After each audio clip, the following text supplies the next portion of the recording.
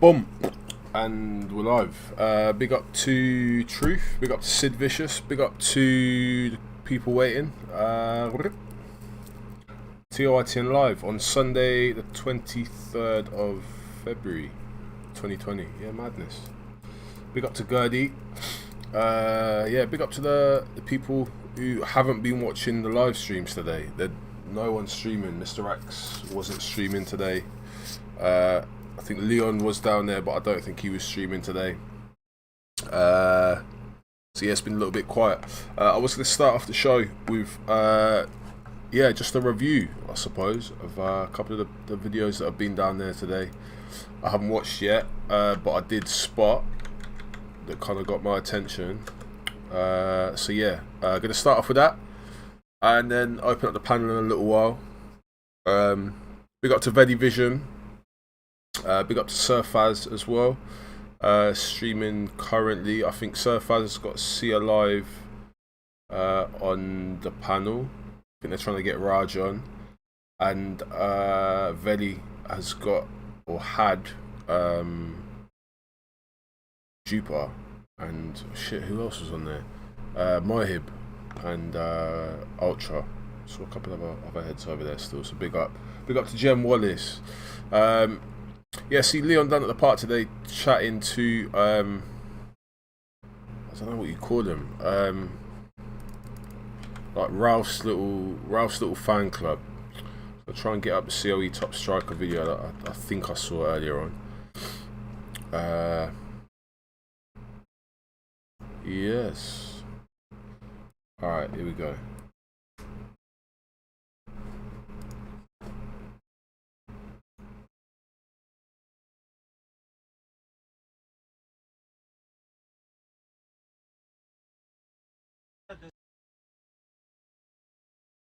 There's no particular.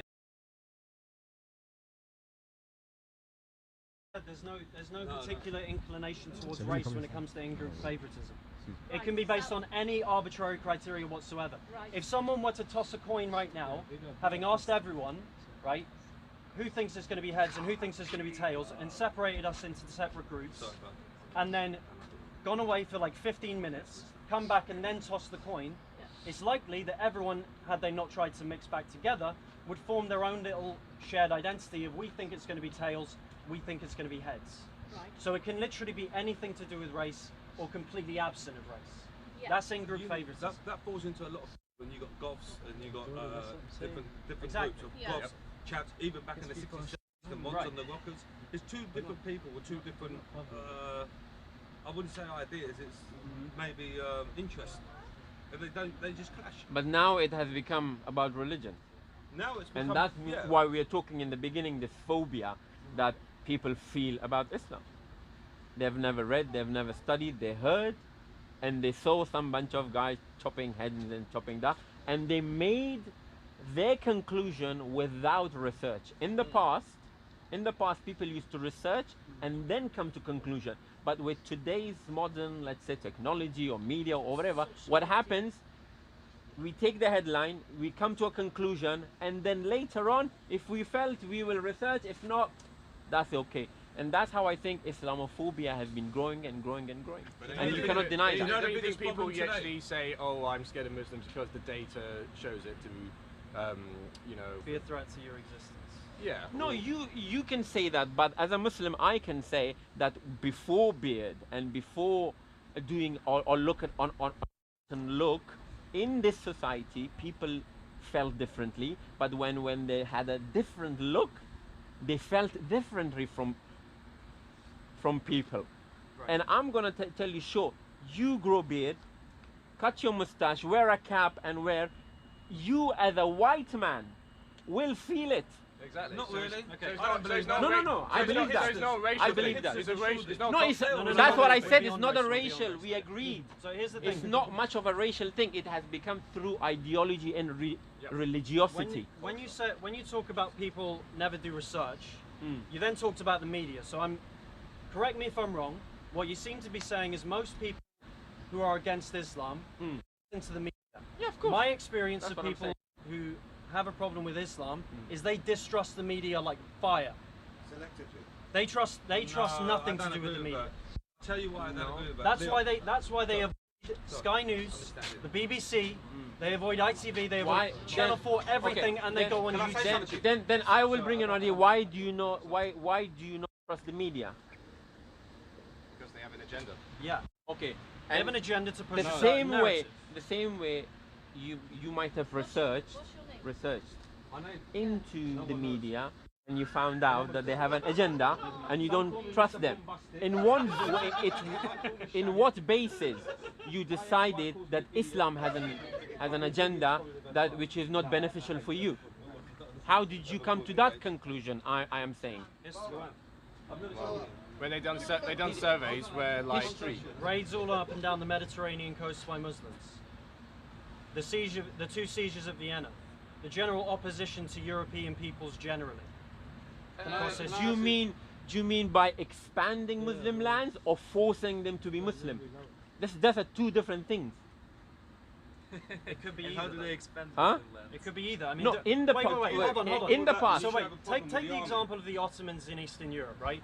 What would you say that was? Would you say it was one or the other or both? Because to me, both, right? They're forcing their religion in those lands, and at the same time they're saying this is part of our empire. When you say they were expanding, if you say Muslim empire were expanded by force or by sword, I agree. Right. I agree with you. But if you say Muslim empire expand by the sword to make them Muslim, force upon them, that's a total different story, bro. That's not same. I'll give you Indonesia. That's not same. Not even Indonesia. Not Indonesia. We can get this from the first treaty of Muslim with the non-Muslims. Have Muslims historically, wherever they've gone, Yeah. No, maybe not. That's where I'm coming for. If you say the land was expanded, right? we do it Right. till day. But when you take the land and force an ideology upon them, that's a total different thing. Right, but Islam never forced that's- religion. That's an No, argument. in history, Let's talk about- wait, let's talk in about- history, here and there, injustice happened. I'm not going to deny that. There were places that Muslims did force, but I'm talking generally. I'm not talking about here and there 5% or 10% of Muslims did injustice in the non-Muslim land. I agree. I put my hands up. The land of Mecca and Medina was one Muslim land, right? After Muhammad and I forget the name of his general, Walid something. Khalid ibn al-Walid. That's the guy. Khalid bin Al. Yeah. Khalid bin Walid. Yeah. Rated as one of the highest generals in all Yeah. time, right? Yeah. Very big tactician. Yeah. After that, they were, you would say that region of the world was Muslim, right? Yeah.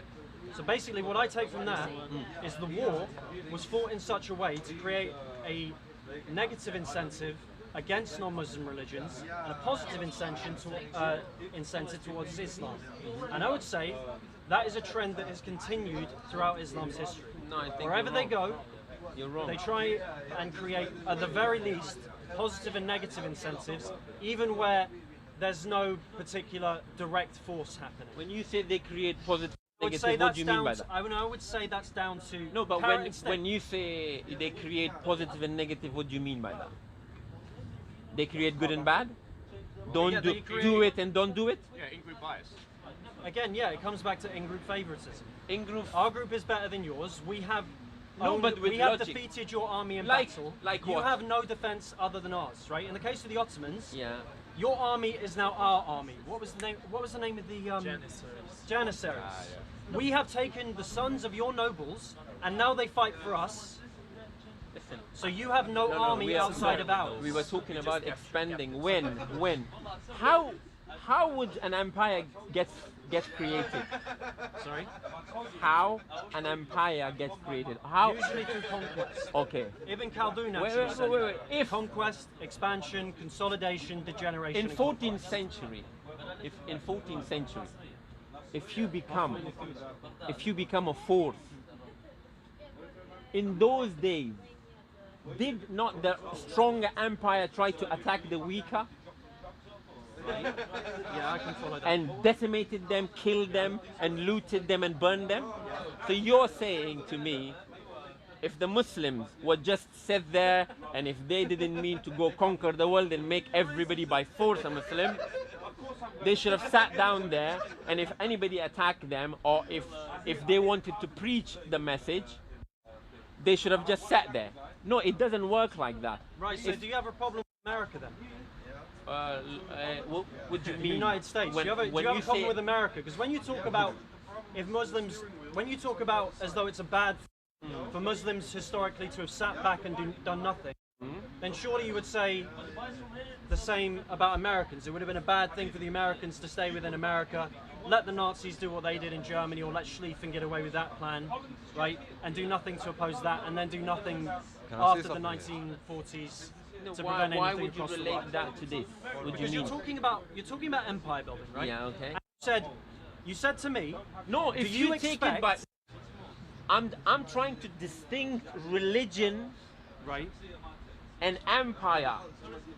In Islam, when they conquered the land, they didn't force the religion upon the people. That's because Muslim history shows that when they conquered the land, the people who were the judges, who were the daily businessmen, they were not killed, they were not looted, they were given, they were kept, because they didn't force upon them. If they wanted to stay a non-Muslim in a Muslim state, happily they could have lived. That's my point. Okay. Our point is that religion forcing by force. Conquering land by force, everybody does There's it. an example from Bulgaria. To expand. Conquering land by force. Everyone does it. What do we think about that then, people? Base Welshman, if you're still there. Conquering land by force. Everyone does it. Is that what's underpinning this kind of ethno-nationalist narrative? Does everybody do it? Of a group of Bulgarian troops that fought somewhat successfully against the Ottomans, and like you say, they weren't killed when they were captured. They had their eyes gouged out, so that when they returned to their particular non-Muslim part of Bulgaria, the village that they lived in or the city that they lived in would be crippled because they'd have to take care of them. Is that not force? Force because They gouged out their eyes. in the battle. No, when they captured them after When- the battle. After the battle. And then they had them. They had one guy who didn't have any Then- guys gouged then out, so I- that he could lead them back to the village. Then I agree with you. That was unjust because And it was forceful, No. yeah? Yes. Okay. Right. But I conclude that when you expand when you look into Islam, I mean, of course there will be people who will do unjust. It's not that if I call myself a Muslim, suddenly magically I became the most just, the most perfect human being. Yeah. I'm not trying to deny in the Islam history injustice happened. Okay. But if you go to the core of the religion, that it teaches you violence, it teaches you to force things upon other humans, then you're wrong. I've learned throughout my life that it's important to judge people by their actions as opposed to what they say they believe. Yes, but I want you to judge the founder of this religion by his actions, because when he went to Medina, the first year of Hijri, the first year, when he went, the Jews said to Arab, your king has arrived, not our kings, yes? Then when he went there, the first thing he did, he invited the three largest and controlling tribes of the Jews in Medina. He said, come and let's make a treaty. And the pagans, he called them, and the Christians, he called them. And he made a treaty with them. And he told to Jews that Muslims are one nation. And the Jews are one nation. When somebody kills among yourselves, go deal with it. When in crime, in finance, in judicial, any law, they said you are an independent nation within a nation. if you trying to judge a religion, judge it by its founder, by what he in reality in his action, not 900 and 1,000 years king and sultans came and for their own benefit what they did, you count them as a true understanding of Islam. Wait, so hold on. Oh, I'm gonna pause it there again. Reggie, come like you've already watched the video, bruv. Judge the founder.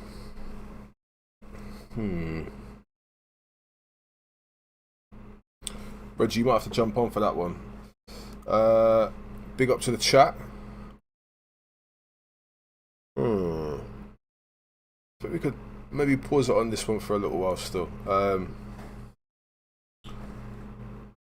We got a link out.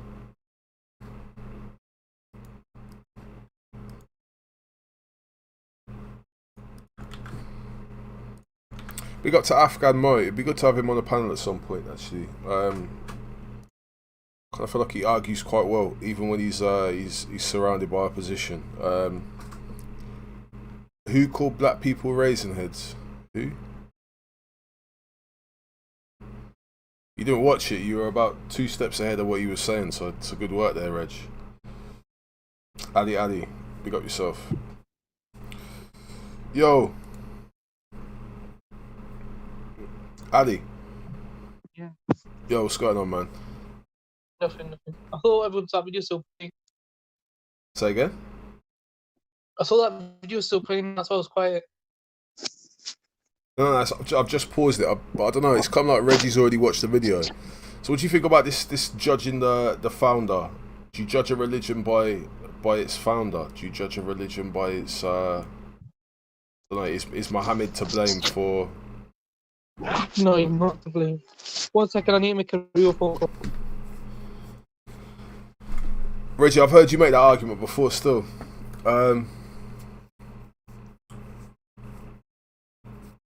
Yeah, big up to Ready Vision as well. Big up yourself, man.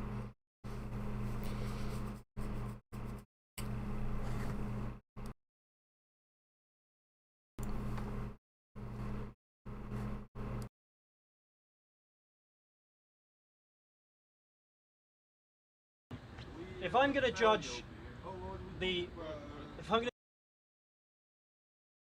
there's no particular inclination towards race when it comes to Ingroup favoritism. It can be based on any arbitrary criteria whatsoever. If someone were to toss a coin right now, having asked everyone, right, who thinks it's going to be heads and who thinks it's going to be tails, and separated us into separate groups, and then gone away for like 15 minutes, come back and then toss the coin, it's likely that everyone...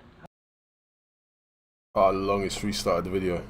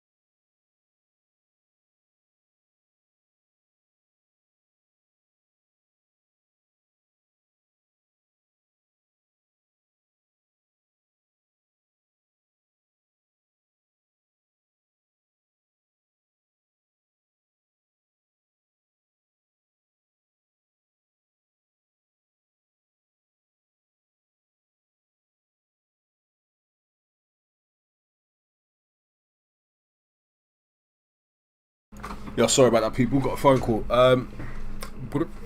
Who's that? Quran? Is that you, Matthew M?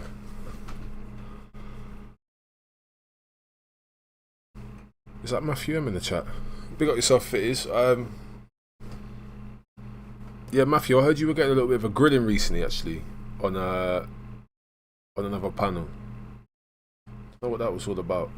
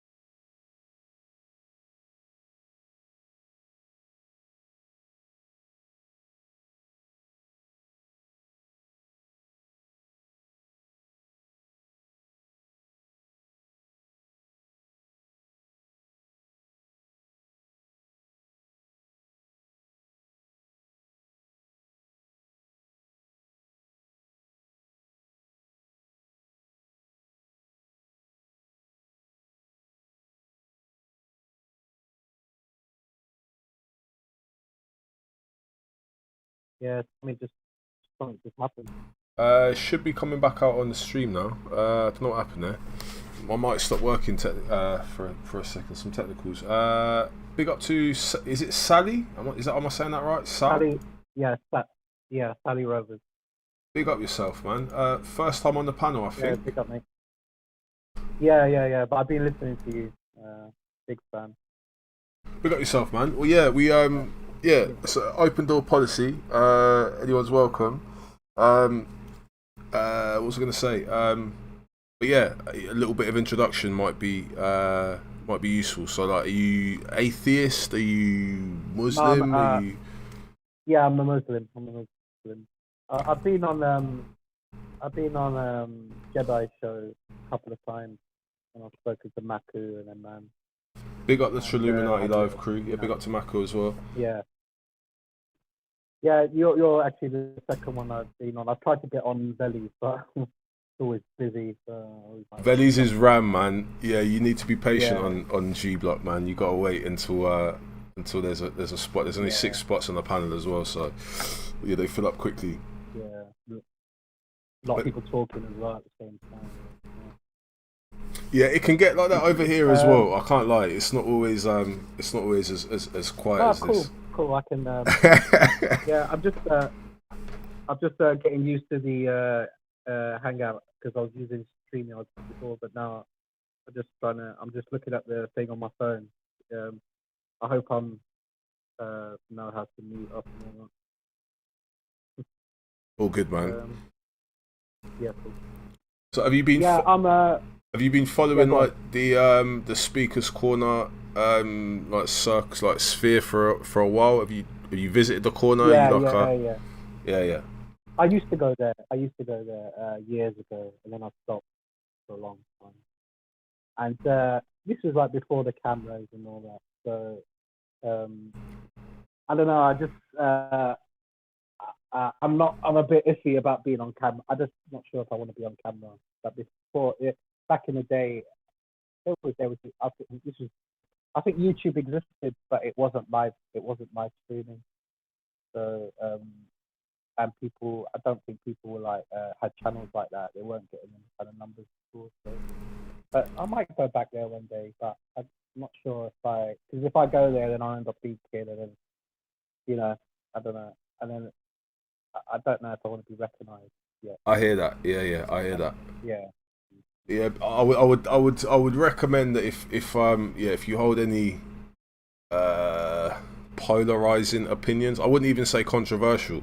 If you just hold an opinion that puts you in like one box or another, then Speaker's Corner can be a bit. I feel anyway, just from watching it, it can be a bit kind of tribal. Okay, I was watching. Yeah. I've been watching the videos since like Tan turned up. And I think since then there's been very much like one camp or another. You're either in the camp that agreed with Tan or you were in the camp that disagreed with him. And I kind of found myself in the camp that disagreed with him.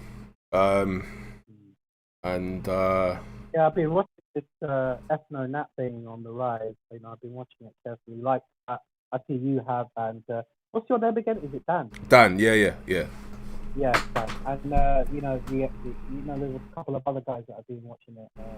Well, I think everyone on these streams now is like, is up on what's going on, like with this. Yeah, I feel nationalism and all that. Yeah, I feel that's the case, man. I mean, the good thing about Speaker's Corner is it kind of brings a lot of the more it brings a lot of the kind of underground currents of politics to like a head in like a place where you can just stroll in on a Sunday or set up a camera and record. So people are talking about the things that kind of rise to the top of people's consciousness, and if this Brexit sentiment, people leaving the EU, Britishness being kind of put into question, what does it mean to be British in the EU, what does it mean to be British without the EU, all that stuff is throwing up a lot of, I suppose nationalism is like the default topic at that point, right? So I think it all started like around remember the 2008 crash? Yes. Before that it was relatively peaceful, wasn't it? It was like, you know, it was you know, kind of like the Tony Blair kind of days. It's kind of like, you know, on the up and up. You know, things can only get better. Jobs were created. There was prosperity. The pound was strong. You know, jobs, blah blah blah. And then it was like the 2008 crash, and then it was like austerity. And then after that, it was like, you know, then it was like this, you know, the Brexit thing, the Nigel Farage, and then it was like that momentum had begun around there. It had gained. It was there before, but it had like gained more momentum till today. And now look, we've left the EU, and people now talking about, you know, extra stuff now, like, you know, now it's not even, you know, it's more than the EU now. Now it's like a question of, you know, how do we want Europe to be, and America, Australia? And there's this whole, you know, thing with these, what do you call it, the alt-right. And, you know, I've been watching the alt-right for a little bit, you know, and I know like a lot of people are influenced by what's going on by certain individuals, mainly in America, but it's actually spread across the English-speaking world. Yeah, and yeah. It's also in and also in like parts of Europe, you know, like, you know, Bulgaria, you know, Italy, Greece, you know, all these right movements, and I think it's sorry, Simon James, just while you pick it up, Simon James has said that Tony Blair created the mess that we're in. I mean, yeah, I suppose for as long as I've been like politically aware, so like, I don't know, 14, 15, 16 sort of thing, Tony Blair was pretty much the only person who I suppose would accept the responsibility for like the country and the state of it. And I think things, like you say, were pretty good until 2007, 2008. I would say. He was quite popular, wasn't he? He was quite popular until the war, until the, you know, the Iraq War, and I think, yeah, well. So can I ask, just on a side point, have you been Muslim your whole life? I've been born a Muslim, but You're born a Muslim. In a sense, I've been born into a Muslim family. You know, Muslim culture. So would you say that your experience as a Muslim, I mean, obviously you've grown up, so your experience changes, but do you think things were kind of different? Can you pinpoint a sort of a point where maybe being Muslim in the UK wasn't as much of a thing, or wasn't as kind of politically significant? Yeah, I think in the kind of late 90s, I'd say mid to late 90s, there was like a kind of like movement towards religion, and I'd say that even with the Christians I saw that as well. But with the Muslims, I saw that like in the late 90s, people, you know, young people started to become more religious, and even more religious than their parents. And their parents who had come here from, you know, from other countries. And so you mean like second generation? Yeah, that sort of thing. Yeah, and you know, and like even like you've got these like, you know, you get these girls who wear like hijabs or even niqab, and they got, and maybe their mum and their grandma doesn't even wear anything on their head. So it's like, it's kind of like,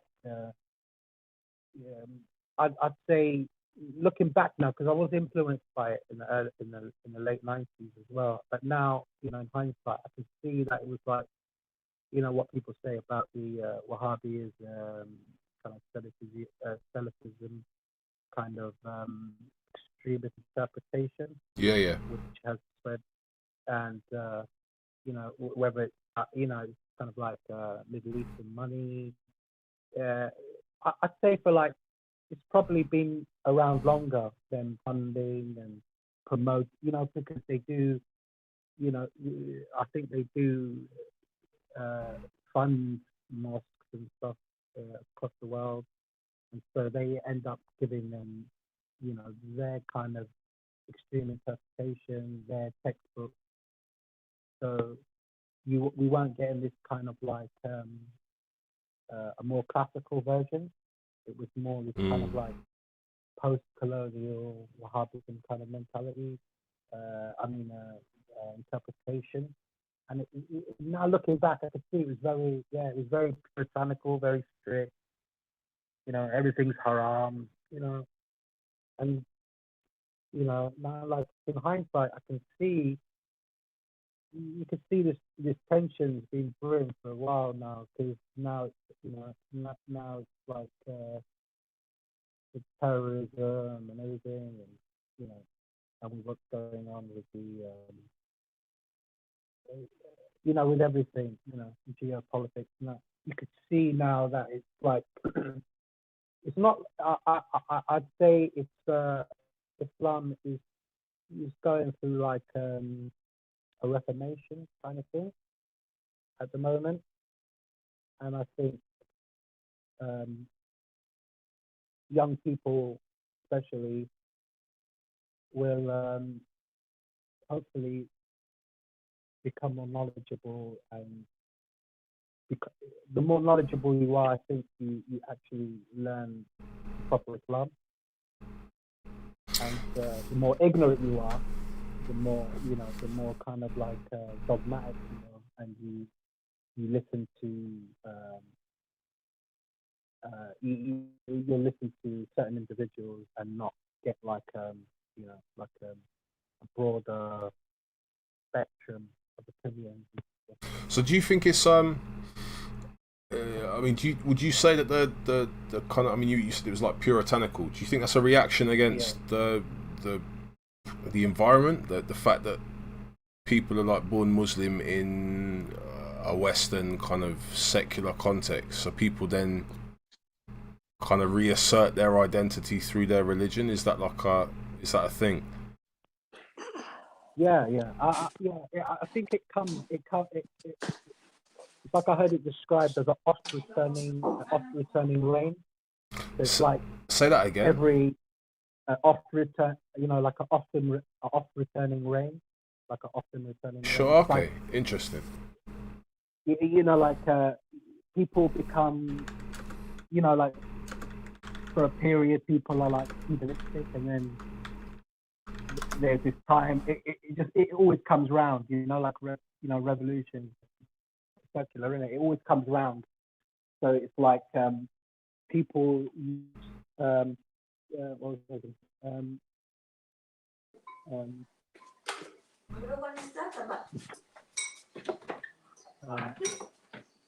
Sorry, I just forgot my train of thought. No, you're all right. Welcome to Land of Celts as well. Land of Celts. Salle, have you met Land of Celts before? No, I haven't, but I think I've heard him on the. He's an Irish guy. Yes, he is indeed. Land of Celts, you there?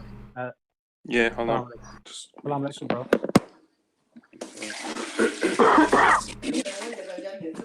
Just making coffee. Hold on. Back there in a second. Hold on. All right, no worries. And plus, because what I was going to say is,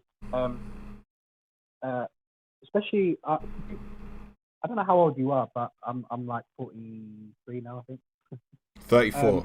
34. Oh, you're older than me. Yeah. Okay, you're older. Like, do you remember like the Millennium Bug? Wait, did you say 44 or 34? How old are you? 42, 43. 42. Yeah, I'm 34. Yeah, so you're a little bit older. Yeah. Oh, okay. You sound older, don't you? What was I going to say? I don't know if you remember, like, the run up to the millennium. Yes. Yeah. The Millennium Bug. And people were. It's just like the 2010, and then it's like that anarchy, and but back at the 2000, like they said, it was the end of the world, blah blah blah. So it's like, I think this kind of thing comes, every now and again. People maybe having existential crisis, whatever.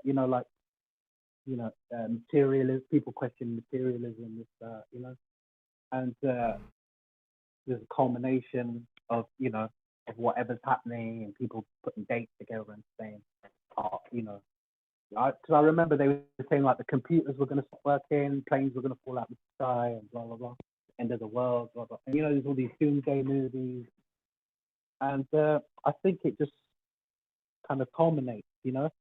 But now I think we're kind of beyond that. But now it's just like I think Islam is going through like a purification process.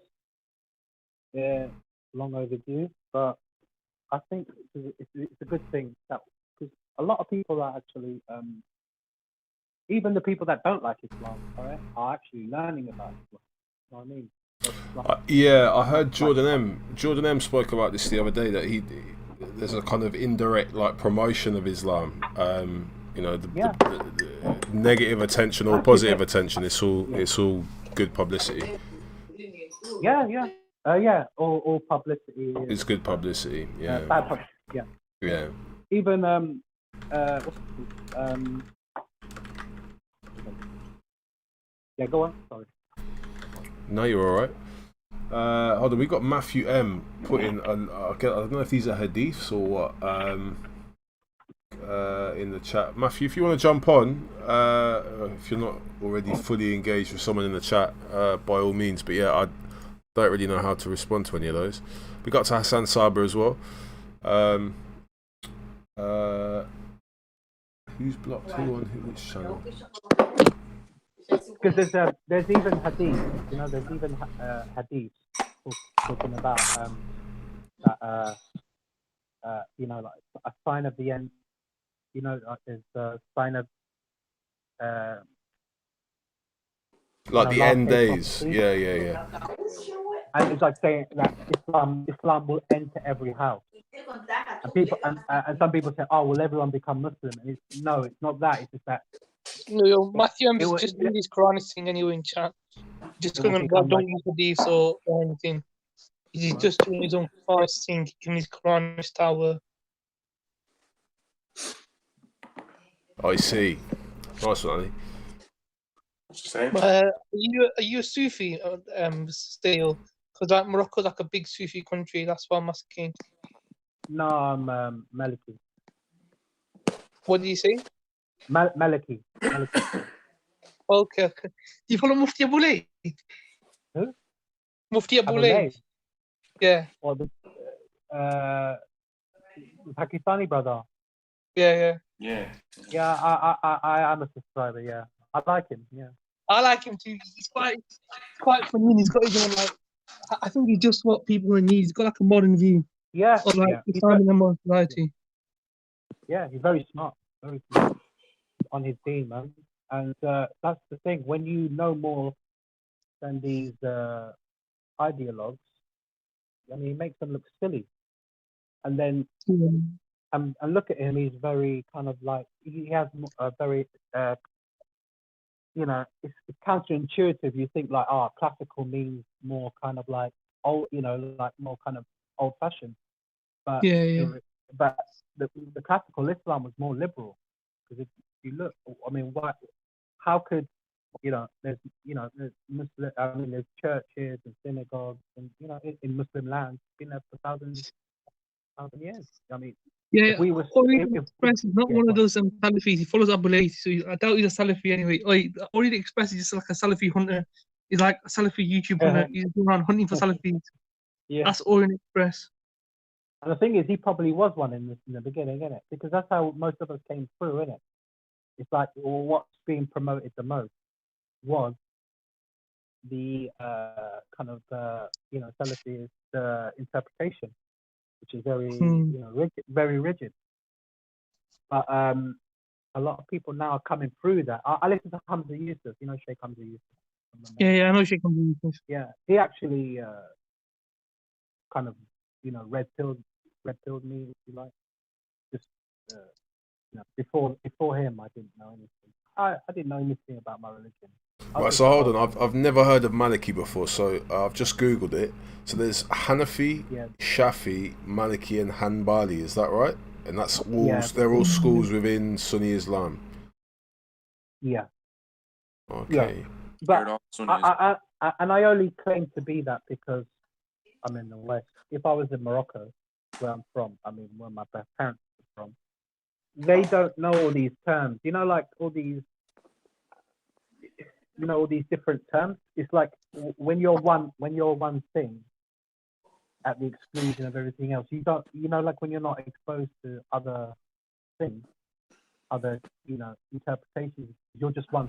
That's thing. just You your don't default. know. Yeah, yeah. You know what I mean? It's like if you're in a fish in water, and someone asks you how's the water, you're gonna say what water because that's your reality, you know. So I asked my parents about you know different schools. They were ignorant about the schools. They were ignorant about even these words. You know, like when you're here, you hear about making is it takfir? All these kind of words. You know, basically a takfiri is someone who goes around telling other people they're non-Muslim. I mean, this is alien behavior. If you go to like Islamic world, I think, or maybe like Muslim majority countries, people don't talk like that. Only here you talk like that. You know, in the West, where people like are in fact, you know, like there's so many groups now, and I'm the real Muslim, you're the fake Muslim. If you go like in to people's countries where they just see themselves as all as basically one. They have the brotherhood of their nationality and what have you, and they're generally probably on the same religion. And even if they're not, they just don't go around. Calling people kafirs and all this. That's some weird behavior. I think it's just an import from somewhere else. It's just some weird behavior. And I don't even think it's Saudi Arabia they do that. I think that's something that they do in Europe, especially like in England and maybe some other places. But it's basically alien, maybe it's something from a bygone period where there was a lot of turmoil in the Islamic empire where people were going around calling each other that. But I think it's like a blip in history. It's not like a general thing that Muslims do. These terms are very strange to me. I think it's interesting that like you've got like the world is more connected now than ever, and you know if an individual Muslim wanted to sort of lift their head up and look around and see, one, how interconnected the world is, and two, how broad and wide-reaching like the Ummah is, I would kind of just stop there. I wouldn't really get into the whole you're a Shia, you're a Sunni, you're a Madkhali, you're this. I'd just be like, yo, there's billions of us now, like, kind of thing. But instead, it's ignorant, and it's fear, isn't it? Because hatred is really fear, isn't it? So it's like, oh, you're different, so I have to hate you, kind of thing. But did these ideologies evolve in like the same environment, or did they kind of emerge at different times in different places with different scholars? Was it? Yeah, because you're talking about 1400 years, isn't it? So yeah, it has to be different places, different times, and and then people coming into contact with other people, and then I think the more educated you are, then the more kind of like, let's see, you're more open. I mean, there was a scholar who I can't remember his name in the past, and they said he knew so many hadiths that he basically rarely found something haram because he was so knowledgeable that he could always say, according to such and such, that this actually could be valid, because of blah blah blah, and this hadith and that, But Salle, don't you think it's more about like politics? When you look at the Hanafi school, why is the Hanafi school today one of the biggest schools? Because Abu Hanifa himself goes in jail, and he refuses to take the job of the chief jurist. Then his student takes over the job, and now because of the political rule of the Abbasid Empire, that is now the biggest school. Why?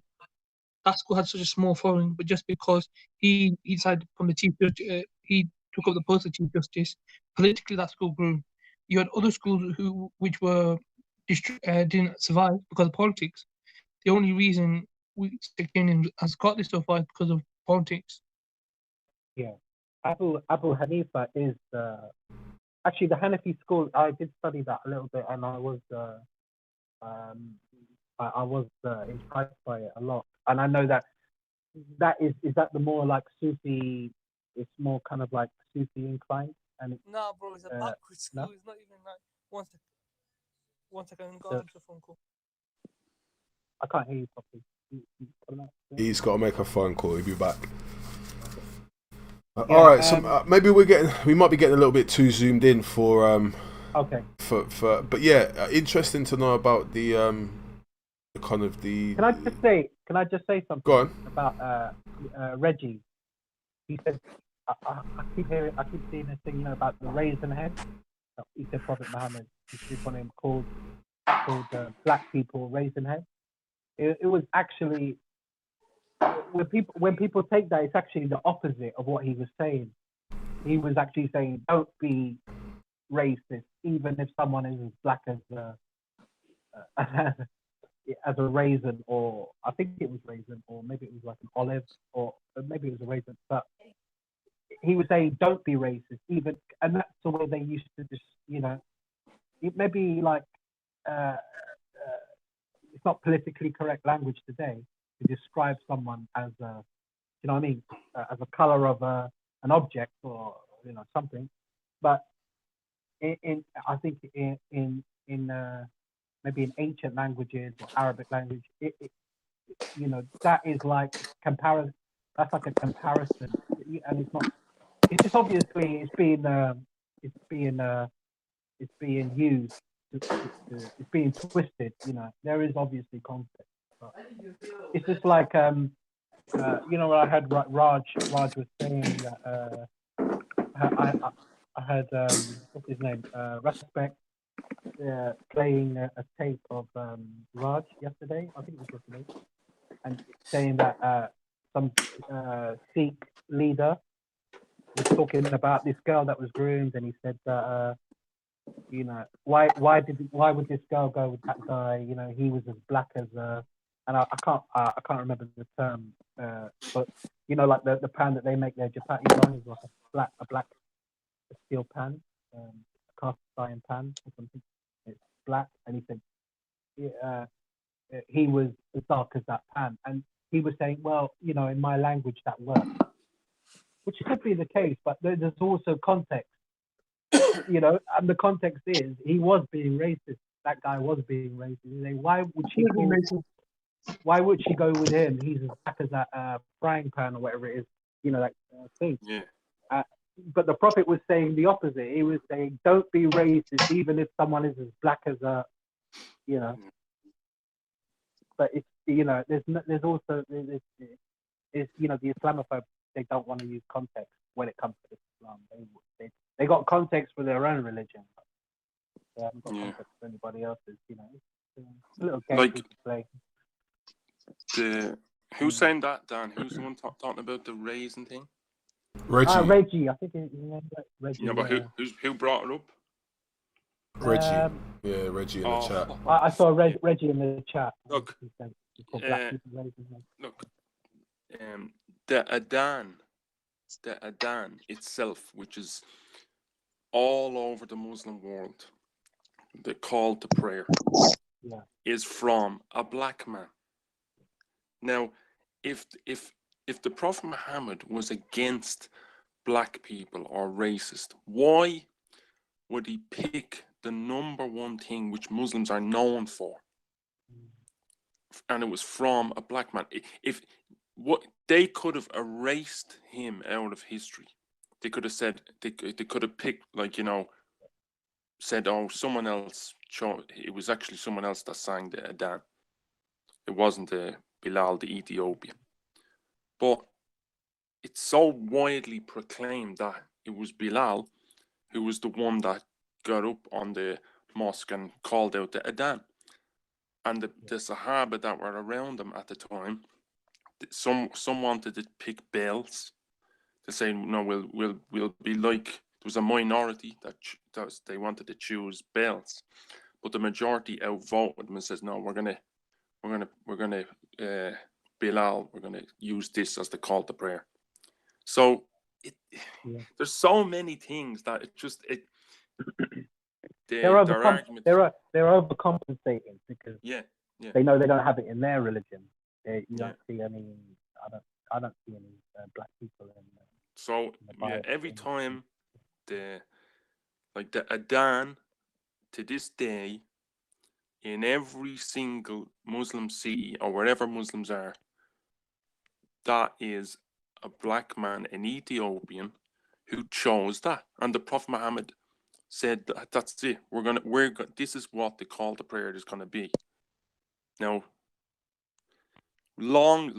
would in the West, where, never mind, what, nearly 1,500 years ago, 100 years ago, where would the Christians or in the people in the West, would they have let a black man be part of a most important part of their history? Would they let them, they wouldn't even let them vote, never mind be part of such a crucial part of their culture, their religion, everything. It doesn't hold up. But, do you think there's an argument? Do you think there's an argument to be made that there is still a lot of anti-black sentiments within the Arab world? Definitely. I will not. Dan, you will not get me to deny that. Yeah, it's mostly from Arab nationalists, and you'll get the Turkish nationalists. It's usually from these. There is national, just like in the West, you have these nationalists, and they want to, they want to try and say who is an Arab, who's not really an Arab, who's not a Turk. There's actually black Turkish people from the Ottoman Empire, and there's actually some. It was only there on TRT, the Turkish station. They were like, and when many Turks see them, they think that they're, tourists. They say, "Where'd you learn the language? How is your Turkish so good?" I said, "I'm from here." And it's only the Turkish government has been doing a campaign to try and get actually Turks to realize that these people are not foreigners. There's about 300,000 of them, from the Ottoman Empire. So there's even black Turks, but a lot of the Turkish nationalists, they say, "Oh, these were never in Turkey. They're just people that have been living here illegally." It's in, you get it in. Of course, there's racism in the Muslim world, no doubt about it. Who is Ibn Taymiyyah? Ibn Taymiyyah, yeah. Orient Express has just said it's not just ethno-nationalists. Read about Ibn Taymiyyah's racism. Go on. Tell him to quote. Yeah, you might have to help me out there, Orient. I've got Google up though. Big up to G Rustler. Big up to War Ready Triluminati Illtown. Big up to another as well. All right. So is there kind of like a basis for any kind of racism in any hadiths or in any kind of teachings? There is, like, the only real racism we know of that are hadiths that actually come from the Shia, and these are well known. They're in their most famous books called Al-Kafi. Now, there's people of in Africa, the black people were known as the Zanj, meaning like the people from, it's around like Sudan, Egypt, maybe I think it was like the Sahara region around there, and they were known as the Zanjed. It was like an Arabic word for black people. So this is the only ones I know of, but these hadiths are actually used against the Muslims. They're used. Many of the Shia hadiths, they claim, don't marry from the Zanjed. They're like demons. There's also it's not just black people. There's an anti-Kurdish. They call them jinns. These things that I don't know any. Wait, what? Say that again. Jinns? You mean like? Jinn, yeah, like demons. The Shia have in their books hadiths where you're not to marry a Kurd, because they're like jinns, meaning like a demon. And don't marry from the Zanj because they're an accursed people. All right, interesting. Orient Express. I'm gonna go and look that up. Definitely. Big up to AC. Big up to Veli. Big up to Sosa. Big up the people trickling over. Whoa, Ali Khan. I can't actually finish my sentence. I didn't even hear what you said because it was so high pitched. Yeah. Big up to. Sorry. Say again. I said Hassan Sabah should jump on and then defend his team because he's Shia, isn't he? So he's not Shia. He's Ismaili. He's not. Yeah, but he's Ismaili Shia. Yeah, but it's like Ismailism is sort of, I don't know, it's looked at in the Muslim world as sort of, they're known as Shia, but they're, I don't know, they're like, even some Shia claim them, look at them as not really. I don't know. Well, from what I know, they claim that they seem to do a lot of charity work in Africa. So if they are more racist, like a breakaway sect, even from the Shia. That's the truth. Like I'm telling you how they're looked at in the Muslim world.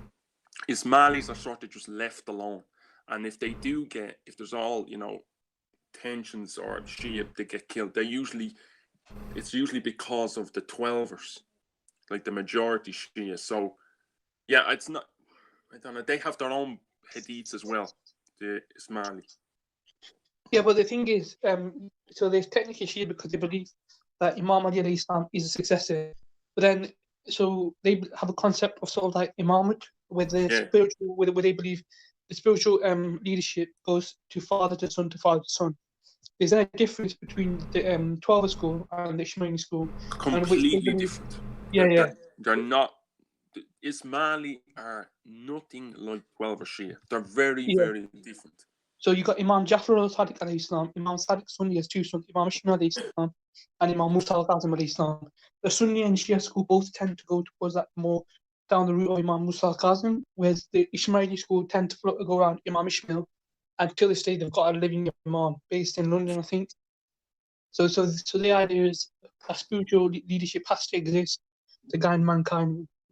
God wouldn't leave you out without a spiritual leader. That's more Ismaili school.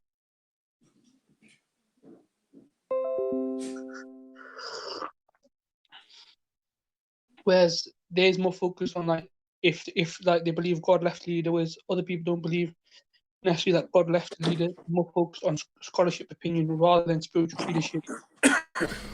Orient Express is on to land the Celts in the chat, saying that you don't know what you're talking about. Ismaili Shias used to be larger than the 12 Shias at one point before the Safari, the Turkic Empire. They were the majority until they basically died out, and then they were taken over. A lot of them were slaughtered by the 12ers. In Iran used to be about 80% Sunni. Like the 12er Shiism was like,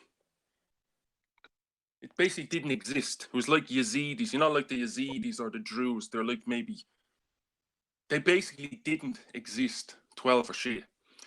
And then, because of the Mongol invasion of Iran and the destruction of the Baghdad library, the Mongols they destroyed everything.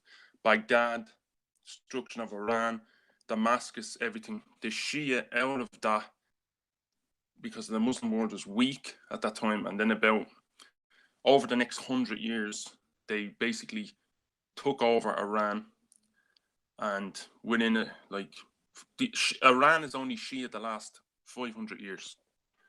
Before that, for like 900 years, it was mostly about 80% Sunni, and there was Shia in Iran, but there were Ismaili.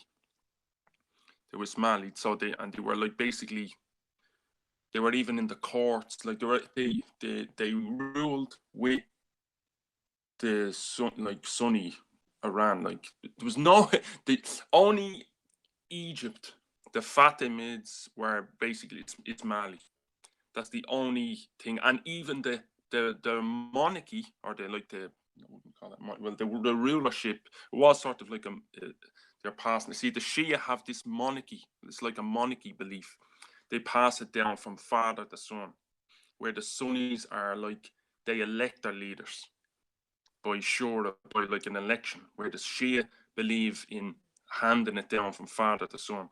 So when they ruled Egypt, the Shia, the Ismaili, the Fatimids, they ruled over a Sunni population. So even though they ruled over Egypt, it was never Shia. They were ruling over a Sunni population, and that's how they fell so quickly when there was a rebellion. Salahadin, Dan. Yeah. You said something about rebellion, but I was just I was googling this Zanj thing. I've heard about this Zanj rebellion before. Can anyone on the panel who knows anything about it just bring me up to speed on? But that's much later on. Yeah, the Zanj rebellion came later on. That's like a couple of 100 years later. But the hadiths I'm talking about, these are like, I'm not sure about.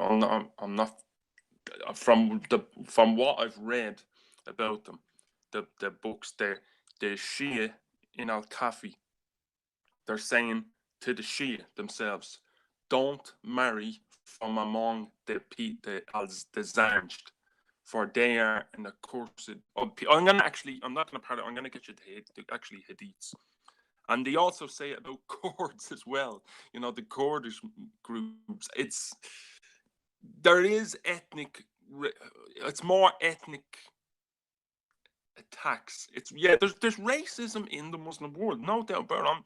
You're not going to get me to deny it. No way. There is racism in the Muslim world, definitely. But it's not taught in Islam. But there is racism from Muslims. There's not. That's the only ones I know of. You know, of course they say about the raisin thing. This is used against Muslims, but that's like you said. There's an anti-black feeling. I know a lot of the people, they latch on to Libya. A lot of this sort of in the park, the Israelites and the Christians, they really focus on this about, black people in Libya. But if you look at what's happening in Libya, it's not just black people. It's criminal. Like, there's criminals, with the people that human trafficking. They're killing anyone. It's even Arabs. They're even doing it to Arabs. Like, it's not just black people. But of course, they do it to Nigerians and people from sub-Saharan Africa because they're easy. Because there's no government to. Even those videos. A lot of those videos weren't even from that conflict. Yeah. Some of those videos have been exposed as a conflict in Ivory Coast. I can't remember where, but like 4 or 5 years before, there were videos being used as the Libyan slave trade, when in fact they weren't from that conflict. So it's been used as propaganda. All right, so Rafa the Victory has just said that the Zanj were a tribe that Shias, I'm assuming, weren't allowed to marry from. That's what he said. I'm just reading into the backstory. Dan, here it is here, right? Sheikh Khomeini said in Al-Kafi, beware of marrying the Zanjed, for verily it is a deformed creation. Al-Kafi, volume 5, page 352. They're talking about the Zanjed. Beware of marrying the Zanjed, for verily it is a deformed creation. Now this is the most authentic Shia book, Al-Kafi. This is like, I'm sure you've heard of Sahih al-Bukhari, which is known as the most authentic Hadith Sunni book. So in Shia, they hold Al-Kafi as the like, that's the #1 book. That's the one they claim as Sahih.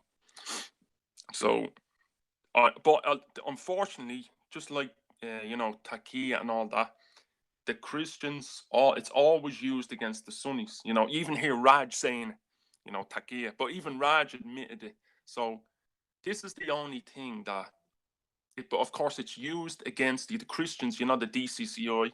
They use this hadith, this Shia hadith, to say, look, what's all these black people becoming Muslims for? You know, look, you see what they think of you? This is what they use. I've seen it loads of times. They use these hadiths and try and use them against like the dominant Muslim majority, and then try and say, you know, look what they think of you. So yeah, you were talking about anti-black feeling. This is the only thing that I can think of. Oh, Zanjd is known as black people. Like, of course, there's Zanjd rebellion. What's that like? It's a tribe in Africa. Like it's a group of many tribes. It's not just one tribe. It's known as black people. Like the Zanjd rebellion. Who were the Zanjd? Now they're not known today as that, the Zanjd, because that like old name it's not really used anymore. Like Central Asia, there was the land when the Muslims conquered Central Asia. It was known as Transaxia. There was a state called the Islamic State of Transaxia. And now that's no longer used. So all these old names, they're not really used anymore. Like Khorasan is known as Afghanistan and parts of Iran. That's not used anymore. But Zanjd, same thing. A lot of old names, they're not used anymore. But Zanjd means black people.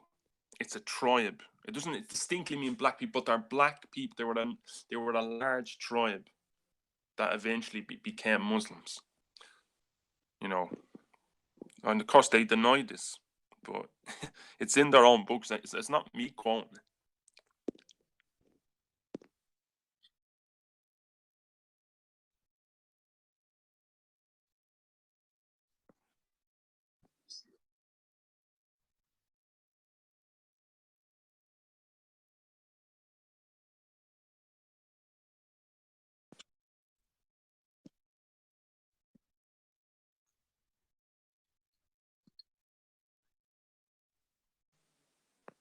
Running.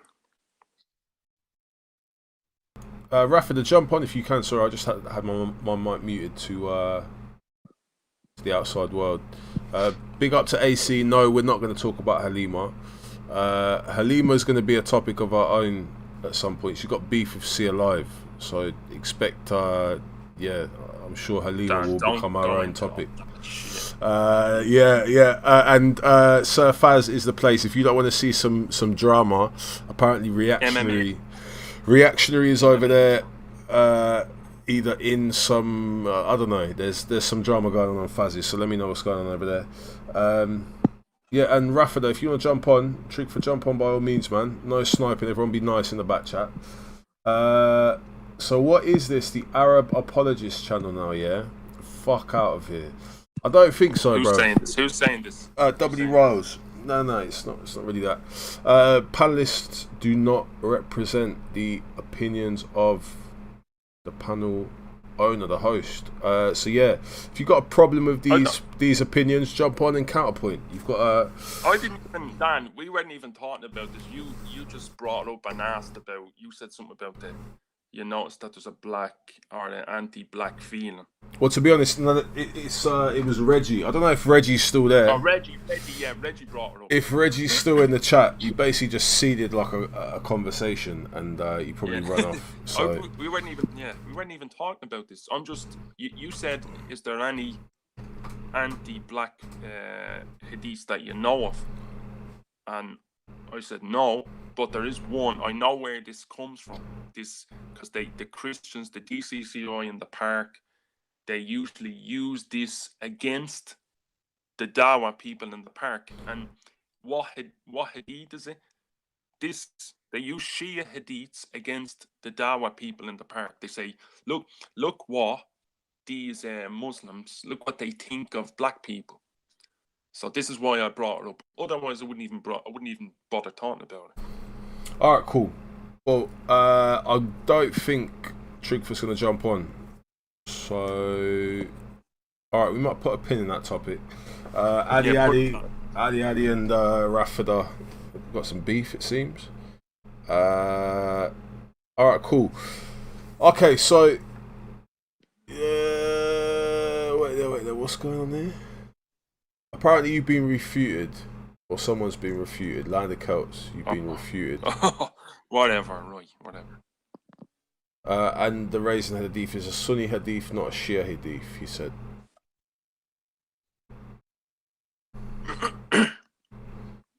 Alright, cool.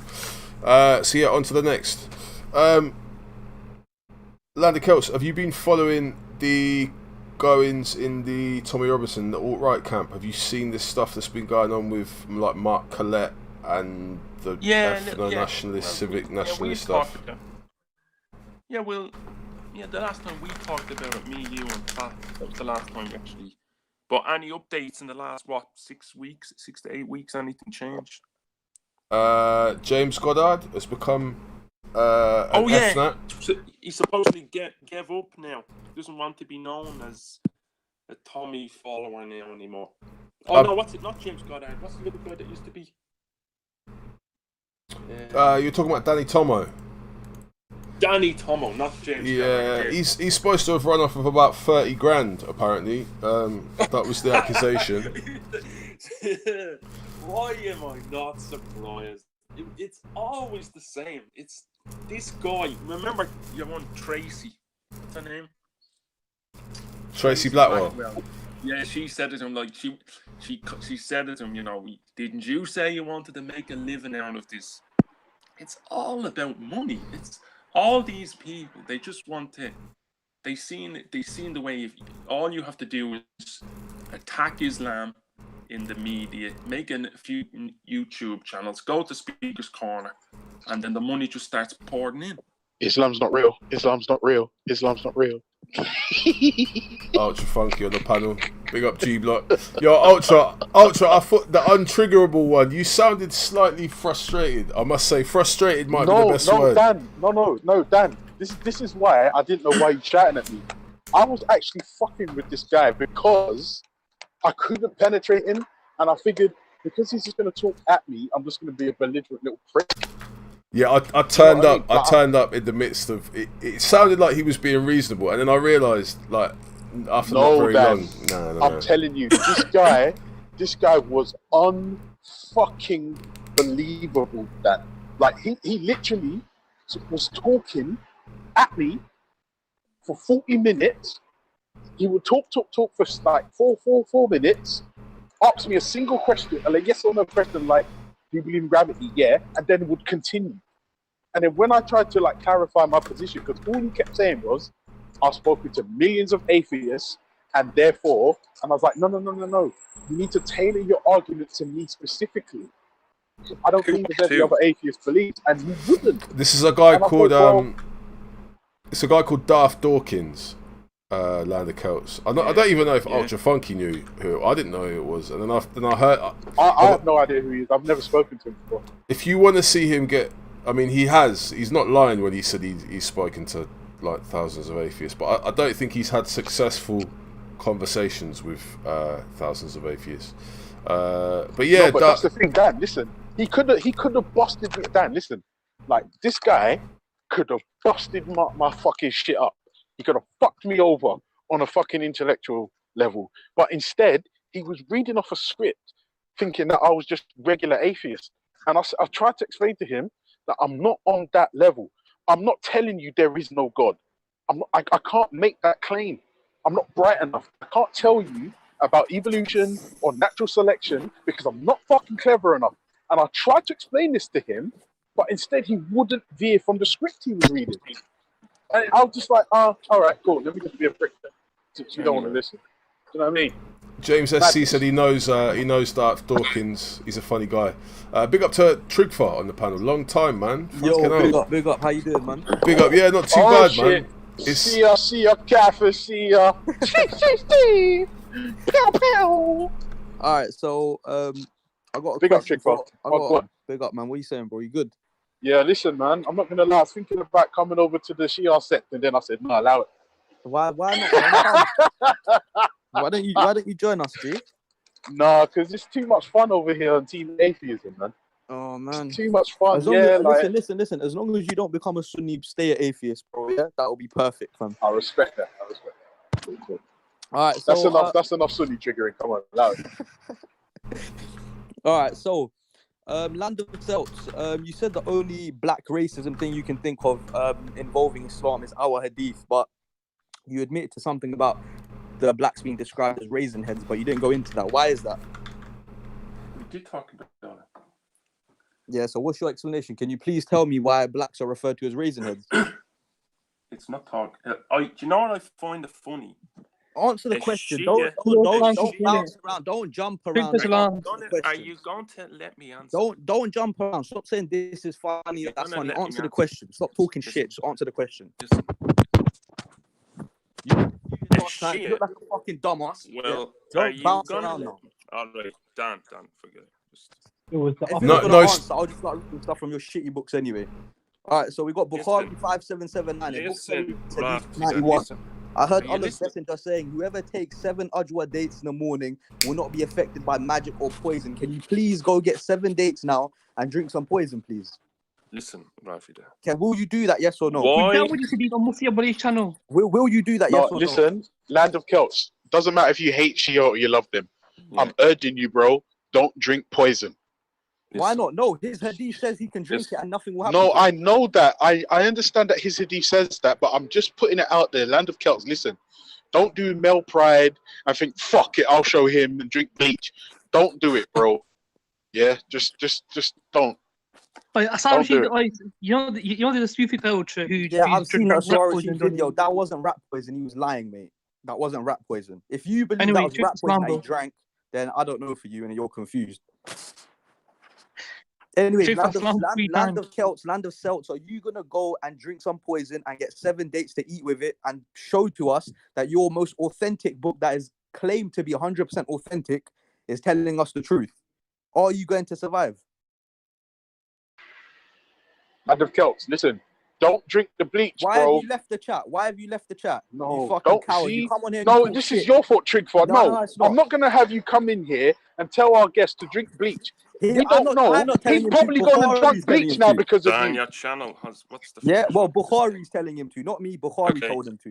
Listen. So answer. Yeah, but bro, if Bukhari told him to jump off a bridge, is Land of Celts going to jump off a bridge? Probably not. He probably will. Who knows? I don't know. No, but that's the point. No, but wait, Trigford, listen. You've got a good point, and I'm not going to lie to you. I'm with you. But rather than get on Land of Celts, why don't we ask Land of Celts, instead of like attacking, let's say, Land of Celts, you have a book that you love and trust and revere. It says this. What's your opinion? No, there's no opinion here, though. This is his. He knows. Listen, let me look at the chain and stuff. I'll be back in 2 minutes. I'm just going to check these now myself. All right, let me explain something to you, Ultra. This is Sahih Bukhari. This guy keeps going on the most. Well, before I came on here, he goes the most authentic Shia book. It's like Sahih Bukhari for them, yeah. So I've brought him something from his own book, which says drink poison and eat 7 dates on the same day, and nothing's gonna happen to you. Wait, are you talking about eat 7 dates to fruit, or go on 7 dates with women and eat 7 of them? Eat 7 dates. Eat 7 dates. Oh, yeah? The fruit. Eat 7 dates and drink poison, and nothing will happen to you. That's what his most authentic, 100% authentic book says. So I'm taking. Okay. Wait. Hold on. What verse is it in Sahih Bukhari where it says drink bleach and just have a fruit and you'll be fine? It is Sahih al-Bukhari 5779, book 76, hadith 91, volume 7. Yeah. If you want that, go search. I can send you the screenshot in the back chat. Yeah. Put a screenshot in the back. Yeah, and Land of Celts. If you're there, bro. Sunnah.com. Wait. Hold on. Hang on. Trigford. Take your foot off the gas pedal. Put that screenshot in the back chat. Let me speak to Celts real quick. Hey, Celts, big up yourself, bro. I'm coming to Ireland real soon. Don't worry. I'm coming to Ireland soon. Right. But in the meantime, my brother, please don't listen to Trigfa. Do not drink any fucking hazardous materials. You'll hurt yourself. It's not worth it. Now, he's made a claim about your I will. Your authentic books. Can you give us your opinion, please, Kel? I'll have to check it. Perfect. No, that was intellectually honest. I respect that. Now, I'm going to go on mute and I'm going to check this drink bleach. What did he say? He said he's going to check it out. He's not sure. Oh, you're gonna. Oh, wait, hold on. So you're sure about my hadith? You don't ask anyone for an explanation on our hadith, but when it comes to yours, I'm not sure. You are a fake, mate. You're a liar. How would you mean that's intellectually honest, Ultra? That's a lie. Yeah, he knows he's not gonna drink poison and he's not gonna eat dates because he knows it's bullshit. He knows. Yeah, I'm not gonna lie to you. I'm not gonna lie to you. It doesn't matter what book it's from. If any book says drink bleach and just have a fruit and you'll be fine, yeah, just dash that book in the bin. All right, before you go on mute, check the back chat. Yeah, I'll send the screen. No. I'm gonna go on mute to check the back chat. Okay, calm. Yeah, calm. just give me a sec.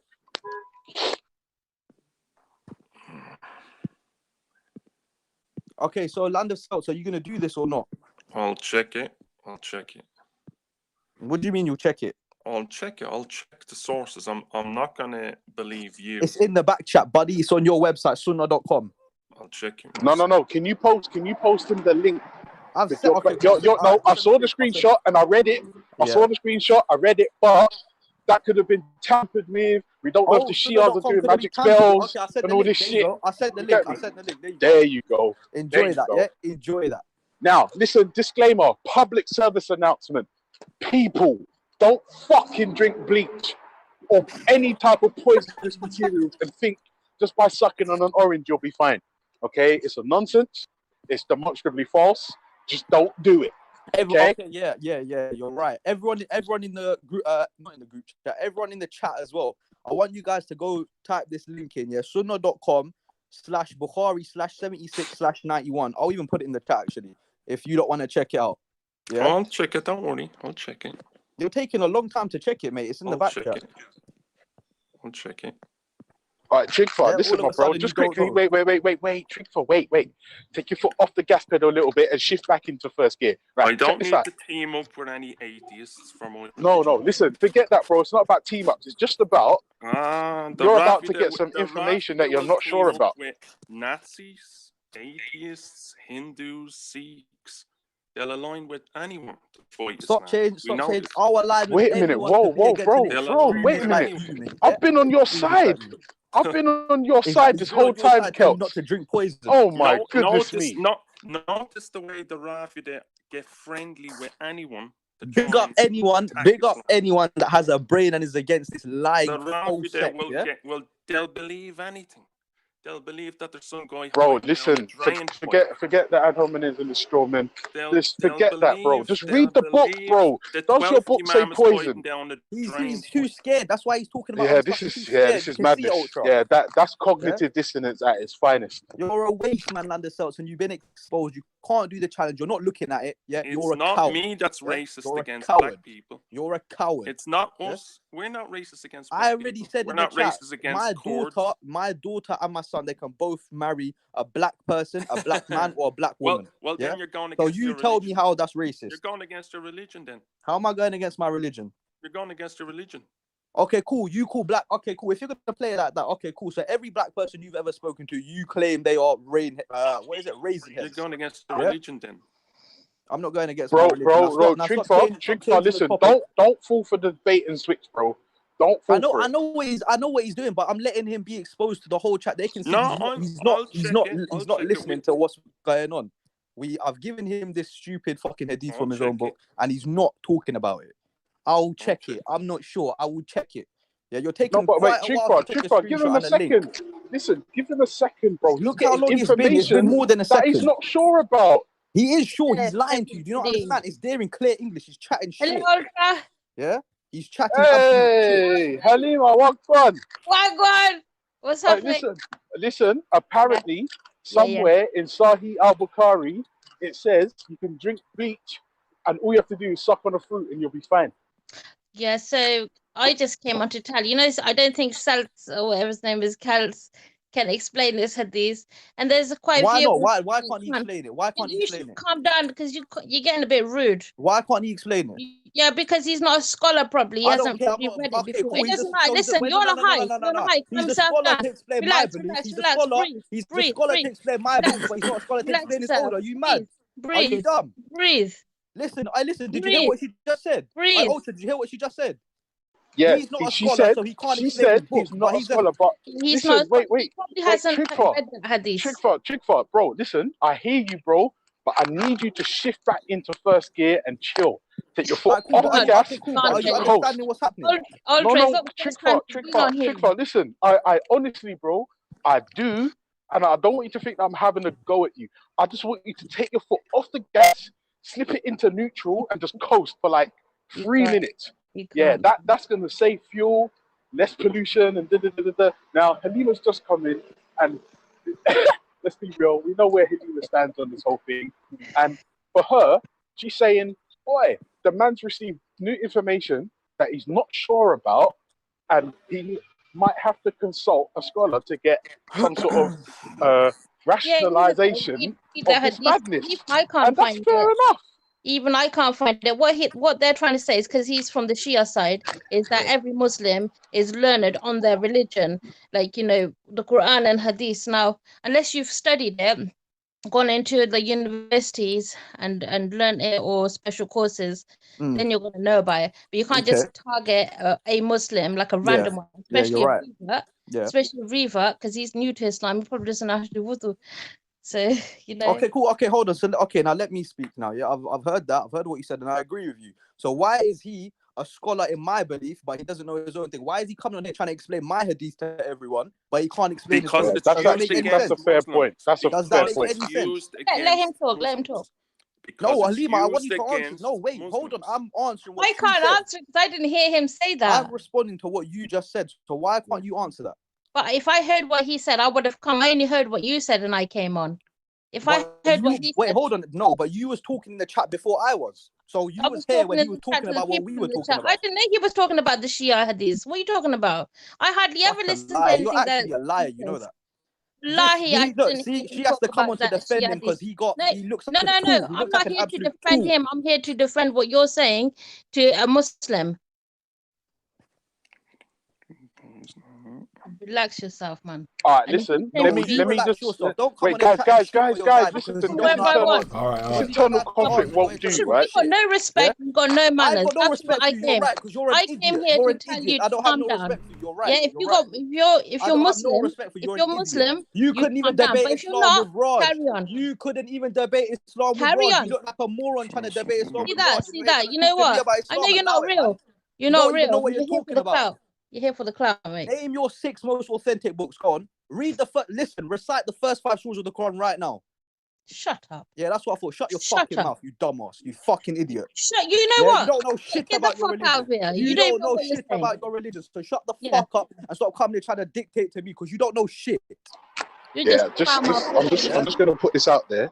While you Muslims are arguing amongst each other, all the atheists are just kicking back, laughing. He's from a next man religion, though. Just let that sink in, guys. While you guys are going through this internal conflict, the atheists are just laughing. Blah blah blah blah blah blah blah blah blah blah blah blah. Imagine that the atheists are laughing while the Muslims are arguing amongst themselves. Big up witness in the chat. Muslims don't team up with atheists. Only Shia do. Cool, but listen, he was Kel, I'm not going to lie to you, Kel. That's you. an idiot thing, what you just said. The reason why that's an idiot thing is because that means for you, this is some internal conflict thing or some sort of battle to be right and wrong. Listen, fuck all of that. I'm saying study your shit and become the best fucking Muslim you can be. I'm actually looking for this hadith, but I can't find it. I can't find that hadith as well. But Celts, what I'm going to say to you. Trigfa, put the link in the back chat. They're lying. What are you going to talk about their hadith? Wait, let me see if the link's in the back chat. Hold on 1 second. I'll see if the link's in the back chat. Because they don't know how to answer it. Yeah, sunnah.com /Bukhari 76-91. Yeah, hold on. I'm gonna click the link. Don't know how to answer.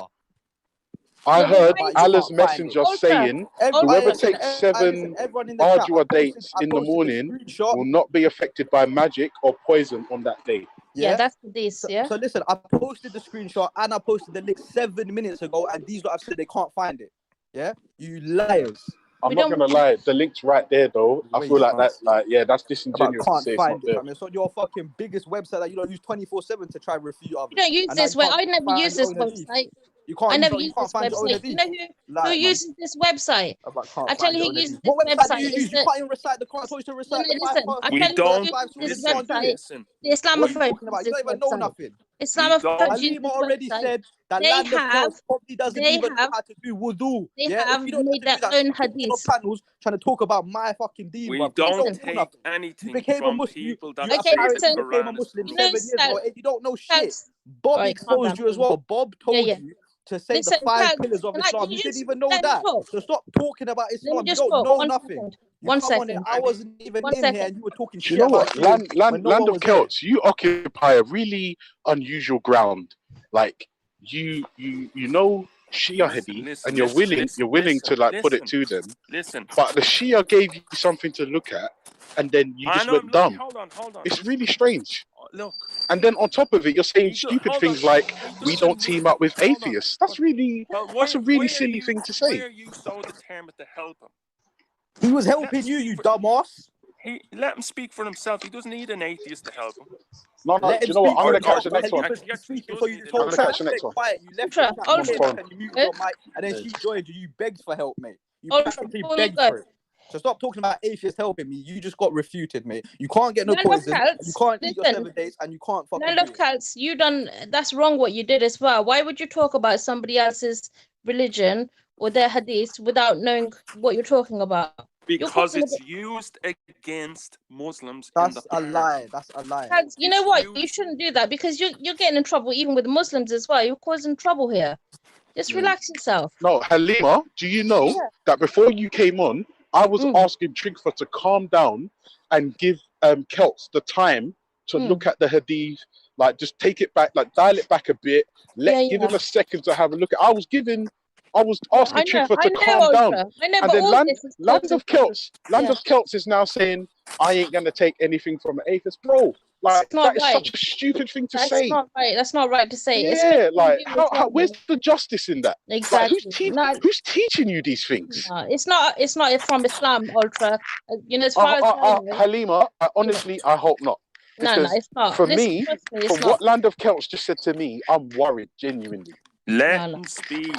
Do you know what, Ultra? So, you know how we want to treat speak you, for Shia? Ultra. You know how we treat you, and you know how others treat Hassan and everybody as well. So from the Shia side, this is not good talk. You don't treat each other like that. It doesn't make sense, Halima. Like, imagine I was telling Trigfa to calm down. Your thing exactly. This guy here, what's his name? It's true. If you're talking about his side, you should know about your side as well. Now I'm coming here having to explain this. Halima, I'd like to apologize. I'm sorry. I'm sorry. I shouldn't have said none of that. I'm just pissed off because this guy was talking about us when none of us mentioned him. Nothing. He was talking about our hadith. That's why I'm sorry I was riled up. Dan asked about racism. Cool, and you brought our hadith up, but not your own. And I gave it to him. That's why. Yeah, but Land of Celts, that's like I said, you're occupying a really strange ground. As a revert, he's not a scholar, but you've got the information at the ready to shit on Shias. But when a Shia gives you something that's challenging, you fall apart. Because it's used against Muslims. That's why. Wait a minute, but you. Oh my! So wait, are Shias not Muslims now? I'm with you there. Wait a minute, are Shias not Muslim? Why are you? No, they're not. No, they're not. Oh shit! I'm done. I'm going on mute. I'm done. I'm going on mute. Right, go on, Ultra Funky. Go on. He doesn't need, or he actually does need your help. Just see if he can deal himself without you speaking up. Are you? Is everyone in the chat hearing this? I need Ultra Funky's help when I brought the hadith myself. You supposedly can't find. You're a coward, mate. Everyone's seen in the chat. You talk about my beliefs. You don't know shit about your own. You do need his help. Yeah, it's simple as that. You do need his help. Everyone has seen. He's been talking to you. Land of Celts, you know what? If you're gonna claim to be from the Sunni side, you're gonna have to know your thing as well. So unless you can back yourself up, like even I can't find that hadith to talk about it. I know. All I know, in Arabic, there's more than one meaning to a word. And racism, I don't believe racism is in our religion. Okay, otherwise people wouldn't come into it. It's not. People wouldn't come into it, yeah? But let me tell you this. Dan asked me about anti-black feeling. Dan said it. Yeah. Why is there anti-black feeling in the Arab world against black people? Dan shouldn't have asked you. How about, let's do it like that. Dan should ask somebody that knows about these hadiths himself. That's just like, that's trouble, that is. Dan, you should come explain yourself. Why'd you ask him that? You don't know, does he? No, I'm here. No, hold on a second. Halima, do you not see the problem in the question you just asked Dan? Dan answered the question, and Land of Celts felt like he was in a position to give evidence to back a position. Can you see? That's all that happened. And then, when Trigford came in and turned the tables, all of a sudden, everyone's attacking Land of Celts. This is insane. Yeah, but we can find that hadith. It's well known. I can't find it. Look at the debate between Muhammad Hijab and Isa the Shia. And he's talking about why he's teaming up with the same thing, just with the atheists and Christians and Reggie and all against the Muslims to try and say that, oh, look, all these I'm Shia, this is why I'm Shia, because they're all against black people. And then Muhammad Hijab gives them the hadith, Shia hadiths about racism against black people and Kurds that says they're demons. The Kurds are demons, you're not allowed to marry for them. You're not allowed to marry from the black people. The Zanjed. So this is why I know these things. Yes, I'm not a scholar. I'm still a layman. But I'm giving it to you. And what's the first thing that's always used against Muslims? Always. Oh, look, they're not telling the truth. They're using taqiyya. That's what like literally nobody said that. Used against Muslims. No, literally nobody said that. Literally nobody on the panel said that.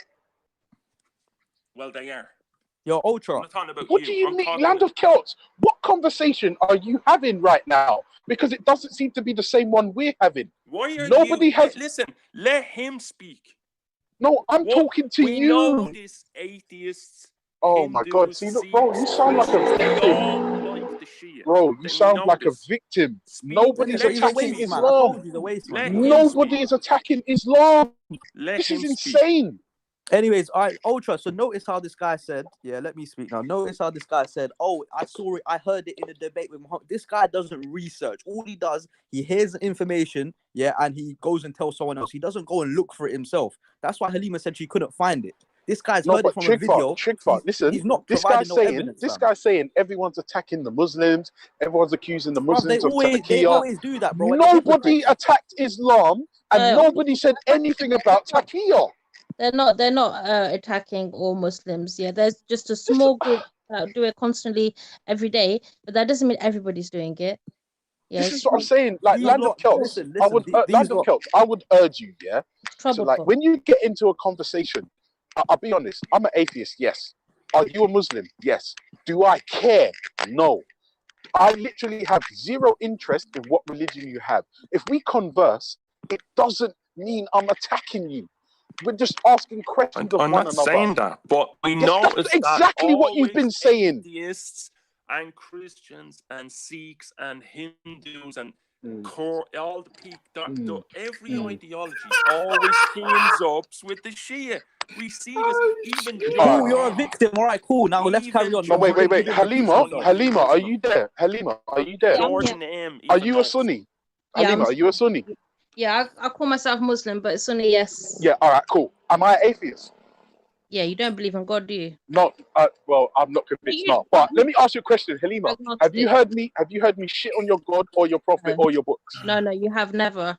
Thank you. You've never done that. So explain to me why Land of Celts feels like having a conversation with an atheist equals an attack.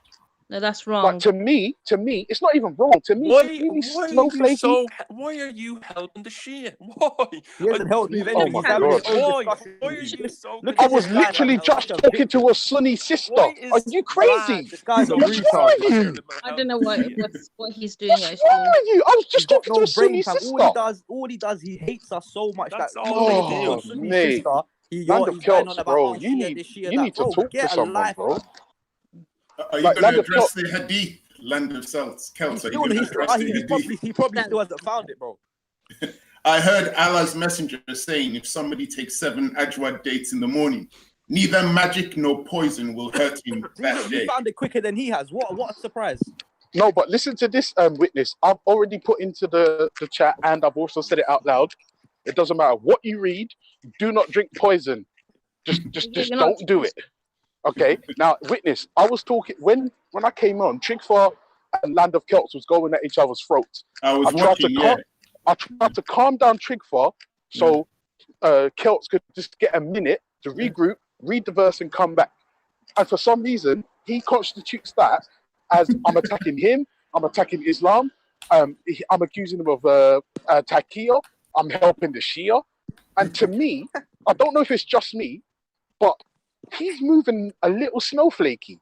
Because very snowflakey. I was literally just talking to a Sunni sister, although she calls herself Muslim, but she leans towards the Sunni side, and then he accused me again of helping Shia. It doesn't make sense. Why are you constantly talking for them then? When I was Oh my goodness. Oh my goodness. That's a stupid thing to say. That Ultra speaks for the Shias. They all hate each other. They all attack each other. They They're all fighting each other. But when it comes to I literally just said I have no interest in what religion you are. I have no interest in what religion you are. I don't care, bro. I'm not attacking you. Why are What's happening? you so concerned about siding with him and being so friendly with him? Oh my God. Land of Cows, listen, let's calm this down a minute. Land of Cows, what you say? Just apologize and let's finish this. Yeah? Just finish it. Apologize. No, Halima. He doesn't have to apologize. He really doesn't. I don't need an apology. Acknowledge. I'm saying things about you. I'm not in favor of this. No, Halima, listen. For some reason, Land of Celts feels like he's under attack. I don't know why, but on top of that, I don't he's feel like under attack. I just see the way, and all the other Muslims, they see it, the No, way we don't. all of a sudden, jeez, when they're all fighting and killing each other in the park or attacking or getting ready, you notice, looking in the park, even I don't know what's I going said on it to Jordan, and I said, have you noticed one thing? You see the way they all team up with the Shia to attack, and he says, yes, of course. So wait a minute. Land of Celts. Ultra, ask him, is he going to address the Hadith? Are you going to address the Hadith? Yeah, because if I'm honest, witness, I think I see the game plan now. He's read it, he knows it's bullshit, and now he's running. I think that's what it is. So he's diverting. Okay. I'm not running. All right, a Land of Celts. I want you to say, Wallahi, I haven't read that verse. Listen, why are you? Yeah, got him! Oh, got him! Got him!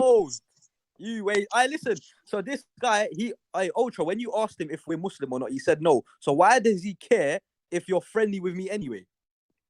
No, because he feels like we're attacking him, although he's part of the Muslim world that is the overwhelming majority. Exactly. Still So why needs to be protected. Why are you feeling so scared? Madness. Just relax yourself. Madness. You got exposed. You can't answer your own hadith. It's peak for you. Yeah, you couldn't find it apparently. Everyone else found it, but Listen. You've Rafida, been exposed. We know you're born in because I told the truth about what you really believe about black people. No, you were lying. Listen, you were lying when no one. You was happy. Isn't it funny how he's happy to sit with non-Muslims on this panel when no Shia's there? When the Shia comes, he goes to the non-Muslims. Why are you friends with them? I see you lot siding with them all the time. Listen, it's everyone can see what you're trying to do. Get some poison, get some dates, and stop talking nonsense. No, wait. Can someone ask Land of Celts who's this we that he speaks of? Determined that, look, why are you butting in? Why are you butting in? Bring your poison right now. He's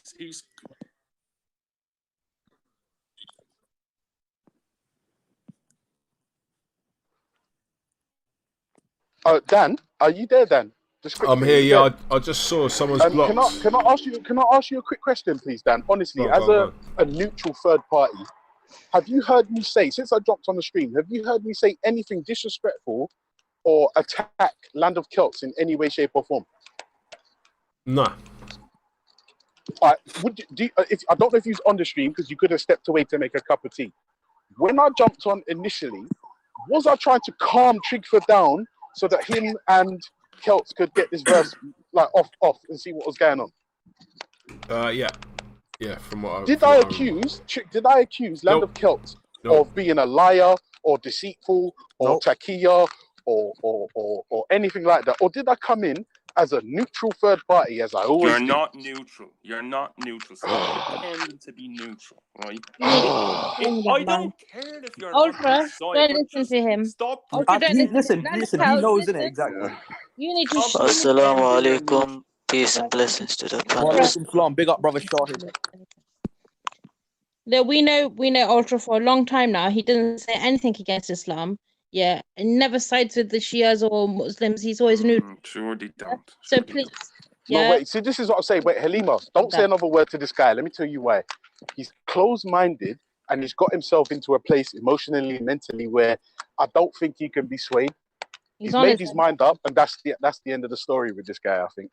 Land of Celts, listen, bro. Why are you so concerned about him and the Shia? I'm not going to lie to you. Do you know what's Why funny? were you so concerned about the Shias to the point where you had to talk to TOITN about it when no Shia was on the panel? Why are you so concerned? As soon as Why I are you so start concerned? talking- Answer the question. You're asking him this dumb question. As soon as I start talking to him, he ultra funky Anyways, jumps Dan, on. starts, listen, "My Dan, I've brother, got some brother, information for you and Ultra Funky as well, just in case this guy, before I join the panel, in case this guy was poised in your mind a bit too much. Let me, I'm going to send another link in the chat. Now, this is Titans TV. He becomes He's so done a friendly show. and my brother. Yo, TOI. Yeah, I'm here. Yeah. All right, basically, you see that Zanj Hadith thing, yeah? Kalam, yeah, from Titans TV, he's done a show on this and he's refuted it himself. And now he's a non-Muslim. He's not a Shia, he's not a Sunni, he's nothing. Now, when you get time, I want any black person that thinks, any black person that thinks we're racist. Listen, I want any black person that thinks it's racist to go watch his video on it, yeah, and you can see what I want. You can see what this guy's talking about. He's chatting shit. Okay, that's Kalam. That's not a Shia. Kalam. Yeah.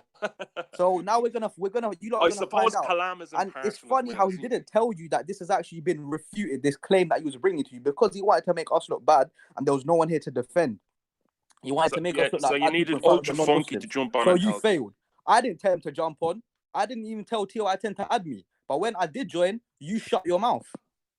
You couldn't answer your own hadith. To jump on. You couldn't answer your own hadith. You're a waste man. Why won't you address the hadith? I'm curious, why won't you address the hadith? I was hoping for a good debate between Land of Celts and Trigford. That's why I was surprised when Land of Celts is always up for a good debate. That's why. Yeah, he's only up for people that don't know what he's talking about. He knows he can lie. I'm looking for it now. All right, so cool. You're looking for it now. Damn, it's bro. Wait, no, Trigford, leave him. Give him a second, bro. He just said, I'm looking for it now. Give him a minute, please. Please. Bro, listen, I sent the link in 26 minutes I ago. know, I saw it myself, bro. Just give him a minute, please. All right, cool. Anyone 27 who minutes. says the Quran is corrupted, we don't take anything from anyone who says the Quran is corrupted. Halima, okay, cool. Bro, I've never said anything about the Quran. What are you talking about? I'm not talking about you. Why are you so concerned? Why do you keep jumping in for him? Because you can't answer. Nah, you're a permanent victim. You are a permanent victim, bro. You are a perpetual victim. Has to jump in. The Do atheist. you know what, Trigford? No, wait, Trigford. I'll tell you what I'm going to do. Yeah, for the sake of this argument, I'm going to go on mute, and I'm only going to jump in when I hear some bullshit. All right, cool. Just like Raindrop. Raindrop jumps in for the All right, stop the diversion, bro. The diversion tactics. Go find the verse, Land of Celts. Sikhs, Big up Raindrop. atheists, Hindus. Big up Raindrop. Yeah, I know. He's like you. Do you get triggered when I say big up Raindrop? Do you get triggered when I say you. big up Raindrop, big up Ultra Funky, big up every non-Muslim that's not racist and doesn't hate Islam? Well, doesn't hate our version. I'd be happy if they hated your version because your version is disgusting, mate. Bro, Yeah, so I big up don't hate Islam. well. I don't think Islam can fuck up someone's brain the way this guy's brain is fucked up. I think something was wrong prior to him. Someone brainwashed him, man. I'm telling you, someone brainwashed him. So look, that's not right. What you just said there, his version and our version. No, but your version is not his version, Halima. You don't know his beliefs. Yeah, your version is not his version. That's the thing. I'm making a From the distinction there. Sunni side, and that's where Yeah, I'm. okay, cool. But loads of people call themselves Sunni, but are they following the Sunni view though? No, they're not. Tell your real belief, Yeah? Rafidi. Tell your real You belief. know my Don't real hide belief. your You belief. know my real belief. Yeah. Don't But hide anyway, your if belief, you claim to be from a religion, you're not going to diss another religion. That's what I'm saying. It doesn't matter if it's Islam, I'm Christianity, not. No, but Buddhism. listen, I'm not dissing the real Sunnis. The real. I'm dissing the imposters that are giving Sunnis a bad name. I told you, I'm not anti-Sunni. My family are Sunni. Alhamdulillah, they're all Sunni. Yeah. What One about the day, Sahaba, inshallah, they become Rafidi? Shia. What about the Inshallah, my mum Sahaba, and dad become Rafidi? Shia. Yeah. I What hope for about that the one day. Sahaba, Rafidi? Yeah. That is the about the Sahaba? authentic. That's the authentic version, isn't it? The Islam is from our Sahabas. Or, Could you know, could I that's- say something after this? Yeah, Yeah, cool. go on, Go on, bro. Shahid. Yeah, I want to say a couple of things. First of all, I just jumped on the panel, so I don't even know what Mazda is this. Yeah.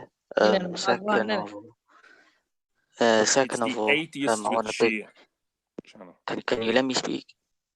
Can you let me speak, because I haven't even listened to what's going on in it. What I see, and like I'm gonna be neutral on like any side in it. I don't take no sides. I'm just like trying to understand. You know what I mean?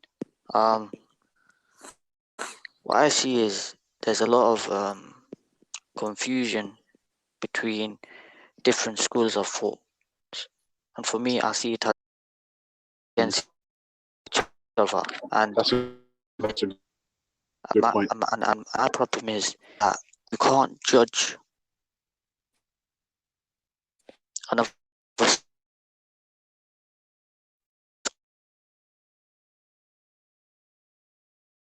school of thought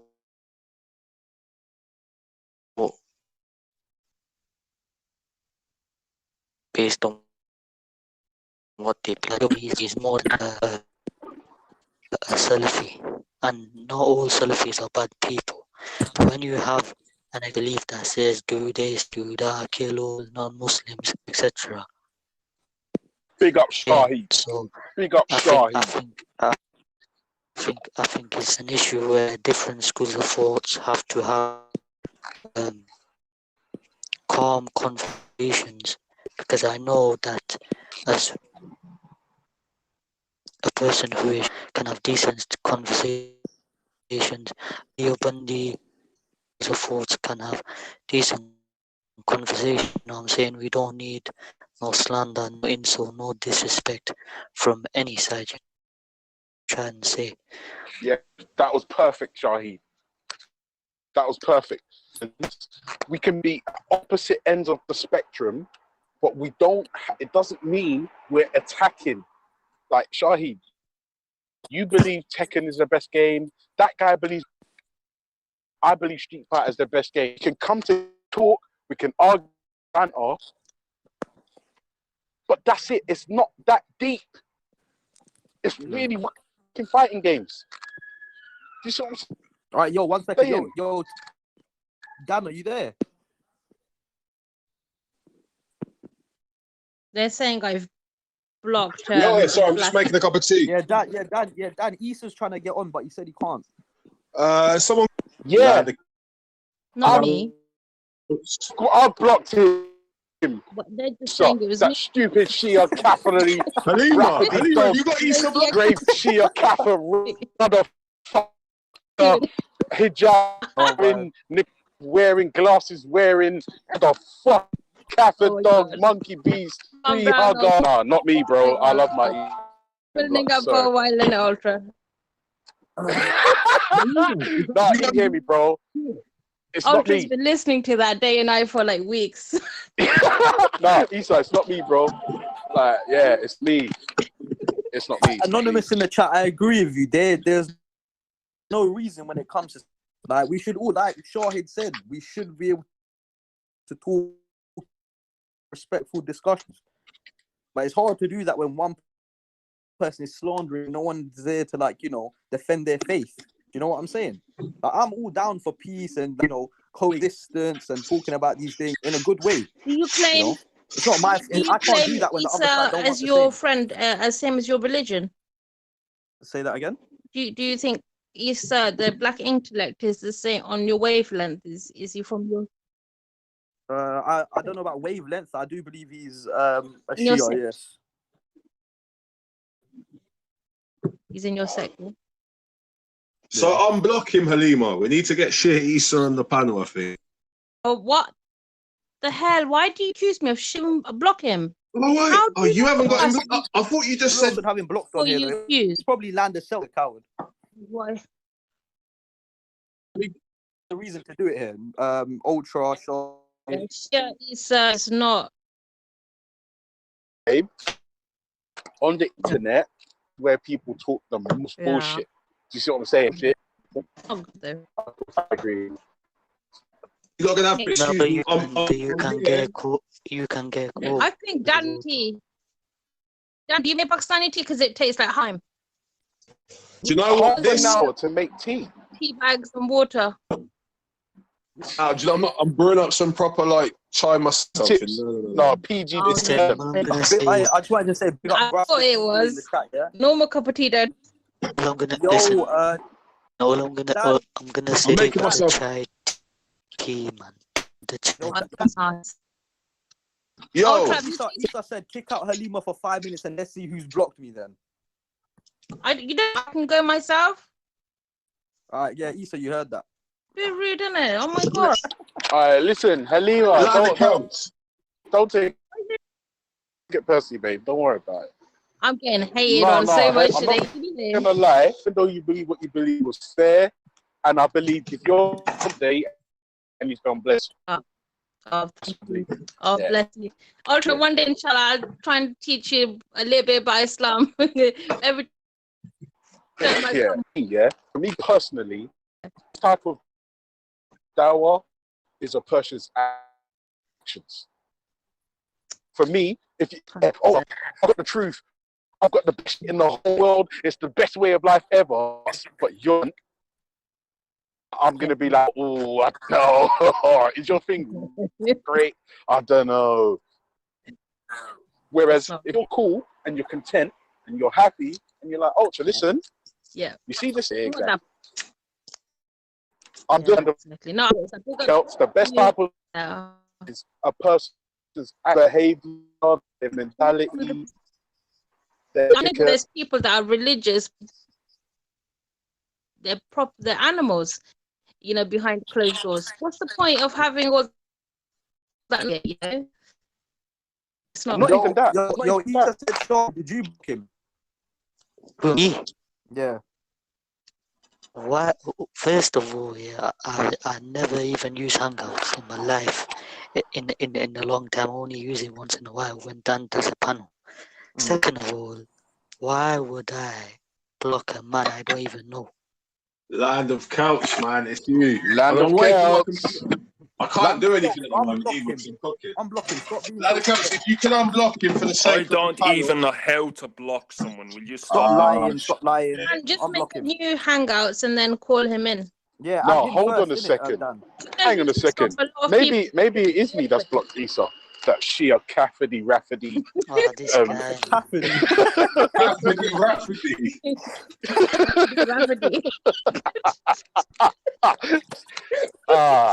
You have to have a good time in life, you know. Life's too short, man. Fuck it. That rhymed nicely.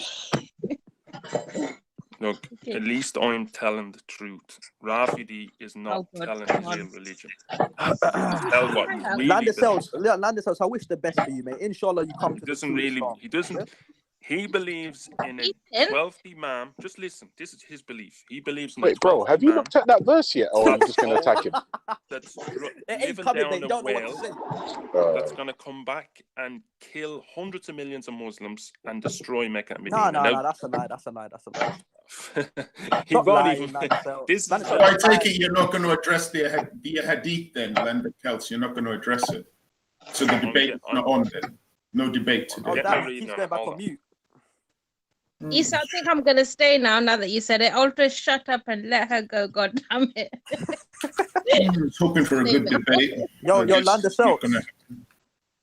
Yo, Land of You Celts in can't there. accuse somebody if you haven't got evidence. He said he's Land of gonna Celts, go are read. you He there? said he's gonna go and read the hadith. I think he said.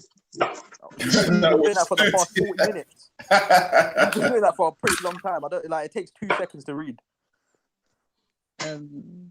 All right, Dana, you started a new panel then, or what are we doing to get? Yeah, I can't, bruv. I'm literally about to make myself some food, so I'm away from the PC for a little bit. So, Halima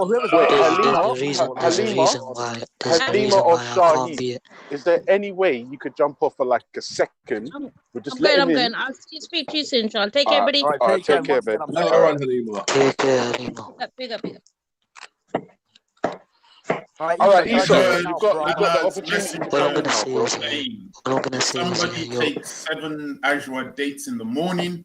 Neither magic nor poison will hurt him that day. And witness, what book is that in there? Most authentic. Sahih al-Bukhari. Go. Book 76, Celts, Hadith come on, man, 83. Volume 7, Book 71, Hadith 664. This is on sunnah.com. Fascinating. What's special about Ajwa dates that he would protect? Yo, Isa, there's a space. Halima's jumped off, bro. Jump in. And to be honest here, I don't like the way Isa blames me like when I don't even know, man. No, he said he said it was just like a process of elimination, didn't he? He was just like, Nah, but how can you say my name if I don't know, man, in the first place? I don't know, cuz I don't know. Shahid, cool out, man. I'm already you got a balanced position, man. Don't let no one sway you, bro. Yeah, Dan, so do I. Get me. I got a balanced position as well. Do you think my voice is like triggered right now? I'm not even triggered, fam. I'm doing some research on that on Ajwa dates. I can't see anything special about them that would stop poison. Shall I give you my thesis on it? Obviously, I'm not a scholar, so I'm not gonna say this is the 100%. But I want something for you to ponder over. Basically, these lot follow a guy, a so-called companion of the Prophet called Khalid bin Walid. Now, this guy drank poison apparently, and he survived it. So I think this is where this hadith has originated from. But what they've done is they've attributed it to the Prophet instead. So then more Muslims would be like, oh, because it's the Prophet saying it, it must be true.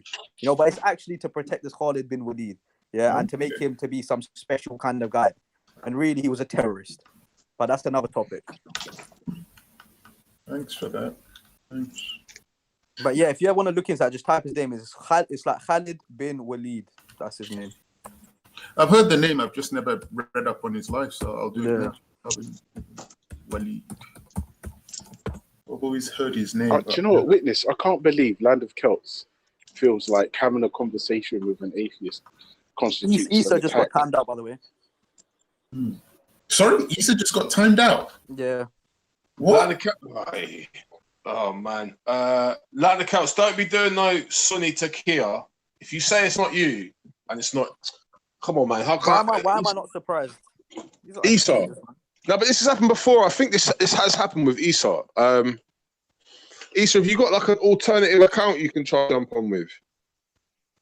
Will it make a difference? He's just saying that it's thingy. Oh wait, no, he's saying that Shahid's talking nonsense. I've known you from time. He's in the back chat. Dan, I don't even know how to block okay, I'm talking. He said it's still nonsense, blocked. okay. He said it's still blocked. Shahid, can you jump out quickly and then jump back in? Is that all right? Just to prove that I've not blocked him. Okay, fine, no problem. But who timed him out? That's interesting. Who timed him out? We know which type of. We know who is. Well, I think only Dan can see who timed him out. Because I don't have. No, I can see who timed him out, and that person's going to be reprimanded on their next visit to the G block. Just saying, AC. Oh shit, AC! You got them white Muslims acting up, man. What, AC-79 timed him out? Madness.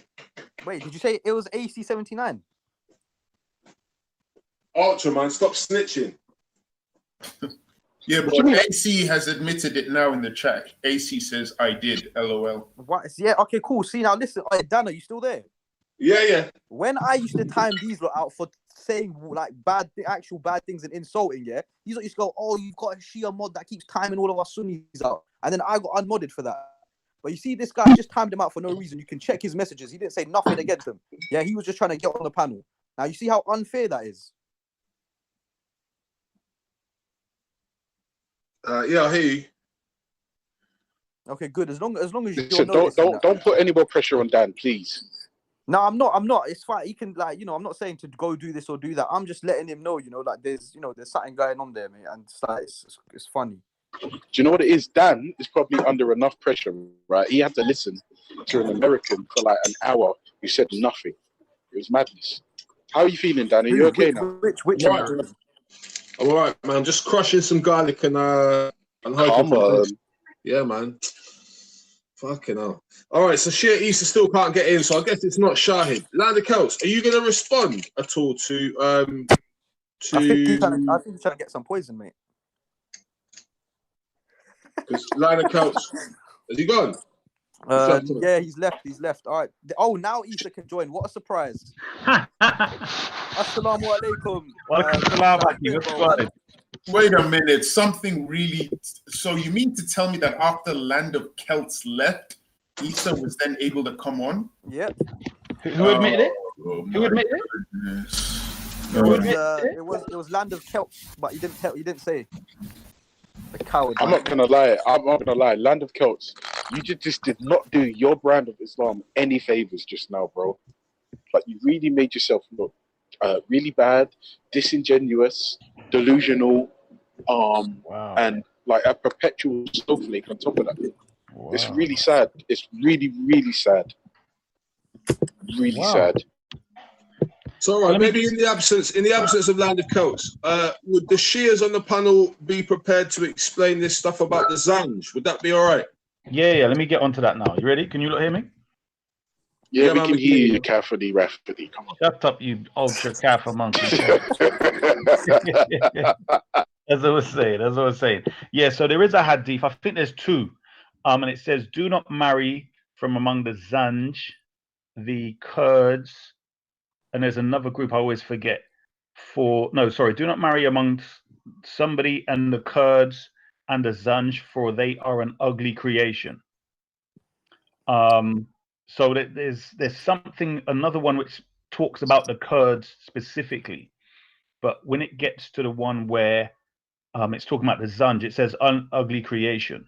Now the issue with those words are, the word used is related to the word khalaq, which is normally create or created, but it also refers to constitution and character.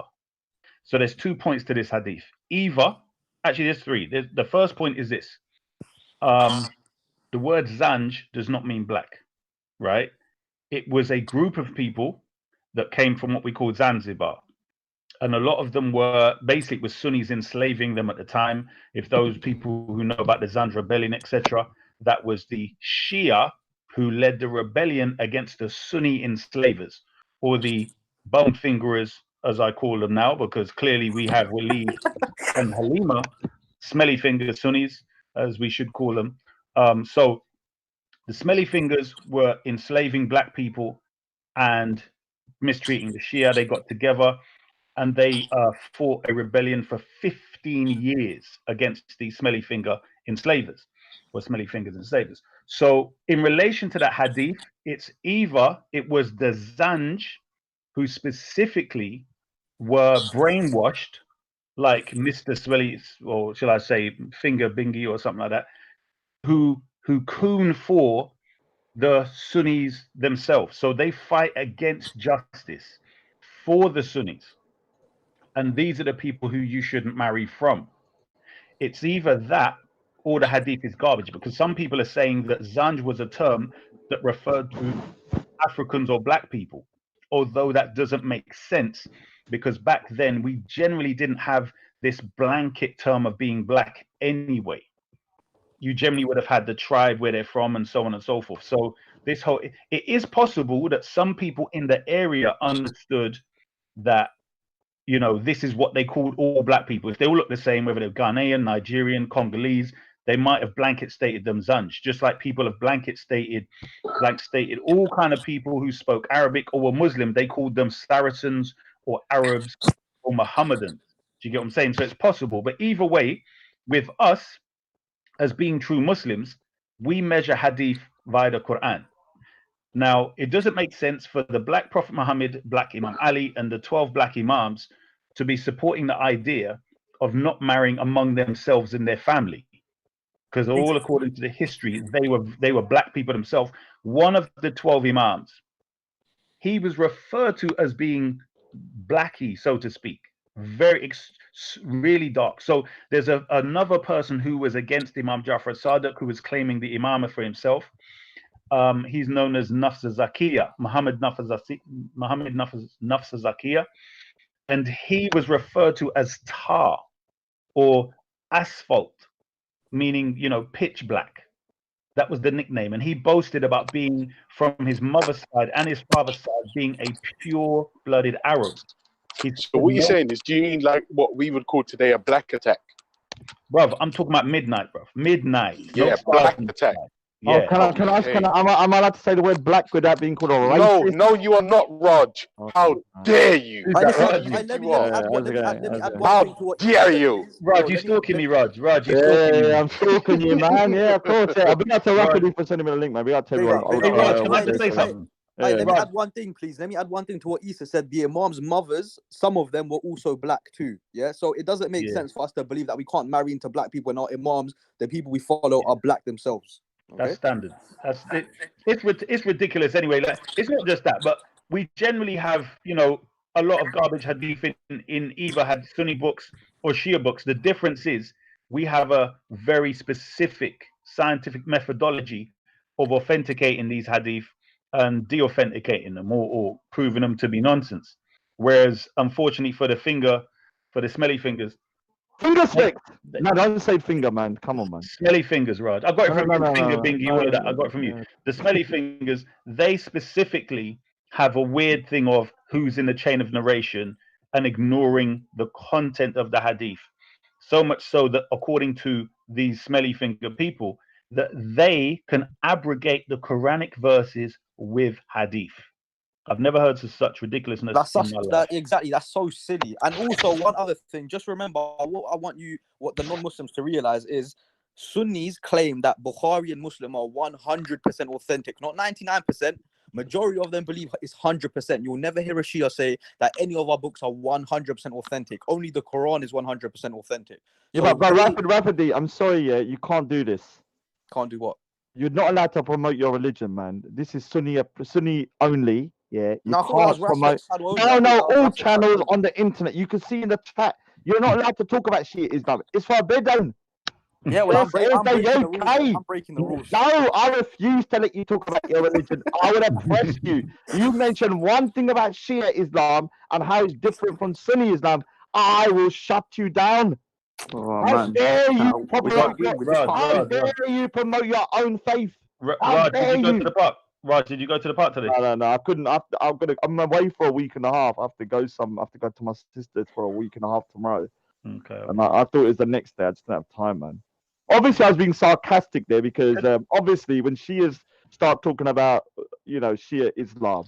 What did you just call me, Raj? I'm a black what? Oh, no, I didn't.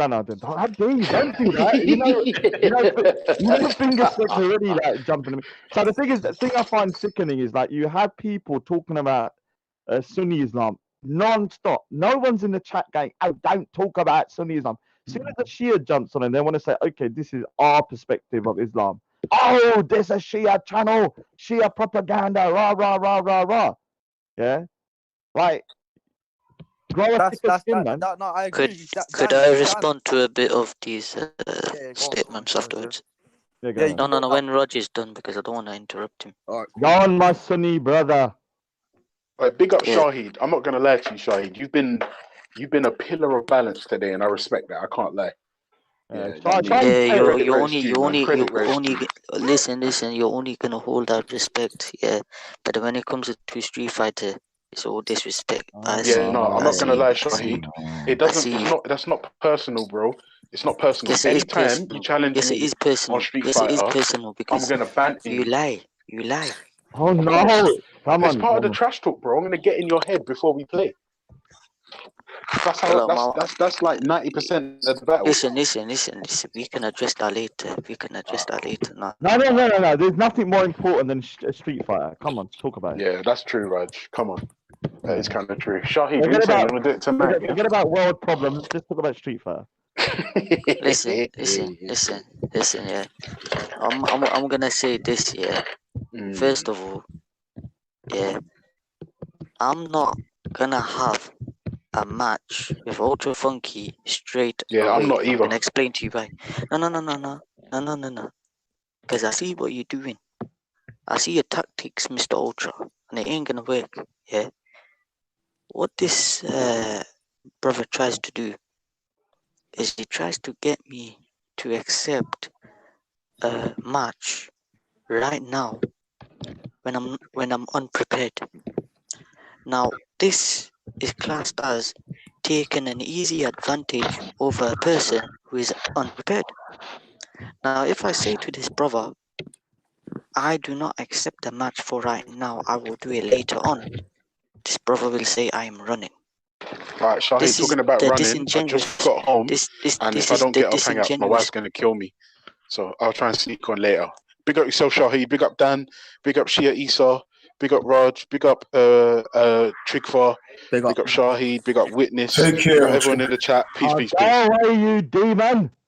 Dan, are you still there? Dan. Not your Yes. So to clarify quickly, this is what happens when a man who is prepared and knows his things does over a guy who wants to take an easy advantage. Go on ahead, Dan. Yeah, sorry, Witness, what were you saying? Yeah. I was just going to say it's a nice show. I was expecting the debate, but Trigfa came in with a lot of guns blazing and seems to have destroyed Land of Celts, which Let's get it.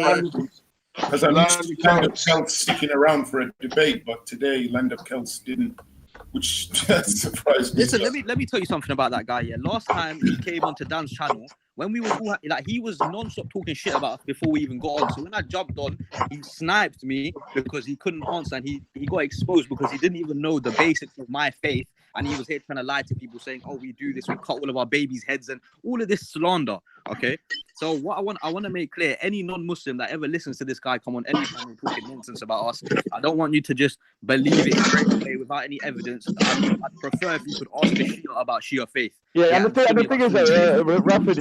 I wanna say something after that as well. One minute.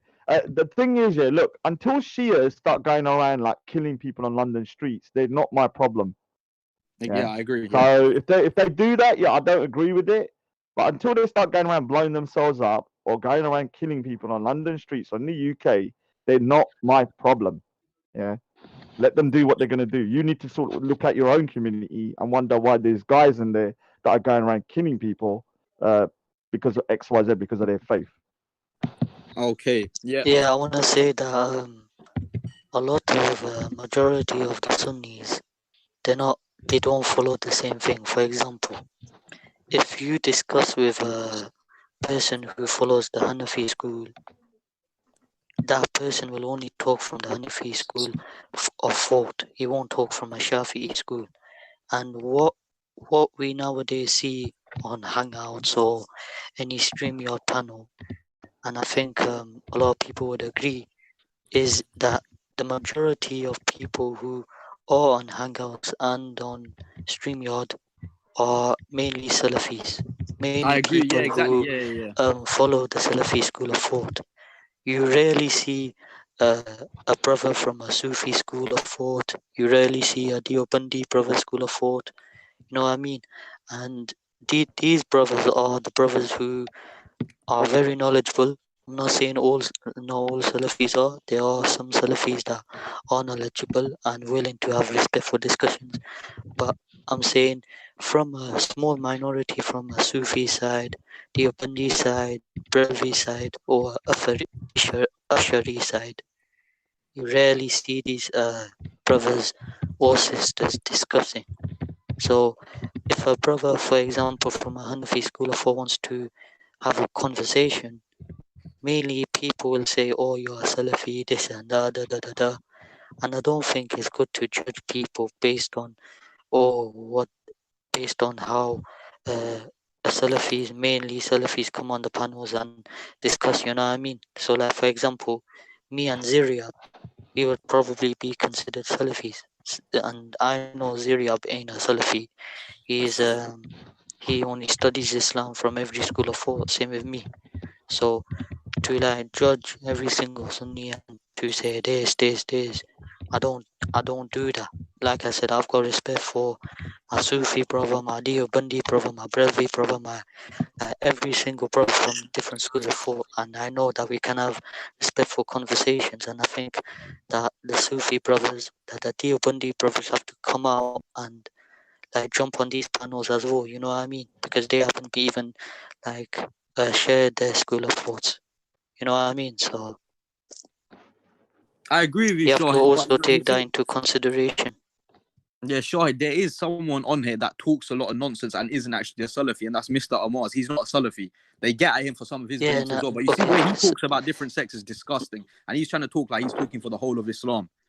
Yeah. Yeah, no, Amaz, the problem with him is he curses everyone's mum. Now Yeah, that's Sir the Faz is problem also that not a Salafi. He people pretends have. to be, he begs to be, but he's not. Oh, so Faz is just like I said, a blogger, man. don't. Hold Like on. I said, if I have a problem with Raj, I'm not gonna disrespect his mum.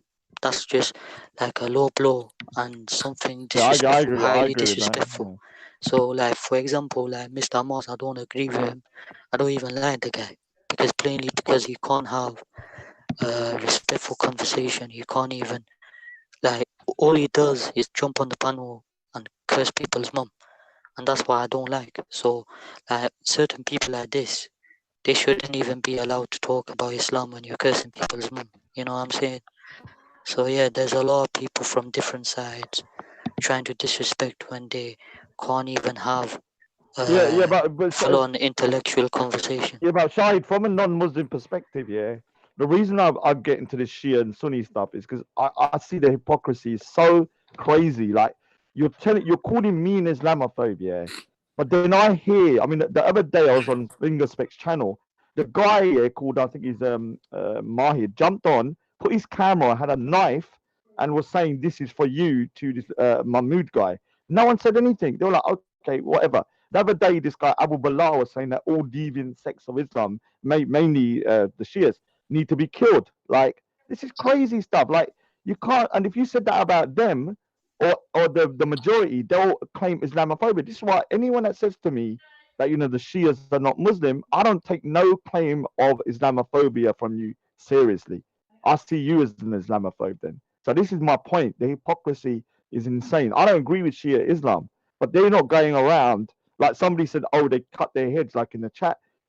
Dude, until they start killing people on the streets or they start blowing each other up in the UK, I don't really give a shit about whether they do that or whether they don't in the UK.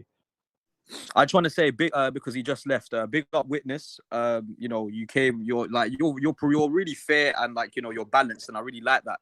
Because I see so many of these people getting brainwashed and they start inclining towards hating us because of the stuff they hear from these liars. And I haven't seen that from you, and I'd really like to say big up. And I'd also like to say I'm sorry to Halima once again if you're watching this. I shouldn't have swore.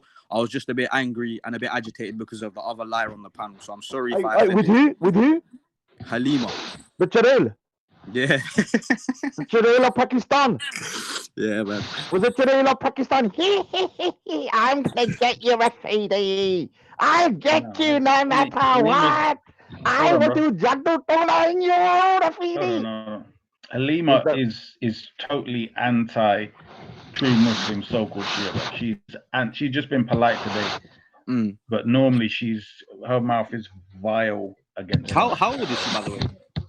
I heard she's like in her 60s, but she acts like a 20-year-old. I thought she was a teenager. That's what. No. She said that because she does Jaddu Tona, she's really like 60, and she's got this black magic spell that makes her act like a 12-year-old.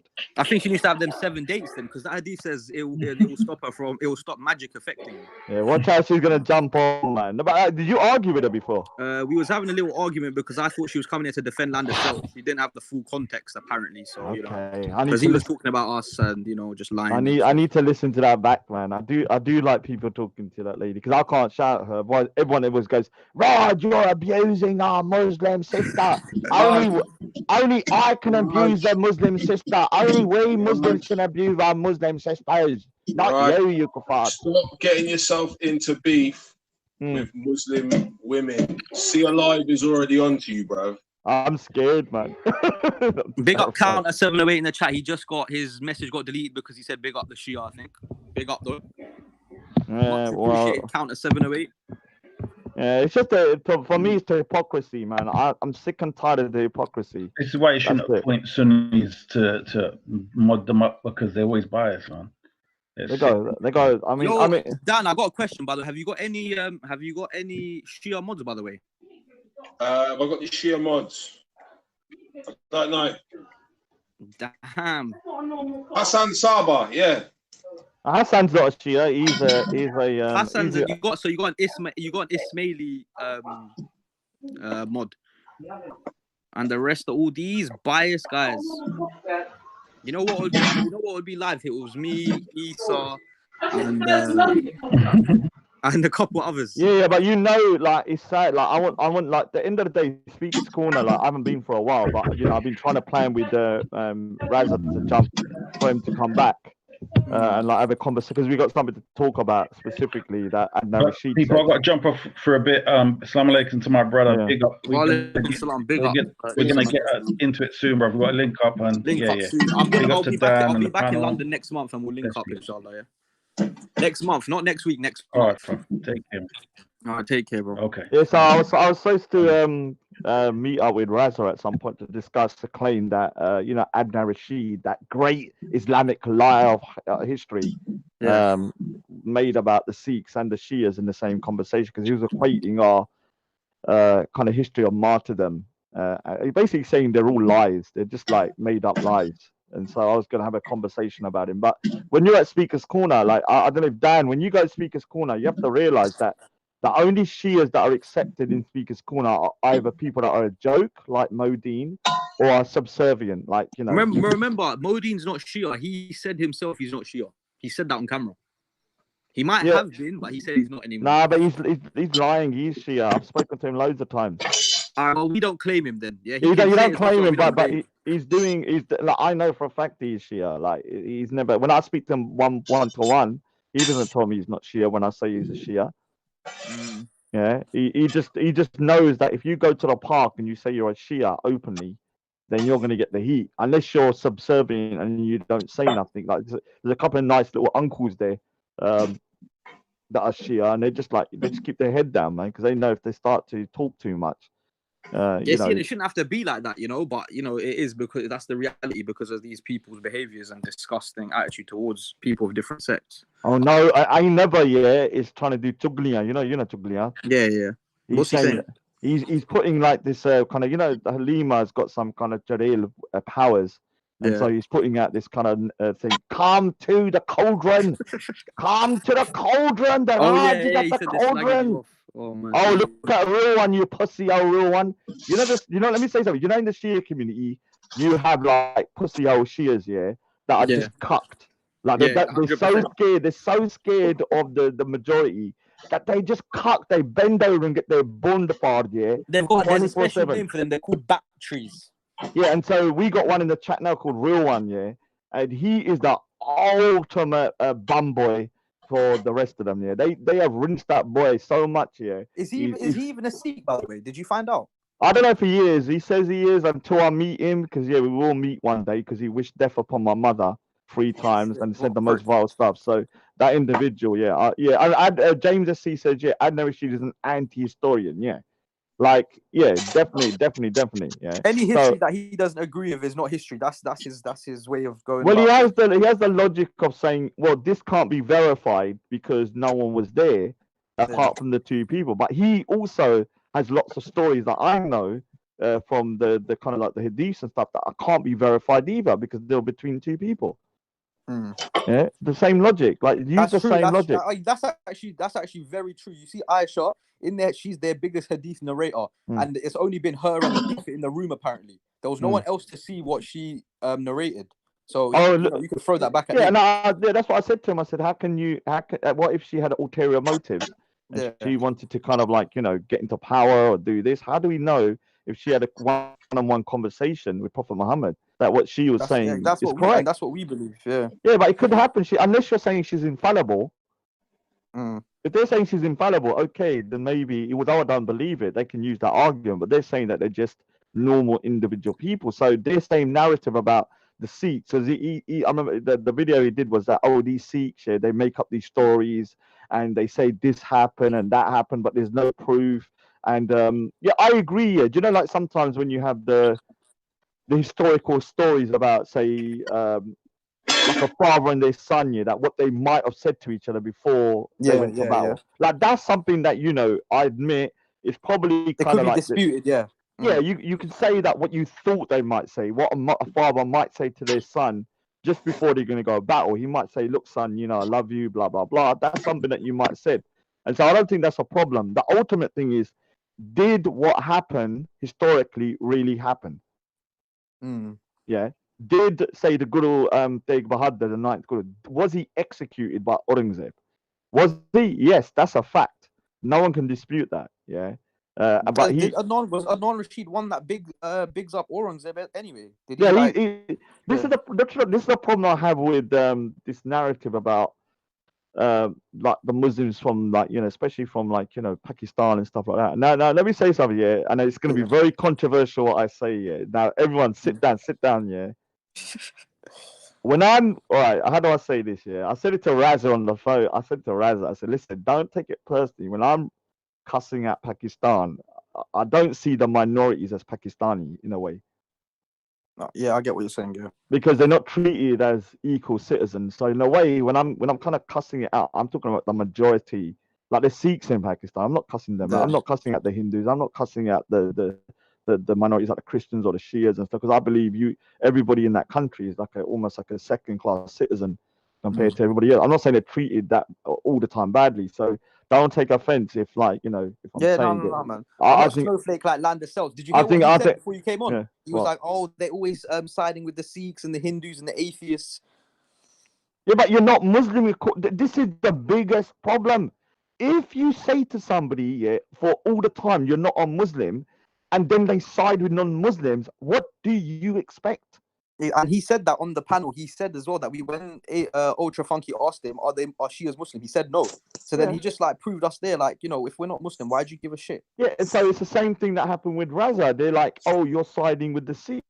With Raza, I'm like, dude, for like I've heard like 100 times at Speaker's Corner alone that Raza is not a Muslim, and then the same people will go up to Raza when he's cool with me, saying, "Why are you siding with the kuffar? Either you're a kuffar or you're not. You can't be a Muslim when it suits you." They can't pick and choose, man. It's annoying. Oh, here's another one, Mr. Singh, the biggest cuck, there's two of the most embarrassing so-called Sikhs, a real one and Mr. Singh. I actually feel embarrassed because do you know how much they hate me? How much? They hate me more than they love their religion. Think about it. They sided with Adnan Rashid. Think about this. They sided with Adnan Rashid when Adnan Rashid was saying basically that Guru Tegh Bahadur was executed because he was a murderer and a killer, and not because he was trying to defend the rights. These lot can't be Sikhs, and they're the biggest sellouts. No, how is that possible? Look, we have them in our community. The guys have had their birthday removed and replaced with like Pakore or something like that. Yeah, there's nothing in there. All they can do is just like, and it's embarrassing. You know how anti-Shia they are as well. Yeah, he said, "Now, Rafidi, you dirty rat." Yeah. So what I've done, and you got another vile individual, Luca Brasi, who likes to upload videos of Shia children. Like this guy's a vile individual. Behavior for them, man. Yeah, he posted the link in the chat here, and I'm telling Dan, why do you have this guy as a mod? No, but you have to understand why. Because Rog, you see me, I don't go around talking about people's children. However you like it. If this guy keeps on talking about people's children, something is like. Yeah, but do you know that? Yeah, but do you know that? Raspect or Fingerspect said that you shouldn't be talking to Luca Brasi. Do you know Jack with the big butt? Do you speak to him? He's a speg as well. No, are you cool with Jack with the big butt? No. He's got me blocked. No, I'm talking to Shahid. Who, me? Yeah. I don't even talk to the guy. So Jack with a big butt, yeah, said to Zabida that I wouldn't even pay, yeah, people would even pay to molest you. Yeah? I wouldn't even pay to molest you What when you the was in a care fuck? home. Now, when you're saying you wouldn't pay to molest someone when they're in a care home, when you're in a care home, you're a kid. So he made a totally pedophilic remark, yeah, and offensive remark to Zabida being in a care home. And so these guys here, Real One and Mr. Singh and Princess Dominique and all of these people are best mates with Jack with a big butt. Now I want to see whether finger See, speck. right now, the guy's just bloody sending a link in the chat right now. Just did it. Do you know, Let me have a look. it's nice. It's cool though, yeah, because I've already said to Dan and I've said to the non-Muslims at Witness and everyone else at Ultra Funky, whenever they send these videos, they're smart enough to know this is not every single person. And I've said it time and time again. I can always come on panel and say I condemn anyone that cuts their children's Yeah. hair. I've said it 100 times. I don't even agree with cutting yourself. But The they same, should do that. They're not cutting no one else's head. yeah, the same way they will post videos of like certain like Sufis doing stupid stuff in the mosque. Obviously, nobody agrees with that. Nobody agrees with that. If you're gonna dance in the mosque, you're stupid, innit? But like, not all Sufis But do you know that Mr. Singh is very anti-Shia? You know, when he tells me that I'm Islamophobic, I've got loads of screenshots which I need to go through because I screenshot a lot of him cussing out Shias and Real One of them. So listen, this is my biggest problem with these guys. Yeah, Well, no, but I'm saying that. Let's Let me say something. let's switch it up a little bit because all right. So Raj, I and remember then you. it's the same guy, and then it's the Raj. same guy who curses my mum and said, "I will dip your mum as well." Shut up, bro. Wait, what's that? If he says that one more time, I will end up doing something. Oh, calm down. Calm down. You've done your bit. No, because you can't be saying that. You can't be saying that to me. You can't be saying that to me. Yeah, I know, but these are Can't be ways when saying they that get brave behind their screens. Just let them say what. Just ignore it. Yeah, man. but you have to understand, yeah, like the definition of whenever I think about internet gangsters, yeah, like I've told these guys, like, you know where I am, you know what I look like, at least with me, like, you know, I mean, you know what you look like as well, and Shahid. And like, we're here, like, you know where to find us as well. It's not hard. Why are you typing all day? It's embarrassing. It's been 2 years. Like, come on, man, grow some gut there, man. Get out your Wait, goddamn... Raindrop, jump on the panel. Big up Raindrop. He's in the chat. Big up Raindrop, man. Yeah, Jump big on up the panel. Raindrop. To be honest, yeah, when I pulled up to the park, nobody expected it. Yeah, big up to Shahid for pulling that All right, move. Let's take it off the sectarian thing because I think to be honest, that was a short-lived discussion with Land of Celts that kind of evolved. In fact, it was Reggie who started that conversation. So big up to Reggie. Dan, remember what I said, yeah? If you ever have any questions about my faith or someone lies to you about something or you got questions, just let me know. You just hit me on the DM in Hangouts, yeah? Yeah, man, no worries, bro. I mean, generally speaking, I've got, you know, there's a couple of Shias who are around me if I need, you know, any sort of advice or whatever. Because it does get a bit confusing. But at the moment, I'm just trying to work my way through the different schools in like Sunni thought. This Hanbali, Shafi, Maliki, all of them. Dan, just to let you know, there's a Sufi brother who phoned me earlier when I jumped off the panel, and I've informed him about your channel. So there'll be a couple of Sufi brothers trying to jump on as well. So. Big up the Sufis, man. We need to keep it mixed up on these panels. Yeah, some new talent would be good. Ansar Tawheed's in the chat. Big up to Suleiman. Jump on Suleiman. He just said, "Who's this?" I think it's who is it? I don't know if he knows who Rafidi Commander is. It's Rafidi Commander. But yeah, all right. He probably knows who he is. Big up to did you hear though? Did you hear that some people are going to retire from YouTube? Mr. Singh and Real One, after Raspect closed his channel down, they were going to retire from YouTube. Think about that. No one's retiring from YouTube. No. I'm saying when they didn't know that Raspect's channel was when it was going to reopen. So Real One, I got all the screenshots of Mr. Singh were discussing retiring from YouTube. Oh yeah, I wanna say something as well. I wanna say something, yeah. Dan, do you know that I know you don't really watch Real Magi's channel, but did you know that he closed his live streams?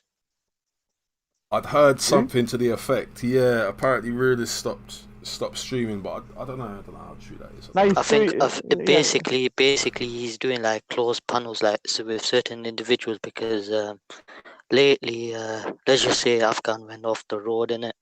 Oh, did That's he? what I'm gonna say. Yeah, he went off the road. Oh, is Afghan banned from there now? I think so, yeah. Oh, I might start going back then because I hate that Afghan too much, man. Well, Rod, why do you have so much hate for the guy, man? Like you even said that if the guy was somewhere on the road, I wouldn't even care. Look, yeah, I know it sounds quite thingy. Like I said, like, yeah, if I saw him head first, like in a ditch, I'd probably walk past if they said this was thing. There's a couple of people like that. But the thing is, like, he's gone so to the next level of disgusting. I don't want to go into it, but this guy has no limits. In my opinion, he is an actual psychopath. Yeah. So for me, like the stuff he's done towards people is just so abhorrent. I've never met anyone like him before. Oh, wait there. Free promo for real. Apparently he's streaming at the moment. Yeah, he's streaming at the moment. Oh no. No, like I said, he is doing live streams, but he's doing like closed panels with like specific people only. So I don't know. Yeah. Oh, that Kaan's in the was bitching about me all last night, but he's all friendly. Do you know what Kaan said to me? He said, "Oh, don't talk about my great grandfather marrying a slave. Don't talk about my great grandmother marrying a slave. Great grandfather buying a slave and then marrying her." Big up Kaan, man. And I was like, I was actually feeling sympathy for him. Yeah, I was like, all right, maybe I might stop talking about it. Do you know what? After last night, all your bullshit in the chat on thingy on finger specs. Nah, I'll talk about your great grandfather marrying a slave as much as I want. What was he saying to you? Said it. What was Kaan saying to you? I have to look through the screenshot. He was just basically lying about me in the chat yesterday. Like, he told me not to speak about you know, he told the story about his great grandfather. He just said it was a joke. He just said he was joking. No, he wasn't joking. You can't say you're joking after you've been thinking. He's a liar. No, he was joking about whatever he said to you yesterday. He wasn't joking. Come on. You know he wasn't joking. Right, That's not a joke. Right, you just don't want to feel my bad. great grandfather brought a slave. You just don't want to feel bad, man. Kaan didn't do nothing to you, man. He didn't do nothing. Kaan didn't do nothing. Who said that? Kaan said he was just joking. That's what he said. So no, he wasn't joking. He's a liar. Yeah, it proves a point that the Arab slave trade, the slave trade, didn't stop in the Middle East. Donate £10. Oh wait, there. Big up to everyone and Dan the man. Big up to Weird Stuff. Big up everyone and Dan the man. Big up yourself, man. Much appreciated. £10 slapped in the. I ain't really got a baby fund, but big up. Where's the Englishman Squire at, man? Big up. But the thing is, do you believe that? Big up to Jenn Wallace. Do you think Jenn Wallace is a racist? No, man. No. You know that Respect, because she left the cult of Respect or Fingerspect, Respect is basically now implying that she's a racist and an Islamophobe because she doesn't agree with him. Aye? She said that to him. Yeah, so she was on Veli's, and Respect was basically saying because she doesn't agree that he doesn't. Basically, because there's a guy called Luca Brasi, he's a nasty individual who made some. Yeah, I know who Luca is. Luca don't get on with Respect either. There's a lot of people who don't get on with Respect. Yeah. So because that's the same guy I was talking about as well. So. No, but because Jenn Wallace wouldn't go with the cult, you know, the cult of Fingerspect, they then started attacking, and they'd be merciless. You know, when you leave a cult, the cult member who goes against the cult is treated terribly, and that's when you know it's a cult. And the thing is, I want to ask now, there's a guy called Jack with the big butt who said that, you know, he would even pay to molest Zabida when she was in a child care home. Is that also a non-C comment that you lot are going to now condemn Jack with the big butt? Because I know you guys are all cool with Jack with the big butt, including Princess Dominique. That's your boy. So the cult, turned on Jenn Wallace, and that Fingerspect has been saying, that what is it? That she's basically a racist and an Islamophobe. And everyone agrees she's not. So that shows you that, you know, the level that guy is going to go to defame someone that leaves the cult. Can we talk about cults, Dan, on a serious note?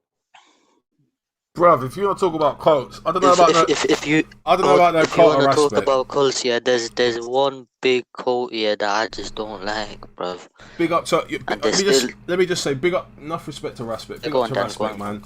Most hated No, online. we're not. He's not loved by everyone, but the people who do love him for I would say the right reasons. If you fall out of Raspect, then I don't know, Raj, you could probably advise people about what like a feud with Raspect looks like, right? You've had like your stance with Raspect has been like a certain way for a while. Well, all right. So let me say what had the feud with Raspect is. I've won because he's banned me from his channel. He won't let me on there, and that shows the weakness of Fingerspect. He's banned me because he can't take the truth. I am very annoying, and I cut through. Even said to him, my voice irritates him. So I've kind of got like a way to defeat him by just being very irritating.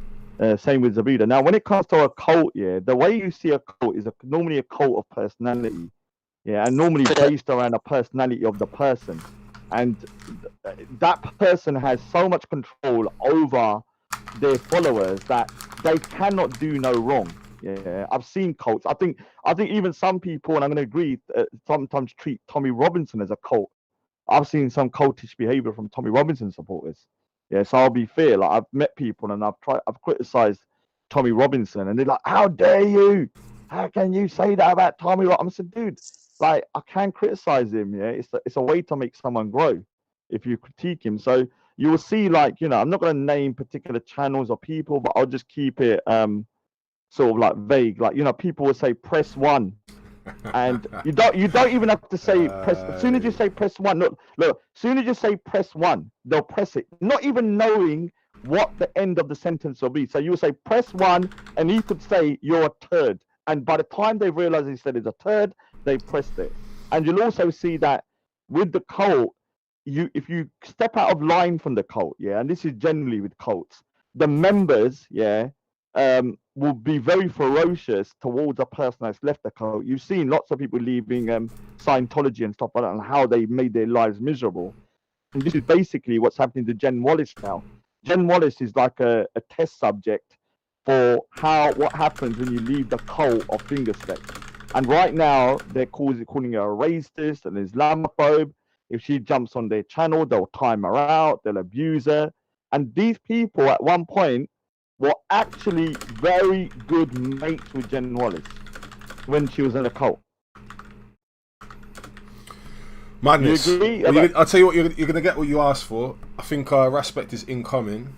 Big up to Raspect. You can only... Alright, that's good. Yeah, by the way, Roger, can I say, you might say you win like the battle, but I think I'm gonna say this here. Big up Sia, I think she's got your number.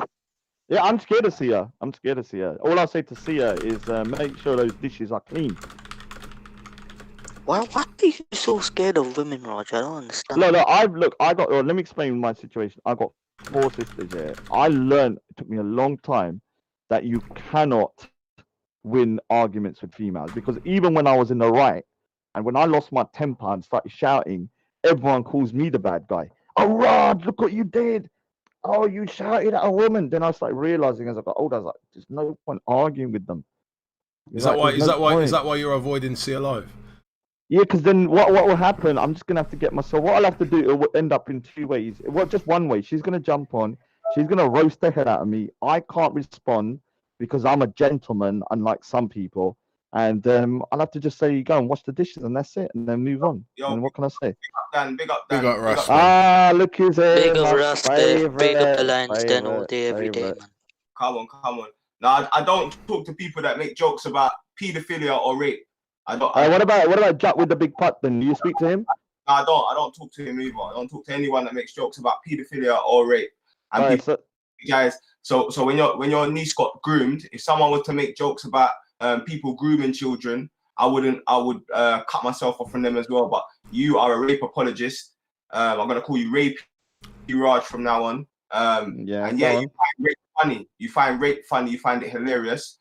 Someone raped someone and made up a title called Fingerspect based on that's where it comes from. And you took the rape title and you ran with it as if it was hilarious. So you are a rape apologist. And another thing I'd say is when you say cult, the fact of the matter is, Jenn herself said that she's cool with Finest Wine, cool with Sosa, cool with Fred Cole, cool with enough people from the Lions Den, and enough people didn't turn on her. I didn't turn on Jenn until I saw her in Dan's chat celebrating about my channel getting shut down, celebrating with Luca while they was laughing about my children, jokes about paedophilia, my children, yeah, and when they started to laugh about me being arrested. That's the only time when I was critical of Jenn, and my critique was that everyone that was celebrating the downfall of my channel, and the little Dan can tell me if I'm lying, the most vocal people were either Islamophobes, racists, or sellouts. Betty, Raj, Wendy, those are the most vocal people. So when I saw Jenn celebrating with those people, I said that would make people think she's a racist apologist. That's what I said. And I don't have to. And I'm not telling Dan not to like Jenn, Sosa not to like Jenn, anyone else. The fact that everyone does not dislike Jenn for her celebrating about the downfall of my channel shows that there's no cult. Yeah, there's 3 people that got onto Jenn, Rafi and someone else. And because of that, she said because of my mods, she got upset with my channel, and that's why she was celebrating when she felt like when they were saying that I got arrested and so on and so on. But the way you're using Jenn's name, Raj, is you're actually bringing her back into a fold of something that's been resolved.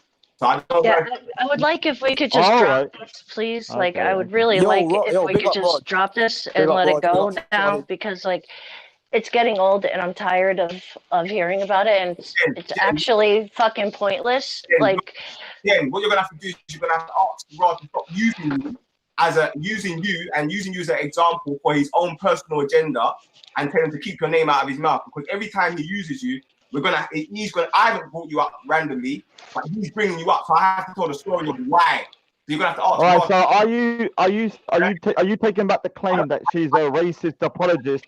No, big up Dan again. I'm back. Let me respond. I don't respond. Apologists. I don't talk to rape apologists. All right, so are you gonna take back the claims that you made that she's an Islamophobe apologist and a racist apologist? Go. But I'll speak upon it if I want. I mean, no one's going to stop me. And Raj, word from. Barely had to. Yo, Dan, can you get anyone that's not like involved in the conversation to mute their mic? Because there's a lot of background noise.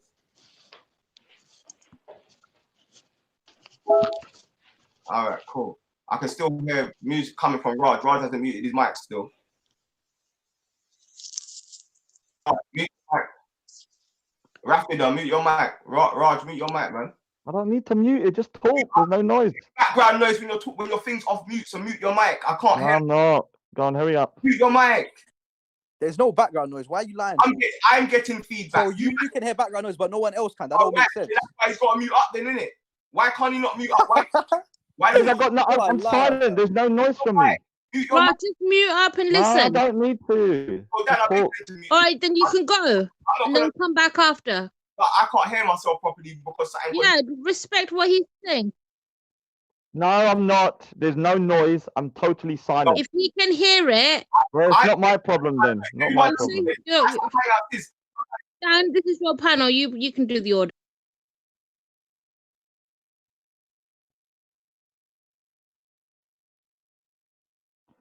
All right, let's let the snowflake talk. Go on, I'll mute up for the snowflake.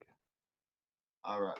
I don't talk to rapist apologists, but or people that make jokes about rape. It's disgusting. Cool, but you talk with racists, like you're saying nothing cool. Yeah, cool. Mute your mic, Rafidi. Go. Hey, listen, imagine being cool with someone that was calling you a slave, fam. What a waste, man, fam. Mute your mic, man. Bro, go chill with Danny Tomo or something, bro. Go find some far right people to lay on. Alright, cool. Go chill with Cia Live, innit? The one that called you a slave. Allow it, bro. Man said Danny Tomo. Mute your mic, bro. The pigeon ain't lady's nest. She called you a slave and you're backing her. You're a waste, man. You're a liar, fam. Yeah. You never heard me say big up Cia, but you said big up Raj, and he slanders regardless. Yeah, big up Raj. What? Big up Raj. What's that to do with Cia? Big up Raj. Say nothing. Big up Raj. Yeah, that's right. That's cool. That's what I'm saying. Shout out Tommy Robinson while you're at it. But anyway, Jenn. Cool. Shout out all the slave masters while you're at it as well. Okay, listen. Let's have some calm. So we just have one at a time so we can hear what's going on. I don't fucking address you, pussy boy. So don't fucking address me, Zin. I'll turn on you quick. Keep your. I turn on me. Go on. Waste man, bro. Shut up, man. We're wasting time. We're wasting fucking time. hypocrite, fam. Silly Shut up. talk. You're a hypocrite, bro. You're a fucking hypocrite, fam. Yo. Before we talking about righteousness, lie, Everybody, let the conversation flow, man. Let the conversation flow. Go. Listen to your master Raj, man. Anyway, see how they respect the channel, Dan. It's crazy how these people don't respect your thing, man. It's fucking nuts. But anyway, yeah, Jen. So what you're gonna have to do, Jen, is you're gonna have to tell people to stop for their own personal agendas, not because they care about you or anything like that, but for their own personal agendas, using your name in it. If you could tell people to stop using your name, then your name won't really be addressed like that. You know what I'm saying? But while people are using your name as some example of the Lions Den being a cult, then we're gonna have to be like, no, the last time Jen was on the channel, she was a mod. No, the last time Jen said it, she said she likes finest wine. She said she likes how many people that are mods on my channel. So I'm gonna have to keep on. And of course, like, that's the thing, like, you keep saying this thing, Prospect, like, just because I wasn't, someone's got you, and the shit is in.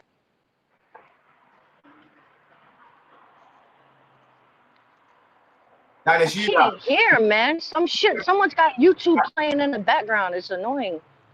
No, Dan's got background a little bit.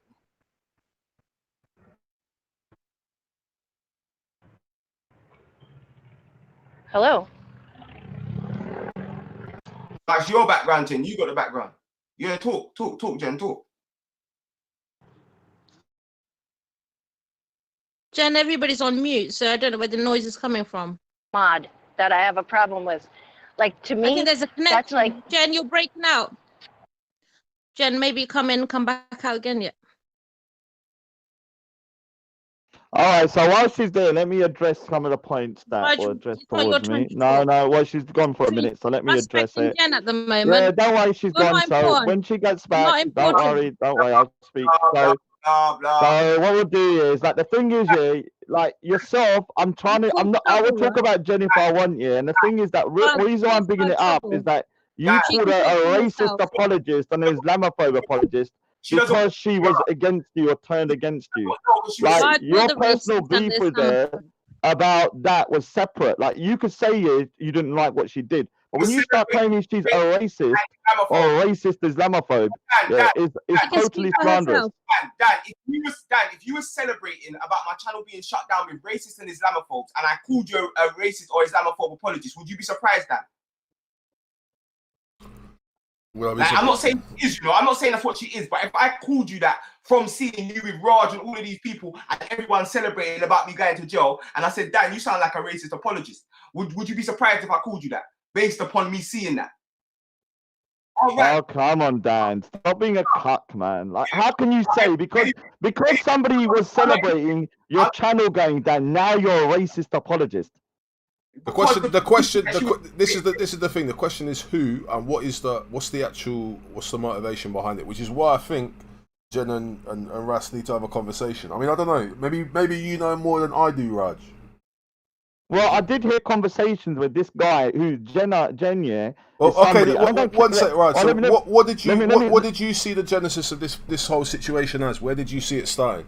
All right, so Jenn was a mod on Raspik's channel, and she was one of the people that used to keep on calling me out and doing this, and she was one of the cult members, yeah.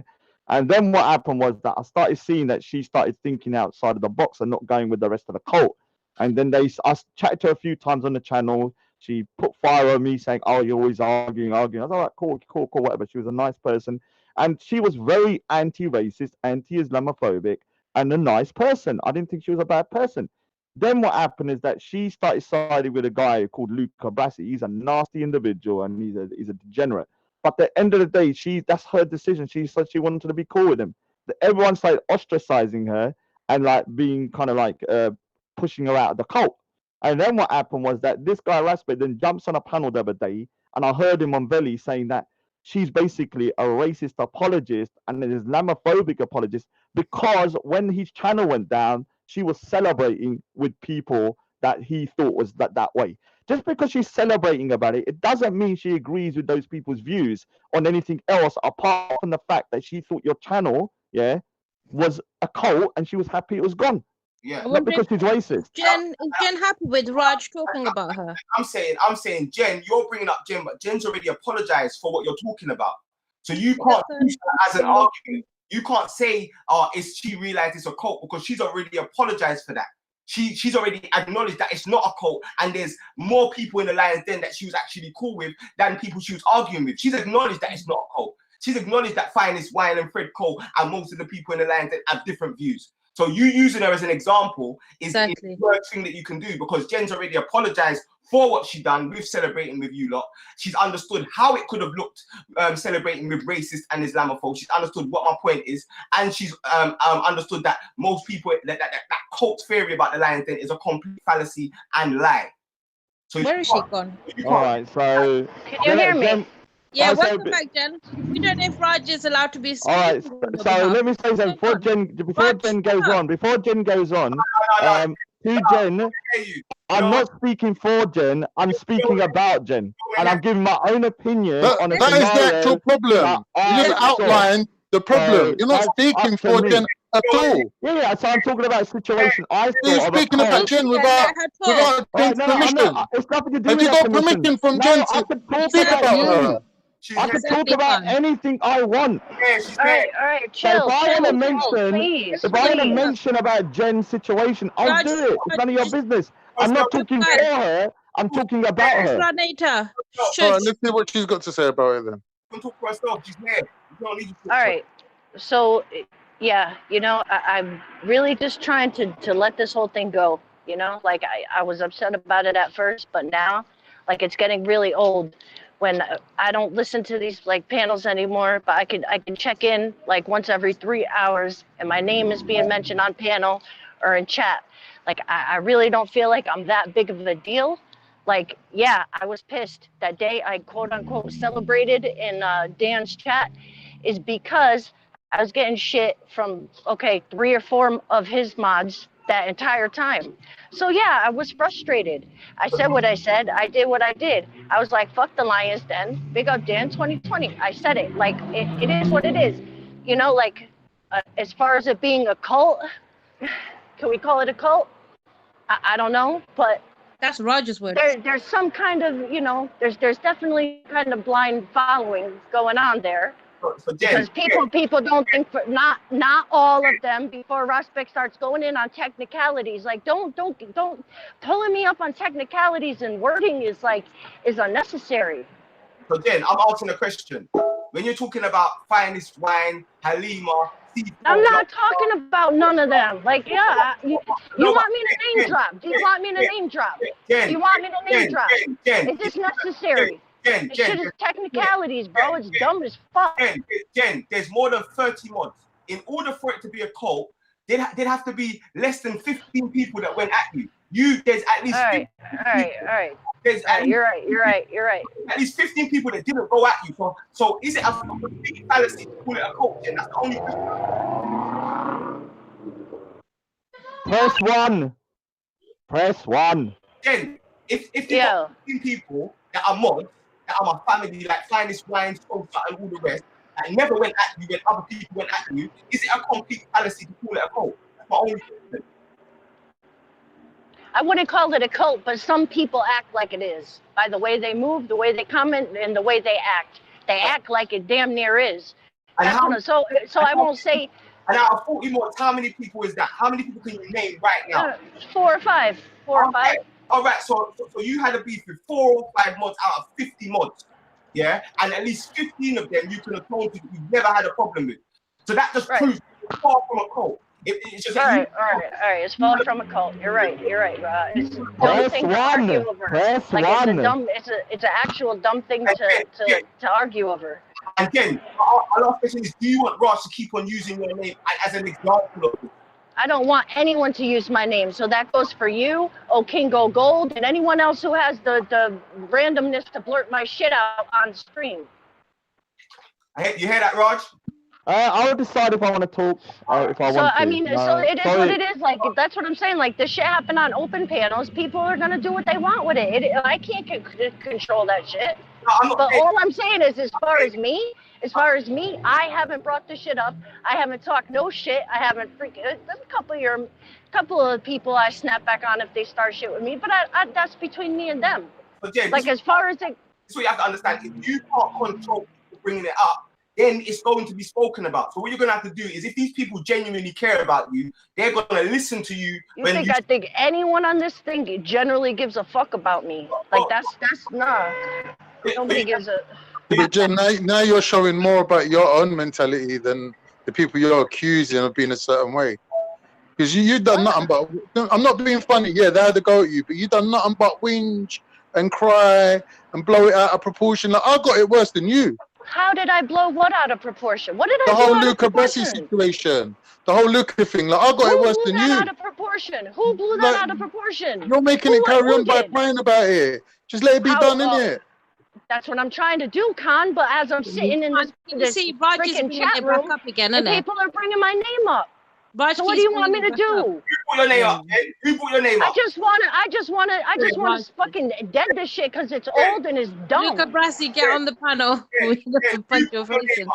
Who put your name up, Jen?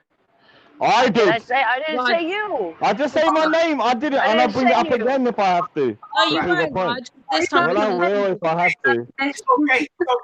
I will if I have to. If I have to bring up the point that you're in a cult. Yo, Raj, you can use Jen as much as we want now because Jen said clearly that what you're saying is a lie and a fallacy. So now He didn't say that. And Jen didn't say he was. What did I say he was a lie? What did I say? I didn't see your putting words in my mouth. Yeah. I didn't say nothing he said was a lie.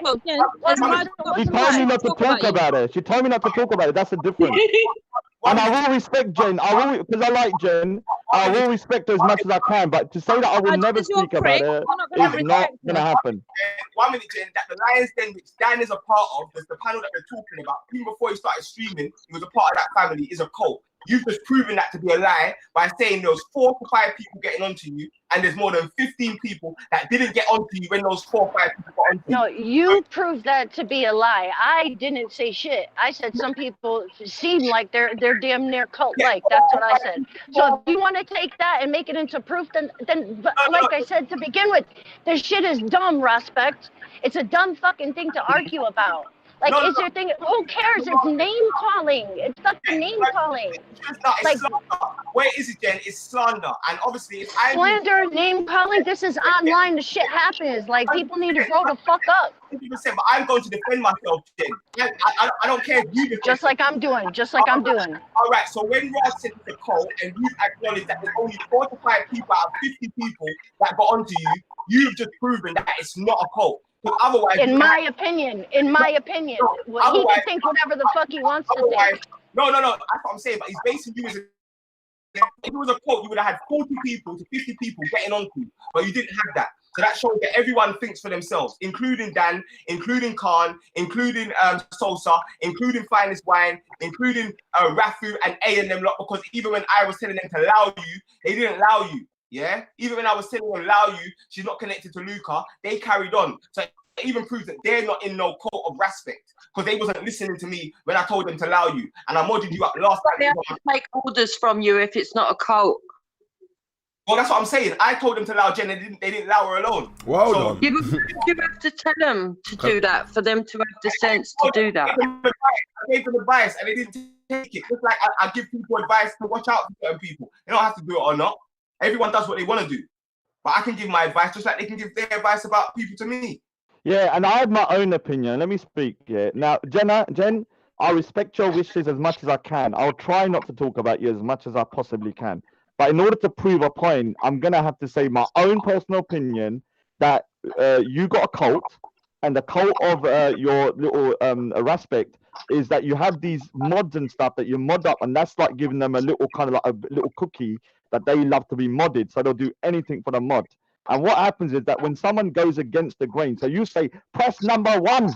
If that was true, Richard, though, how come I ain't modded? How come I ain't modded on Respect channel then? Can you allow me to finish? Because you're talking rubbish. Let me finish. If I'm talking rubbish, you can debunk me afterwards. So when you say press 1, and before you even said what the question is, they've already pressed 1. There's a problem. Yeah, so but you have to Raj, understand that that's probably your cult, because there's people on the panel who are pressing one. Like, if you're on the panel, you hear what's being said before the people in the chat. You know what I'm saying? All right, I'm not. Sorry, that's a basic You solution. have not allowed me to finish the sentence, though. Let me finish my sentence, yeah? Yeah, but Mark, have you ever pressed one? Because I know I have before for a Yeah, I laugh. have. That's how good the mind control is. Even I become part of the cult for like an Pressing hour. one. So what I'm saying is that it's my opinion. Yeah, remember, it's my opinion. It's just my opinion that you have a cult of personality around you, and that if people go against what you believe, they will be ostracized from the cult. And it's happened with Jenn, in my opinion. It's my opinion. The bollocks. It's my opinion. Yeah, Raj, I want you to say Jenn's name as much as you want, because Jenn has just said it was 4 to 5 people. So if what you're saying is true, there would have been 40 people onto Jenn. So Jenn has just proven that everything you're saying is a lie, because it was 4 to 5 people getting onto her. It wasn't 15 or 20. There was at least 15 or 20 that she can name that didn't take that position that those people took. Yeah. So you can say your name as much as you want now, because it just proves that you're going to spread. Not really. You're actually you're listening to what. All right, so let me. Racist. The only time when people press one, it's not at a question. It's when we get to the hour mark and people want another hour. So certain people press one before the mark to say they want another hour. That's the only time people press one. Other than that, when it's a question about something, everyone presses one after the question, not before. Yeah, and the last thing is that everyone before they came on my channel didn't like Tommy Robinson and didn't like coconuts before they come on my channel. So they all don't like you way before they came on my channel. Yeah. All right, so let me respond without because I didn't interrupt you, lot. So let me respond. I've got a lovely bunch of coconuts. All right. So let me. Oh, wait there. One sec. Big up to Vindicator in the chat. Just saw big you up there, man. Vindicator, man. Yeah, I was on his show yesterday. Big up, man. I jumped over there because I've analysed them. And who else is it? Big up yourself, Captain Rambo, man. Big up.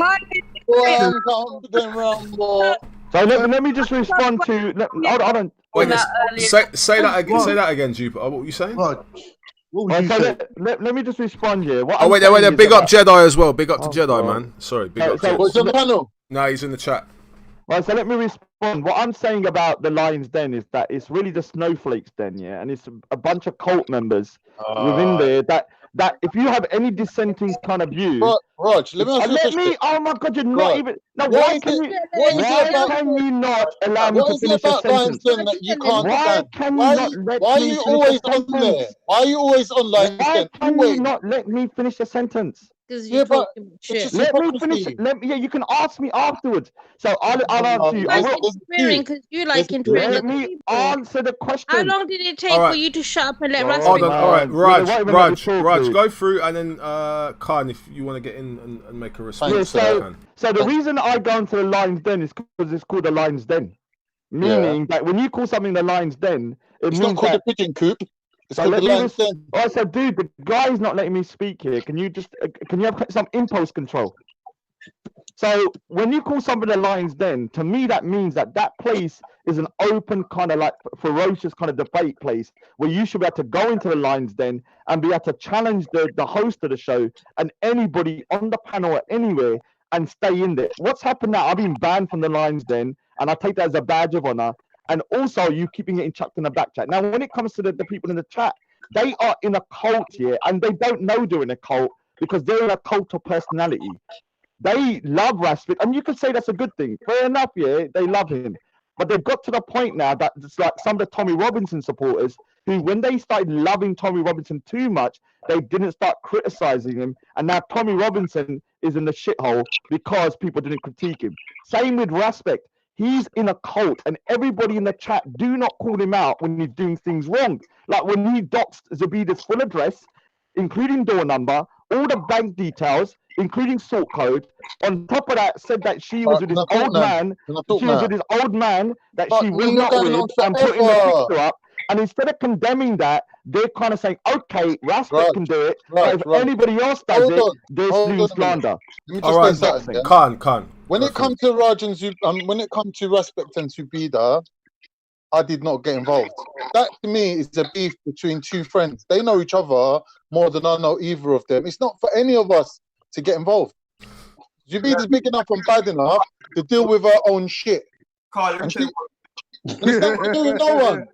Nothing to do with their own shit. It's all shit stink. So why don't you tell everybody that then? Like, you know, the other people that got involved. Why are you just telling me that? Yo, you made us sit out of our own mouth, yeah? When this thing got dropped, it was, Jupa, you got background noise. I'm not making it up. Can you mute it, please?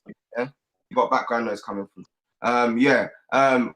She said out of her own mouth that the docs was not deliberate, yeah? Even when we was going through the different documentation and it just came up and no one knew whose address it was. It was actually her that came on and said whose address it was, yeah? So no one intentionally doxed anyone's address. That's the first thing. So there's a slander and a lie again, and Zubaida said that herself. Differently, even with the old man thing, they were saying the most about me, yeah? And like, let me show you something, Raj, yeah? That it's not a cult, yeah? Carl, we'll see what Dan's chat says, yeah? Because there's people out there that don't find rape funny. I know you might find rape funny, and child rape funny, and grooming funny, and all of these things, and you can make a joke out of it. But there's people out there that literally, it makes them sick when people make jokes about rape. So if I ask everyone to put a 1 in the chat right now, if they find rape jokes disgusting and they don't really find them funny, yeah, that doesn't mean that everyone that puts a 1 in the chat is part of a cult. It just means that they find rape disgusting, and anyone who threatens to rape someone and makes a joke about it, they're gonna find that disgusting as well. Yeah, so you can misrepresent things all you want. Yeah, what it is a cult is when Tommy Robinson calls black people backward barbarians, and you say that it's not that he's not racist. That is a cult. Yeah, so you and and you especially, yeah, and a lot of people who support Tommy Robinson that will never say he's racist, no matter how many times he said the P word, no matter how many times he said derogatory stuff towards people of different places, no matter how many times he said London isn't England anymore and all of that, you know what I'm saying, based upon there being too many people that look like you, and you'll say he's not racist, like you and your mum and your dad. That makes you part of a cult. When you get called Tommy Robinson, yeah, for the amount that you bend over and you lie for a man about him being racist, that makes you part of a cult. So the criticism that you're putting on everyone else is actually directed right back at you, because you're the only one that's part a cult member of the Tommy Robinson movement, to the point where James Goddard and Danny Tomo, his 2 right-hand men that was with him, not you, an outsider that he used, but someone that was with him, have both said he's a fraud and left him. You know what I'm saying? So that's facts as well. All right, can I respond? And no one disrupted. I didn't speak at one time through that, so everyone paid the same amount of respect to myself.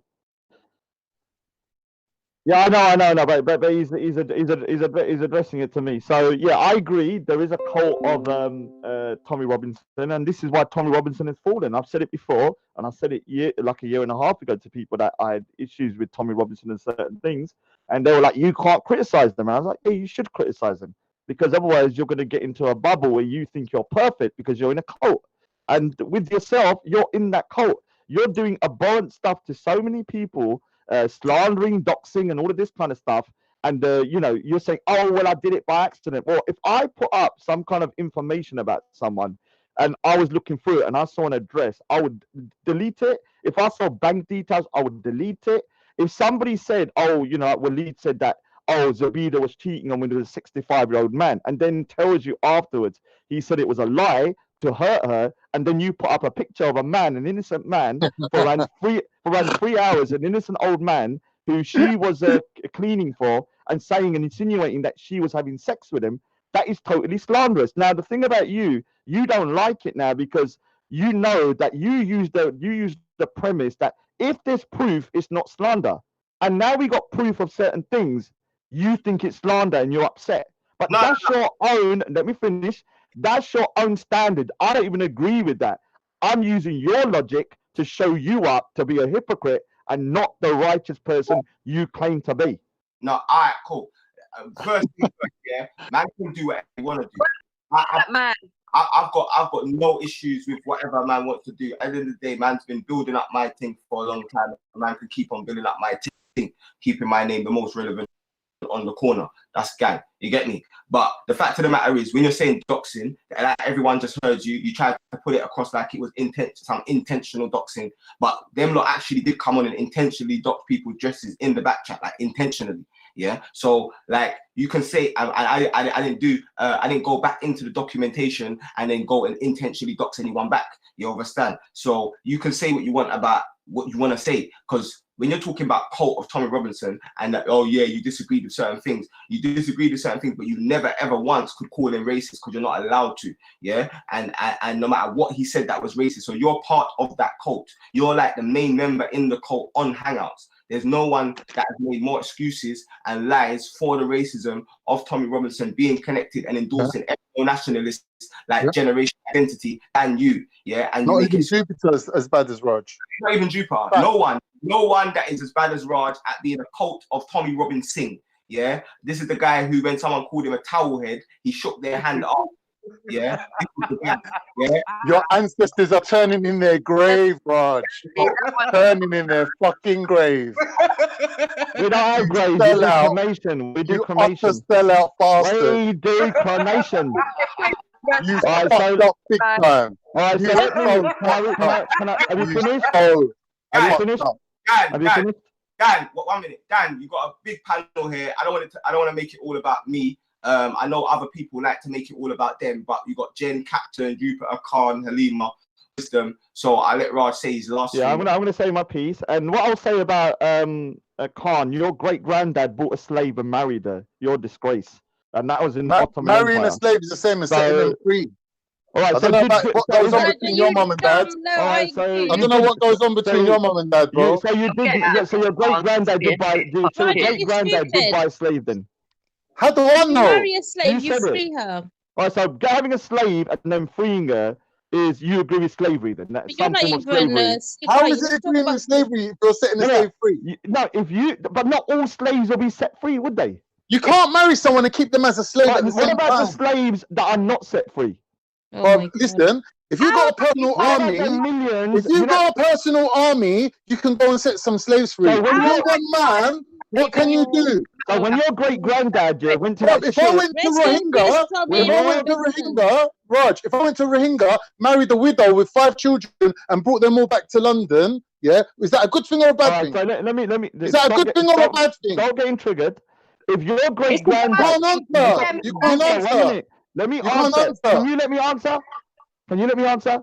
Don't get triggered. No, Raj. So if you go to a slave ship here in the Ottoman Empire and you buy one slave and then set her free, there are still probably 100 of the slaves in the ship that would never be free. So what do you want me to say? Name an Ottoman Empire ship with slaves on there. You want me to say what was the ship called, Raj? Raj, what was the ship called? It was called what year? Setting them free, yeah. Halima, what year was it? Halima, it was a big, huge thing with a great big hole. What year was it? I remember it being called Halima. What year was it? All right. Crappy asses. All right. Yo, let me just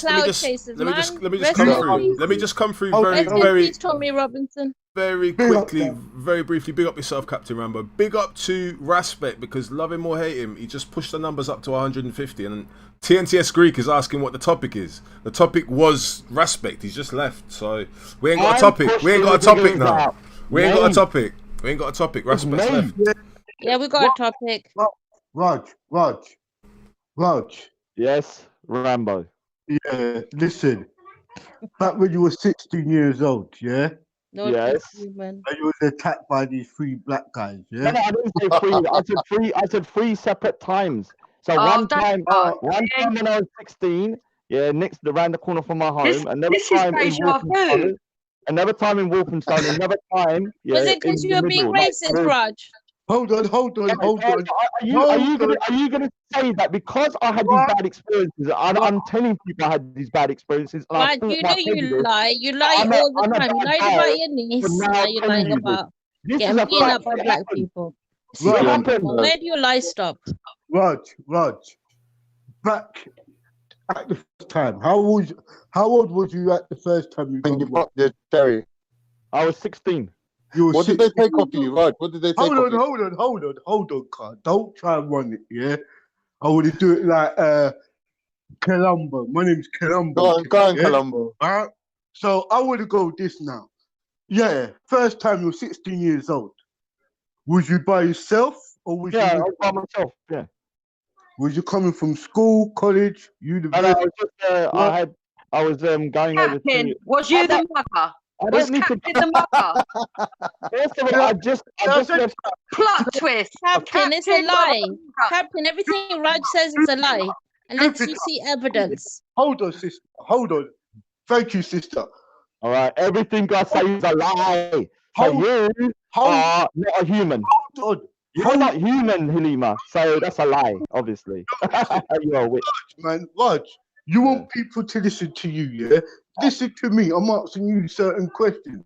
But I'm not going to go into every single detail. Like, I'll go into basics. But I don't want to give away all my goddamn life story online. Look. I want to get to the bottom why you are racist. Yeah? I'm not racist. If you're going to go down this route, I'm not having a conversation. You said to me. No, I said. You said to me yesterday. When I was younger. No, listen to me. I said when I was younger, I had a few prejudices, and I fought them. Yeah, and you still got them. So what I'm saying to you, if you're going to go down this angle, I'm not going to answer no questions. You were always the same, I'm not Raj. answering no questions, Rambo. So you're always a racist. I have no issue with you per se, but if you think you can come over racist with the black people, like Jenn. I'm going to be okay with it. I'm not having it. Like not like Jenn, sorry, like Jupiter. Sorry, Jenn. Big up, Jenn. Second question. That's payback for that yesterday, isn't it, Halima? I see what you're doing. You try to get. That's a hot one. You try to get me back for that shit that I said yesterday. I see. You got it. Good job.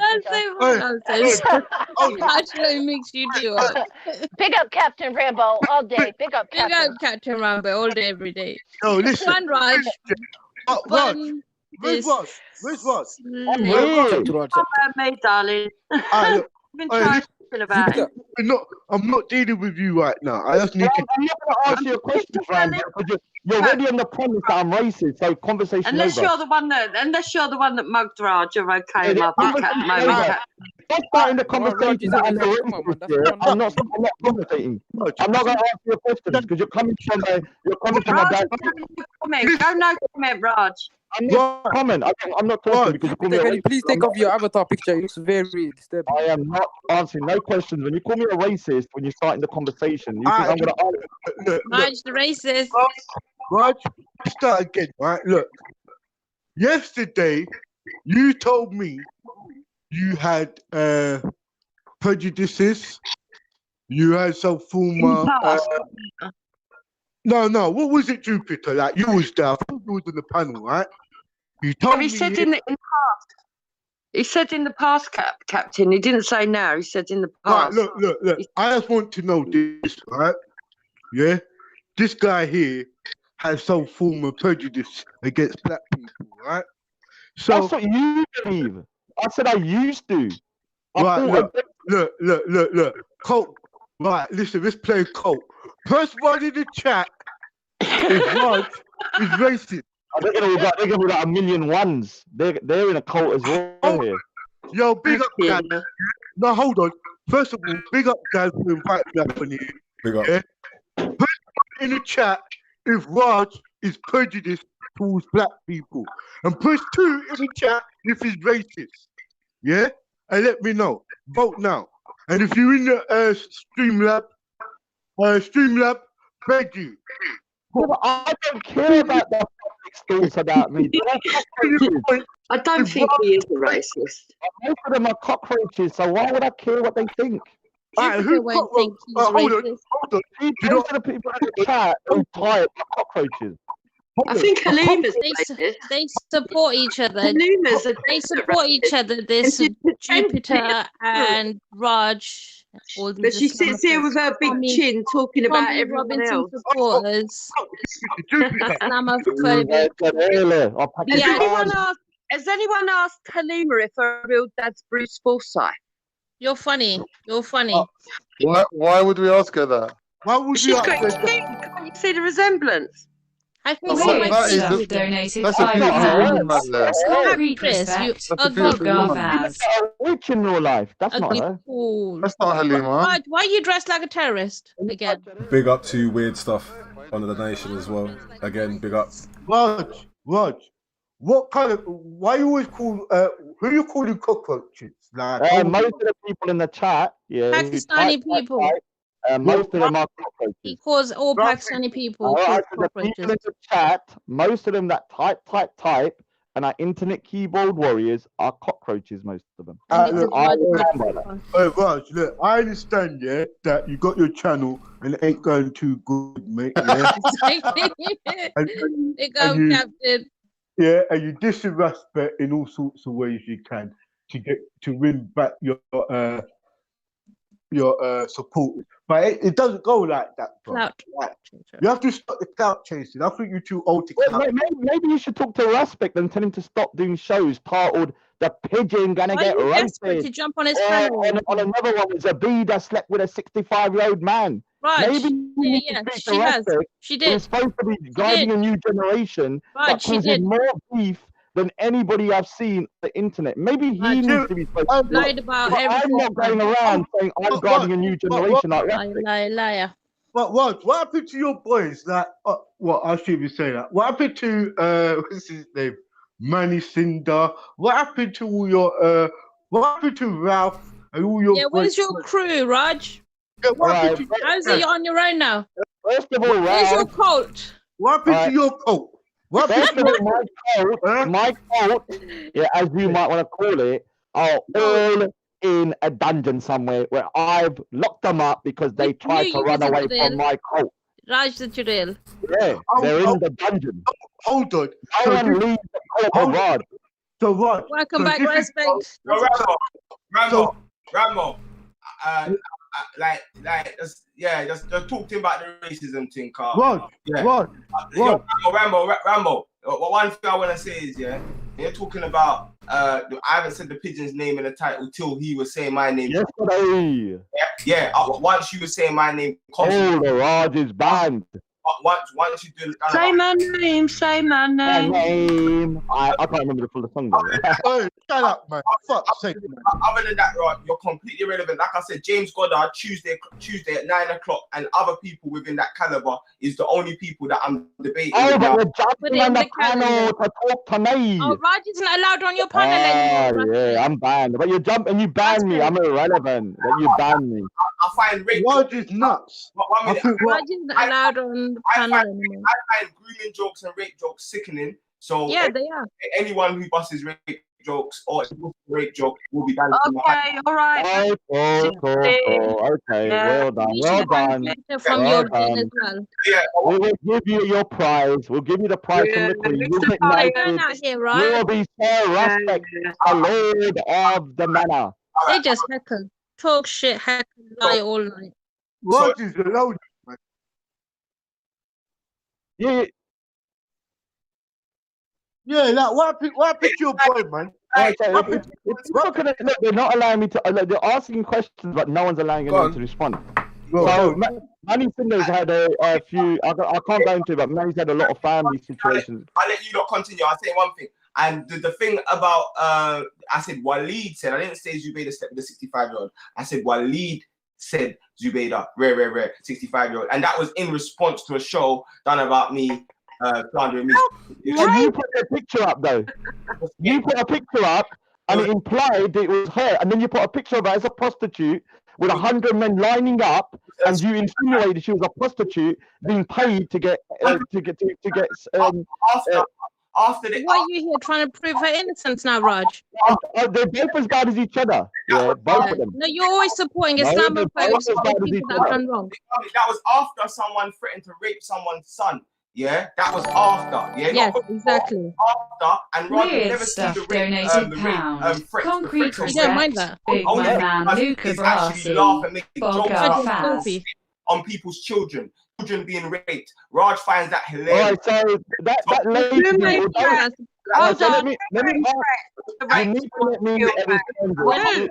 I mean, even Jupiter had to say that was disgusting. Yeah, and I can't lie, I have to respect you for that, Jupiter. Because even Jupiter said that jokes about rape are disgusting, and she had to even tell you that. So you gone way. Alright, so are you still triggered? Let me respond. No, you don't need to respond. I went to the Sikh temple. I went to the Sikh temple and I showed them the. Oh, you talked about me in the Sikh temple. You're a joke. 100%. You're a joke. 100%. Oh, you embarrassed yourself, man. You went to the Sikh temple to talk about me. 100%. You done your beastie. You know what beastie means in Punjabi? I'm in your head. Raj, Oh my God! I can't believe. Oh my God! What temple? Tell me the temple. Tell me the temple. You've gone crazy. Tell me the temple. Tell me the temple, because this is a joke. If it continues, I'll be bringing on books and bring them there. Bring them on. Bring them. Bring them. And a leader from the Sikh temple. Bring them there. I will. No, thank you. Back. You're joke. Continue, and I promise I You will. went to the Sikh temple showing the comments. Temple. Miss Sting and Bill are going to come for you, Raj. I've lost a lot of respect for you, finger spec. I tell you that straight now, man. They're talking about temples. He went to the temple to talk about me. We got all the Sikhs. No, Oh my God. And what they think about a Sikh making that thought that a joke Weird about stuff donated someone's pound. child. Concrete They made a joke respect. about it. Spell check. Big up So Luca Brasi. Why do you find it funny? Respect's going to go to a temple. So let me respond. Is You're it because you're triggered. not Sikh? Calm down, everyone. Calm down. Raj, 1 second, Raj and Jupiter. I can't actually hear what Ras is Yeah, but saying. you need to allow me to respond. Yeah, though, I will. But it's not a monologue. I've got to be able to hear what one person's saying before I allow the other person to respond. So yeah, go on, Raj. Yeah, so what I'm saying is, I obviously continue all he wants. Cause all I'm doing is I'm taking the different clips from all of the videos, and I'll compile it and we'll bring on some Sikhs. People, they said they will actually come on, and we'll talk about respect. Big up respect. We'll talk about how that is. Whether someone can wear a turban and say they're not representing Sikh, while find it great. Why don't you just let it go? Seriously, mate. Big up All right, respect. so let me respond. Let me respond. I'll find a great group in the area. Let me respond. No one's gonna respond because I keep on getting cut. So until you mute your mic, you gotta mute your mic. Yeah, all right. Yeah. Yeah. I actually went. I've spoken to a couple of Sikhs about it. They've all said that someone that was doing that within the Sikh community would be completely ousted from the Sikh community. That goes against every tenet of what Sikhism and what the turban and what the gurus represented.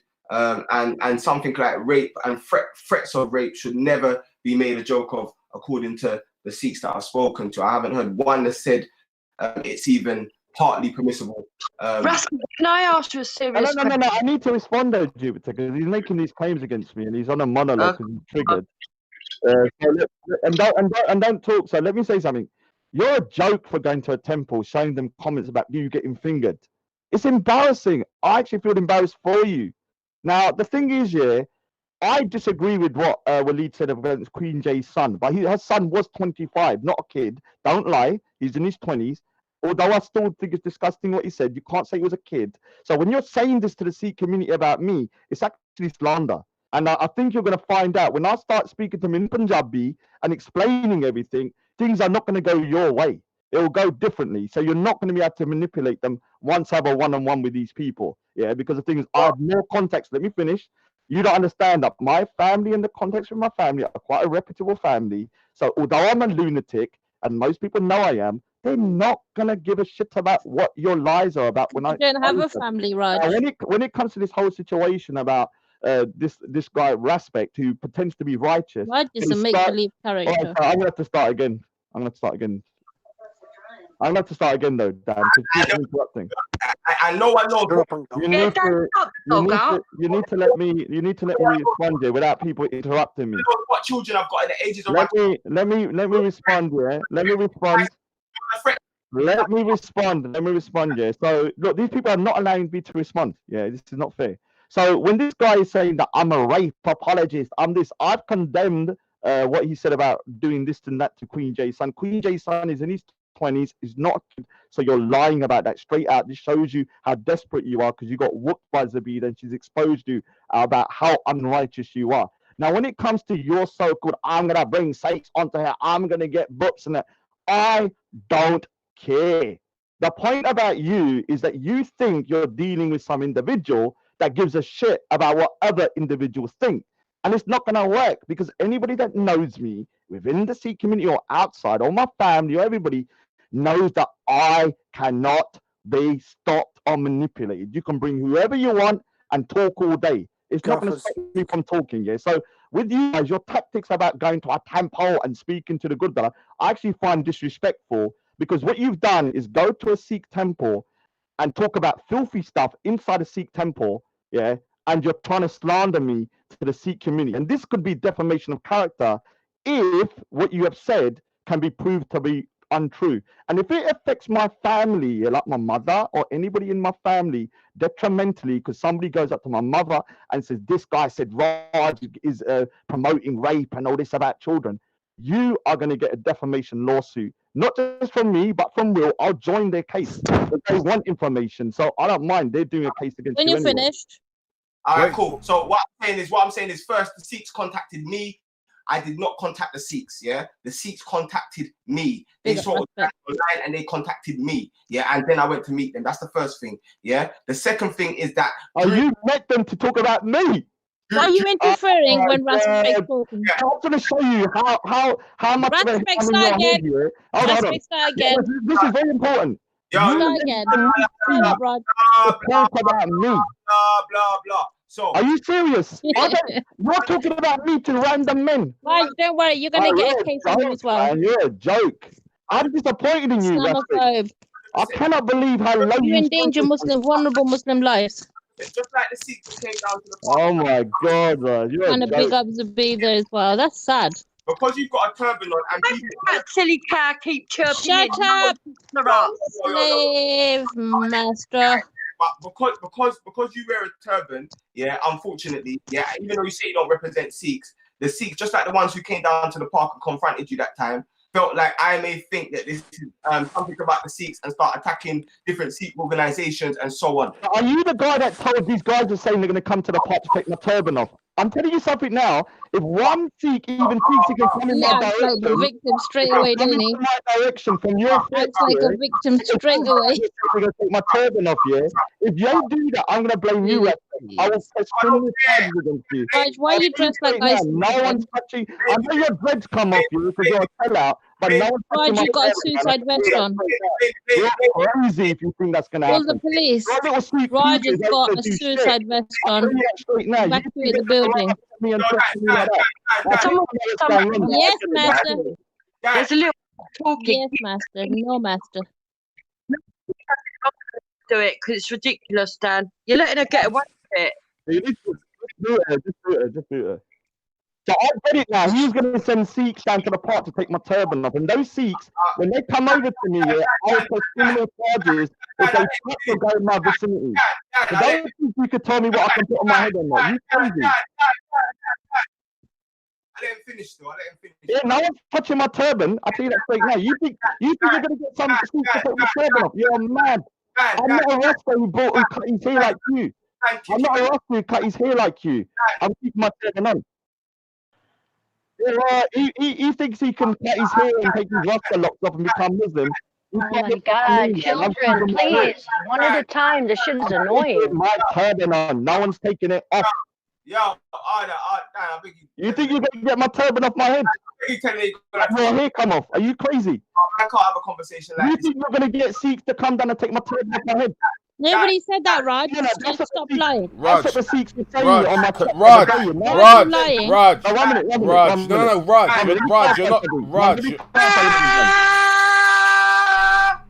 Savannah! God, so let me clarify something.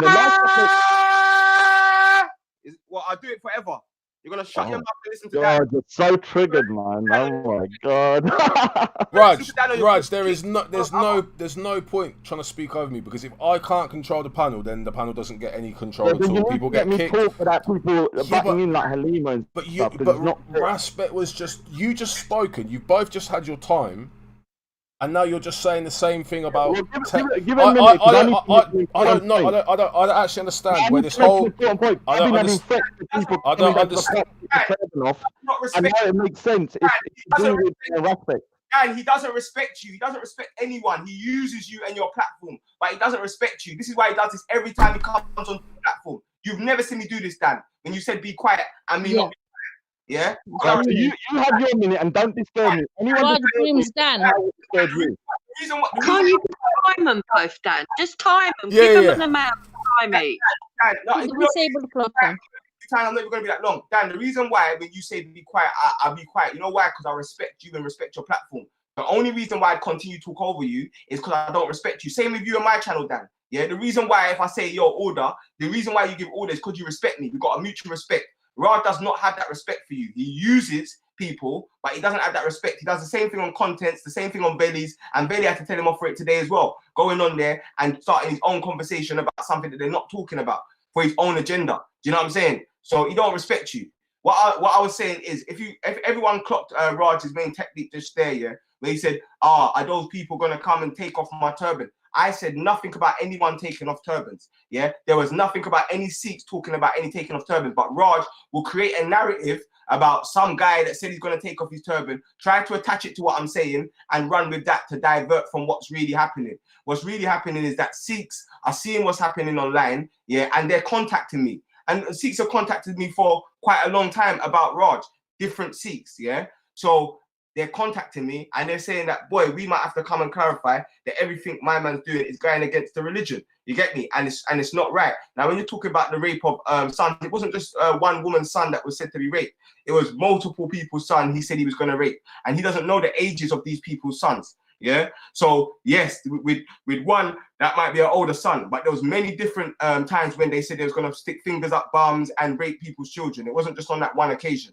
Yeah. So that's another thing. Yeah. So you are actually endorsing everything when you come out with these rapey jokes. Yeah. And you can say you don't agree with rape and jokes about rape, but if you run with a joke that has its foundation and birth in a joke about rape, then you are endorsing rape indirectly. It's just like if someone says that they're going to nonce one of your nieces, yeah, and or says that you nonce one of your nieces and starts calling you nonce pigeon, and then I start calling you that based upon what they said, like I'm endorsing jokes about grooming of children, which I could never do even to get a Raj, because I think rape and paedophilia and grooming are heinous acts and need to be condemned wholeheartedly, and no one shouldn't be busting any jokes or endorsing any jokes that even connected to rape, threats of rape. Yeah, threats of rape. That's the jokes that they're busting about, threats of rape. Yeah, so yeah, that's it. All right, let me respond and don't interrupt me, anyone. I'll start from the beginning. Now the thing is that I thought to myself a couple of days, like 2 days ago, I started getting these messages on my live stream saying that some Sikhs are coming down to Speaker's Corner and I have to take my turban off, or I can't wear the turban at Speaker's Corner. And that's something that a narrative that Respect has been pushing for a long time. And I told them, when I'm at Speaker's Corner, you're going to have to kill me to take my turban off, because unlike Respect, I'm not cutting my locks, yeah, or cutting my hair. It's not happening. So when they come down there, now I understand what the situation is. Any Sikh that thinks they can take my turban off and make me stop wearing my turban, you've got another thing coming. You're going to have to either kill me, or if you touch me, I will put this onto Respect, because I now believe Respect is instigating hate against me throughout my own community and slandering me by saying that I'm agreeing with some kind of sexual acts against children. Now, do I agree that what Zabida and Waleed said was inappropriate and disgusting? Yes, but they did not say it to children. To say that they're saying about children is slander. The other thing is about you, Respect, is that you're shook. The reason you're shook is because your relationship with Queen J was outed, yeah? Because you made that lie up about her, them lot saying that they were slandering you, and then you put Queen J's name through the mud. No one even knew what Queen J was until you did that freaking one live show, and then they had to fight back because of all the slander and show the recording of you calling her babe, and that you used to, oh, I used to be in a whatever, yeah, we used to be whatever, yeah, and now you're pissed with me because I'm not agreeing to not play that. So what you're going to try and do is to try and get my head kicked in by Sikhs, and so you want my turban knocked off, and I will put it straight to you that you're instigating violence. And this is hold on. Let me ask. Let me finish. I've been threatened that Sikhs are coming down. Yeah, you can see my last stream. to take this, and you can't wear your turban at Speaker's Corner. I said, how are you going to take it off? They're basically saying that they will take it off. And so this is because of him going to my temple and actually slandering me in a religious place. It's a disgrace. This shows you that Raspik is not righteous. Raspik is not somebody that you can look at as somebody's example. You're guiding only people into the dustbin. You're not guiding no generation. The only thing you're guiding is a new generation of idiots. And this is the difference between me and you. I've never said I'm a righteous person. I'm not guiding no one. I'm a bad guy. I'm a bad Sikh. I'm a bad this. But you think you're some righteous guy that's going to guide a new generation of people when all you do is online beef and do online bullshit 24/7. So the thing about you is that you're done out here and you know it. And the only thing you're going to try and do is to try and get to the people that you feel had freaking well crushed you. Good luck. No Sikh coming nowhere near my turban. I tell you that straight now. You think you can instigate that against me? I'll press charges against you, Raspik. I'm telling you straight now because of what you've done. All right. Well, if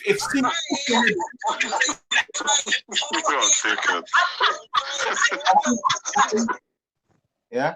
All right. Basically, yeah. If Sikhs kick your head in and take off your turban, it's got nothing to do with me, and I guarantee that there will be no evidence that it's got anything to do with me. That is what Sikhs are doing independently because of the constant disrespect of the turban. Yeah, that's got nothing to do with me, and I'm free from it, and there'll be no evidence that can connect me to any of that. Yes, I can show evidence that Sikhs have contacted me, multiple. I can show all of the messages to the police about your behavior, and none of them have said anything about taking off your turban or kicking your head in. I've never had that conversation with anyone. If that's what they're thinking about independently, then you got to just think about that within your own community. That's got nothing to do with me. 2, I've already said, wallahi, I've never touched no gal. You get me? So you can push all of the slander that you want. End of the day, they're like, the fact of the matter is, I guarantee you this, Raj, I would never, need to get any Sikhs or anyone else to do anything for me. Do you know what I'm saying? Like man said, and I'm not even talking too much online. Like, there's a lot of mental health things that are being pushed here, and I've spoken to Veli and Dan and them man there, so you can just keep it on your thing, yeah. Cause end of the day, you don't want to implicate other people's channels into your bullshit. You know what I'm saying? Do your thing, and once the consequences come, you deal with the consequences. Yeah, that's got nothing to do with anyone else. And like I said, man's already said exactly where it is. Where any kind of slander is concerned. Now, what you've got to deal with is that your Sikh community is contacting someone because they believe that you are representing illy. Everyone heard, and I've got the clips, Raj, of it wasn't just one person's son being threatened with rape. Yeah, it was people's dads, it was people's mums, and different people's children and I've got the clips. Yeah, people was drunk and they didn't know what they were saying, and there was a lot of different threats of different rape. Yeah. So that's another thing, yeah. So don't highlight just one threat, because I'll just go on my stream at 12 o'clock or 11 o'clock and I'll play everything back, yeah, so people can see. Thirdly, man doesn't care anything that you do, because end of the day, there was a time when you used to be the guy to represent for, the nationalism and that, but your thing is just a joke now, man. Even Jupiter, Wendy, and them lot, they can actually have a serious conversation. All you can do is cut and talk shit and bust jokes. And James Goddard, Tuesday at 9 o'clock in the Lions Den. That's when people are going to see what a real debate looks like, yeah? Because that's someone that I can have a real, genuine, even if I disagree with them and wholeheartedly, I know that man can have a proper debate about the actual things at hand, and then man are gonna own what they own and try to cover up what they try to cover up. Yeah, and that's been organized. It's already gone out on his platforms, and I'm gonna put it out on my platforms tomorrow. So Big that's up, Ryan.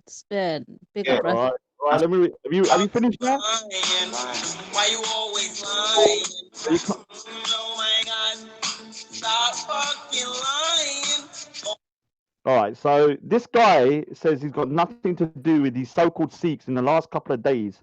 All of a sudden, jumping on my thingy, and there's a guy called Keeping It Real, keeps on putting in my home address on my latent area, who says he's a Sikh and he's going to do X, Y, Z to me. And obviously, they said in there that I'm going to take your turban off, or you're going to have to take the turban off. Now, I will say this here, that you try and touch my turban, you're gonna have to kill me. I'm not like Respect who cut his lock. It's not happening. So let me finish. Yeah. Look at this, man. Yo, one sec, Halima. Yo, hold on, just to say, hold on. RS Sid has just said in the chat, no Sikh will do that, Raj. Your turban is safe. And let me say something. No one's touching me. I'd rather die. So the thing is, let me finish because he's not allowing me to finish. You're making up a fallacy. No one said I'm not finished. I'm not finished. I'm not finished. Let me finish. This guy says I'm nothing, but he's gone to a Sikh temple to talk about me. What a joke. Every time you tell me something, I figure Don't do that, Halima. Come on. I don't want to do any kicking. I don't want to do any kicking. This guy who said I'm nothing, but last night he told a whole show about me, slandering me. The other day he went to the Sikh temple to slander me. He's meeting up with Sikhs here to slander me. This guy's a joke. I'm in your head, yeah, and you should be embarrassed of yourself that this one little Sikh here is freaking running rings around you. No Sikh is gonna tell me where I can go, what I can speak about, and what I can do. If you think that's the case, yeah, you'll see me with black eyes, broken lip, yeah, and I'll still be in Speaker's Corner. You think you're going to get your Sikh goons here to come over to me and say, Raj, you can't talk. You're the only Sikh in the park. You're not allowed to talk. You can't say what you want. I'm telling you something now, yeah, it's not going to happen. All that's going to happen is that they're going to do what they're going to do. I'm just going to do what I'm going to do. There's no way these guys can control me through physical violence. And if they want to start doing this shit about going to my family and stuff, I'm telling you, any man turns up to my front door, even if you wear a turban or whatever, man, you are a full-on enemy, man. I would treat you like I would treat a jihadi or anybody else coming up to my door to speak to my elderly mother. So don't think you can bring in my Sikh community and I'm going to be like, oh, thank you, Respect. You went to the Sikh temple and spoke about something that is very disrespectful, and you've lied about me to say that I'm for paedophilia or something because I made a joke about you getting fingered. Yeah. Now I agree. Is that Hector? Yo, is that Hector? What's Hector doing? What's he doing? This guy here is equating something that they said to adults to now children. Now you're lying again. Sing it. He's had enough of Raj. God. Raj is making go mad. So he's equating a lie, and I want you to provide the evidence here today that Zabida and Waleed said about children that they're going to rape or finger them. Yeah, you need to bring that. One sec. When you went to the Sikh temple and you made this claim about me, this is very serious stuff now. Very serious for you to. Hold on, just to say, Squire, you've just jumped in. There's a bit of. This will be going from internet stuff to legality. I'm telling you straight now. Yeah, we can go all the way. Yeah, I tell you, I got the back. If I get touched here, it's only because of you. I'm telling you straight now. Hey, Dan. Squire, one sec, man. We're just gonna get this leveled out. It's a bit mad at the moment, yeah. Hey, nice to hear from you, Dan. Squire, I'm gonna bring you in next time. Yeah. What I'm gonna say is everyone just clock how Raj just created a straw man. Right. No one on the panel said anything about taking his turban. Okay. Panel said anything about. Excuse me. Do you mind to speak to my friend, please? No, Squire, I beg you. Yeah. Okay. All right. No one said anything about beating him up. No one said anything about taking his turban off. He literally pulled out a situation out of thin air and he tried to wrap everything around that situation. And this is what Raj does. He tries to divert the conversation to some imaginary situation that he's had with someone else and apply this conversation. Dan, did you hear anyone say anything about beating him up or taking his turban off on this? Is it relevant on this panel what he's talking about, Dan? I've not seen. I've not. I know you're both autistic. One second. Ras and Raj, just give me 1 sec. Give me 1 sec. Just give me 1 sec. Let me say what, Dan. They're very ignorant. These people, aren't they, Dan? Yeah, 1 minute. Let me explain something, Dan. Yeah, let me explain something to Dan. A couple of days ago, 2 days ago. Listen to man. 2 days ago, I did a live stream and people from Confess. Listen to this guy, man. He's lost his mind. A lovely day. Gonna be a lovely day. on now, boys. Play nice. Play nice. Play nice. And it's going to be a lovely day. Squire, get your guitar. Squire, go and get your guitar, lad. Get the guitar out. Squire, do it. Squire, get the guitar. It's that time, man. It's that time. Oh, I can't be doing that tonight, mate. Fucking hell, I can't even fucking. Don't let me own fingers out of a fucking guitar. Anyway, who's that was rude, fucking belligerent little bastard? It was me. Dan, how very Yo, Ras. Yo, what you saying, man? Conversation we was having, or is it a straw man from some other event? I've got to be honest, Raj, and maybe Jupiter can back me up on this. I'm not sure. I've not seen the connection. I've not seen the connection. Can you let me explain it? One second, because I'm Raj. Hold on, Raj. I will. I'm going to give you enough time to explain it for the benefit of Squire, who wasn't here as well. Yeah, but I want you to explain it well enough so Squire can understand. But what I'm saying is, I heard you relay a story about some. Raspek was speaking about the temple. You were like laughing about it, and then it took a turn, and you started to say, "Are you something to do with the Sikhs who were coming down to the park?" And then you proceeded to tell this. So maybe if you can explain that part of the story, yeah. So make sure no one interrupts. Yo, one sec. Just one sec. Before we launch. Yes, Raz. You know what, mate? You know what, Cam? Hey, you know what I mean, Dan? I know what I do. I know what to do out of calm him down. Right, let me respond. I know what to do. Please, people. No, I know what to do. One second, Squire. Just 1 sec. I'm gonna do it, mate. I'm gonna do it in the next half hour. I'm gonna get my guitar out. I'm gonna play my tunes just to chill. What are you gonna play, Squire? All right, yo, Kaan, please, just 2 seconds. I was speaking, so I need to respond. I need to say something because he said give me a minute, and you're not talking over me.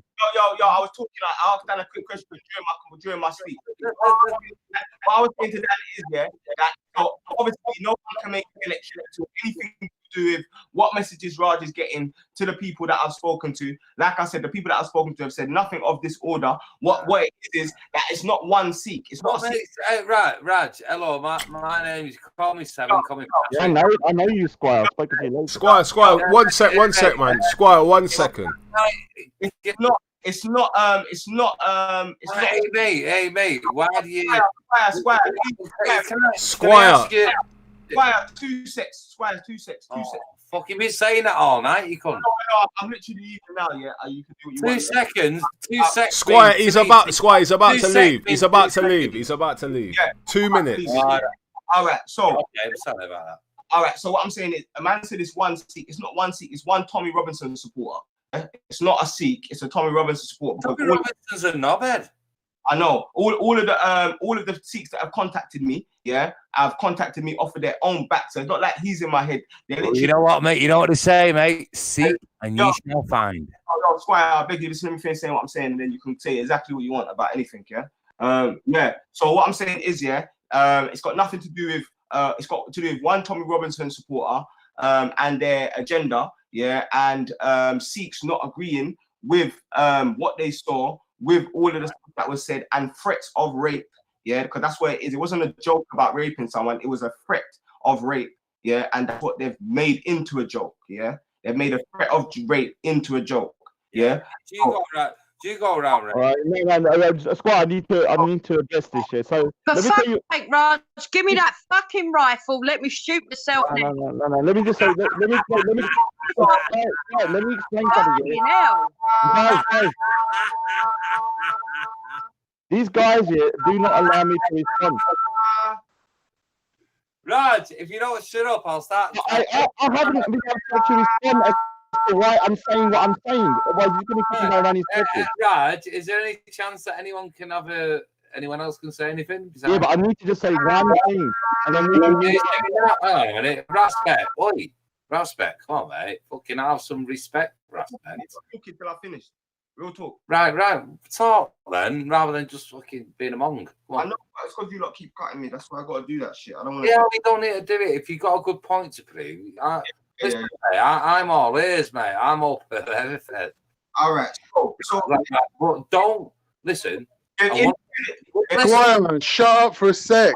Get to the point. Get to the point. Now, Raj has already told the Sikh community that he doesn't care about what they say, and he's still gonna embarrass them regardless. Yeah. So we're not bringing the Sikhs on for Raj to care about the gurus more than Tommy Robinson suddenly, and start to represent the turban and the gurus in a better way. What it is actually. Yeah, let's get onto the important subject. Who the fuck's Nightmare? Yeah. What is Would anyone just let Raj reply so we can get it over and done with? This is Ashley, by the way. We're going in circles because I've got to reply that you don't understand what I'm saying until I reply. You keep on cutting me, so you're not gonna reply. You're going all day. Calm down. You're triggered, man. I'm gonna reply. I'm not triggered. You're triggered because of the Sikh thing. Well, I do get triggered when people are threatening to take my turban off. I'm not gonna lie. I do get triggered. That's a straw man. I'll tell you what. I beat a Sikh up, once. I kicked him in the stomach and his turban. It's not a straw man, respect. It's red herring. Shut up, you little puddy dog. Boot him, man, a little prick. I literally kicked the turban off his head. Shut your mouth, one. I'll put a freaking. You don't care about that, Raj. You don't care about that. Shut your mouth, boot the little prick. It's a fucking story, man. What's wrong with you? You little dickhead, man. Shut up. Don't worry. Don't boot him. Don't boot him. Leave him with Raj. Let Raj get some of his. All right, so let me explain why I believe that this guy is. Oh my God. Respect, your jaw has been swung so badly by Zabida. Hey, Ras, I beg you allow that noise, please, man. You're hurting my head now. Yeah. I'm Ross. That weren't me. That was Seven. No, that was respect. Not right. So yeah, what I'm saying is if they've independently contacted me, that's on their own thing, and all they're coming on to do is establish how a Sikh in the turban really feels about these actions, and really it's just going to be embarrassing. Obviously, we know the Tommy Robinson people, the racist people. Respect, honestly, do you think anyone fucking gives a shit? I don't care what you give a shit about. Can I ask you something there?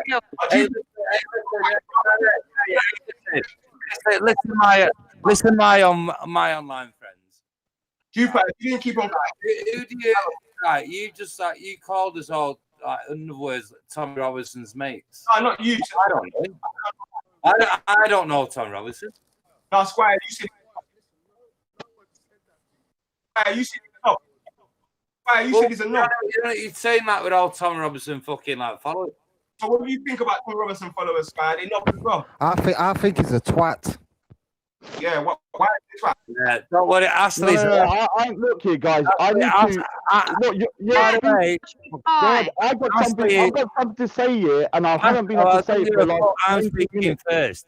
Ashley is a lefty fucking bend agenda. Who? Gender bending. I'm neither left or right. He is. The one called One. But I hang to the left. He's not one. So hold on, one. What's this about you punching Sikhs and whatever else? Can I actually address what's going on, Dan? So I can because he attacked me with a hockey stick, so I'll get the fuck out of him. Can I just address what that goddamn degenerate fingerstick is saying? Why did you attack me? All right, look. He picked up a hockey stick, fucking hit me with it, so I kicked the fuck out of him. That's how you get hit with a hockey stick. Brings whole moving into jolly old hockey sticks, doesn't it, boy? No, dude, can you just listen, Squire Squire one, and I don't know who else it should. Yeah, it doesn't need to go on for longer than it. Yeah, just let Raj and Respect just get this done, get it dealt with. Don't interrupt. Jupiter, hold tight. You can bring Hector in as well if you want. Done. Someone just asked me how I kicked the fucking Sikh's fucking turban off. I was responding. Jesus fucking Christ! And his turban come off. All the time, you didn't say you kicked his turban off. That's a bit of a different story. I was kicking him in his stomach and his turban fell off. Right, so that's different, isn't it? Shut up, you little prick! Just boot yourself up, man. I didn't literally kick it off his head. Oh, there you go. No, to all of the people saying kick them off, I can't kick them off. Squire sent them the direct link. So let me, because this guy's been going on for hours. So rather than him going on for hours, I'm going to say that he's not being racist. Squire. So 2 or 3 days ago, I started getting this comment in my live stream saying that, Rod, you have to take your turban off, otherwise you're going to come down here. And they were saying you can either go speaker's corner, but you have to take your turban off. For you. Then I started, shut your mouth, you little prick. So then what they started to say here was, you got to take it off. So I was like, if you look at my stream for 2 days ago, I was having this heated argument, and people can check in the thingy that these guys are saying they're going to come down and take me. I said, you're going to have to kill me. Now it makes sense, because this is probably the same guys that Keeping It Real, who's from my area, and Respect has probably gone to the temple, riled them up by saying that I'm a rape apologist and I am for kind of like child abuse. And now what they're doing is they're threatening to take my turban off. I'm telling you straight now, Respect, I will be reporting you to the police on this. I'm going to report to the police that you're trying to incite violence. One minute, Rod. On me. Did we go to school together? Are you saying that if you act secretly, that a group of Sikhs can come and demand the turban back? Because of your lies about me being a paedophile apologist, this is very serious stuff to be saying in the Sikh temple about me. Very dangerous. Are they actually going to come and take the turban off you? You cannot go to a police station and say, excuse me, this gentleman just took my turban off. No, but they have a right to ask for it back. No. Let me say something. Actually, you fucking can, because that's theft. Let me say something. No one is touching my turban. You're going to have to kill me. I'll tell you that straight now. I'm not like Rafidi who cut his locks. I'm not doing that. For one of no one is touching my turban. I'll tell you that. Any Sikh that thinks they can come down on the guise of Respect, bring them down here to take my turban off here, I'm telling you straight now, it's not happening. Raj, he's just said. This is what I'm saying, man. Raj, he's just said. Dan, is there any definitive connection between the people that have contacted Raj and the people that have contacted me? I think that's yet to be. That's yet to be established. So let me say something. The real dream of. One minute. Dan, 1 minute. 2 days ago, 1 minute. He's winding us up, seriously. So Dan, 2 days ago, Dan, 2 days ago, I'm just going to do my own show, to be honest. Listen, Raj. It's Raj. I'm going to go into my own show. There's no point. I'm going to explain on my channel because there's no point talking here. I can't say nothing. Raj, I can't do anything. Shit. Listen, Squire. You're a liar. You're a stooge and a liar. I'm going to... You are. Who have we got on here now? I can't believe that Respect went down to a temple to fucking embarrassing someone. I don't believe it because he's lying. My community. And I can't believe that Raj is getting death threats and fucking going to be threatened to have his turban kicked off.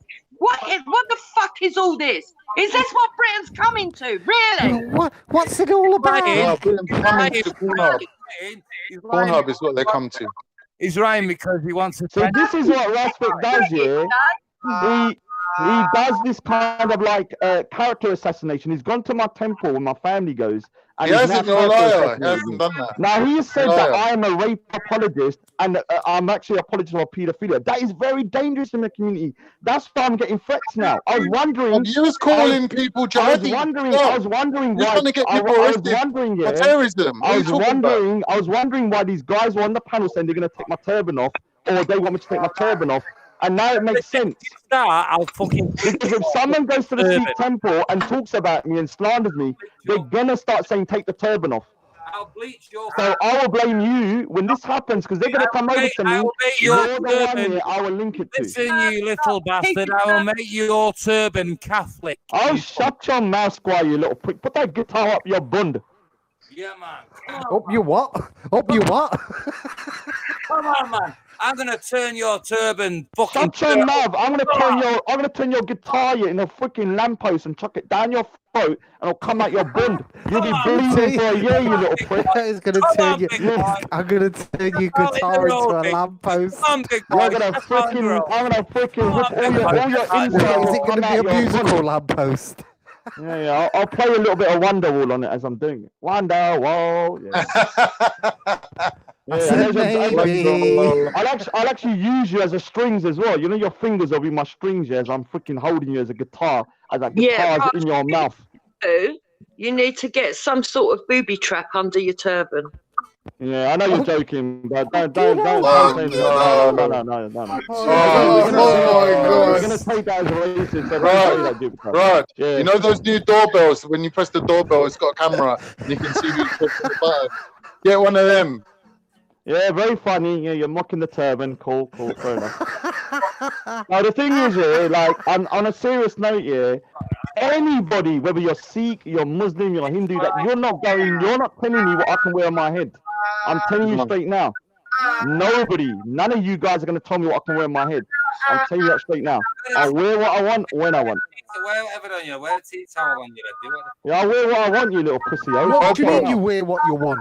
You have to wear a turban because you're fucking a Sikh. Stop You being don't wear what you want.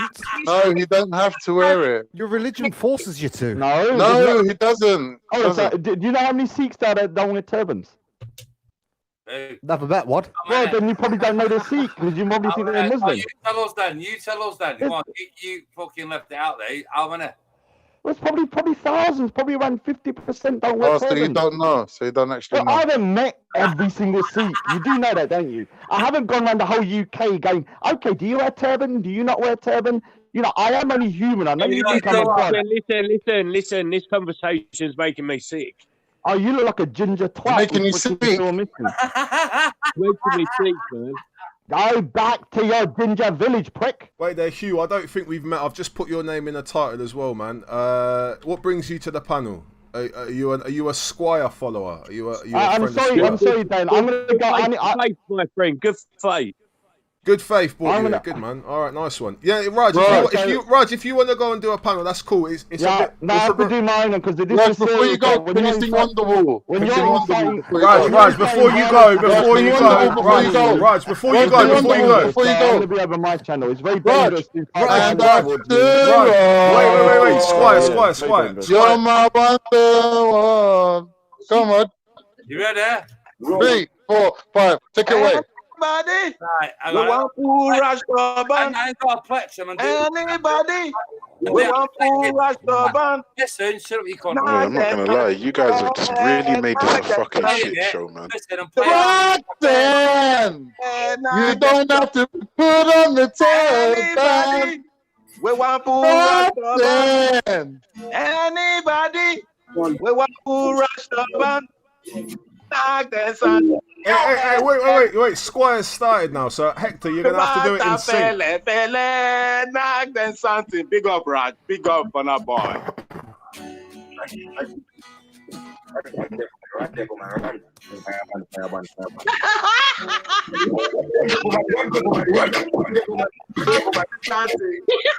meant to go and get his devil music.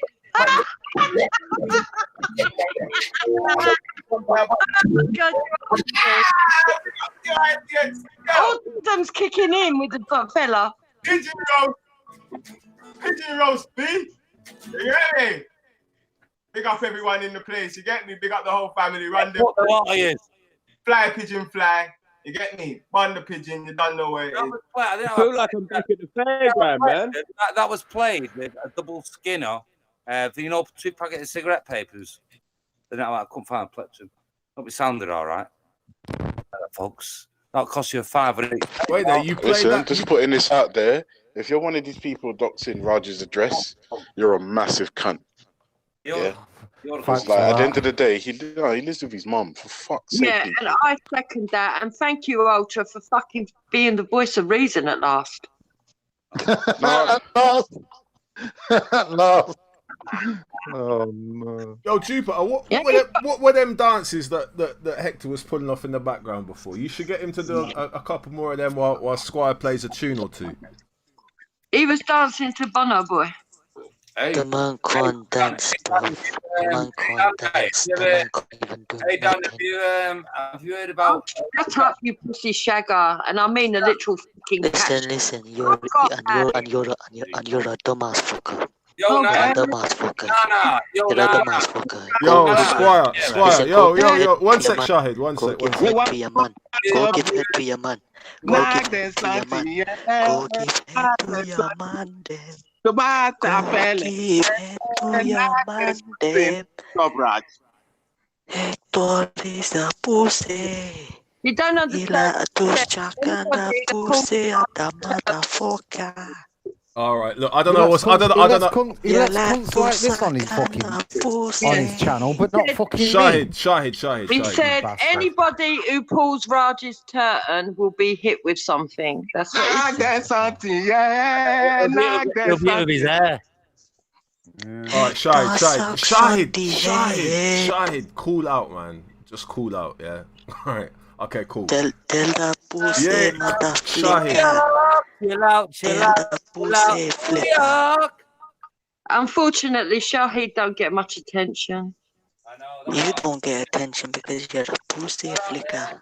Oh, I get a lot of attention. Hey, Shahid, I went to the beach today. Would you like? He wants to tell me I'm a pussy flicker. Shahid, would you like? Attention from me, yeah. Shahid, I went to the beach. I'm gonna tell a story about how Hector gave his wife little head because he need to suck on the pussy. He's a little flicker. And then I fuck your wife. Go waste of space. Go away, you little fucking midget packy bastard. Get out of it. Yeah, and on that note, I'm not a Pakistani, by the way, Squire.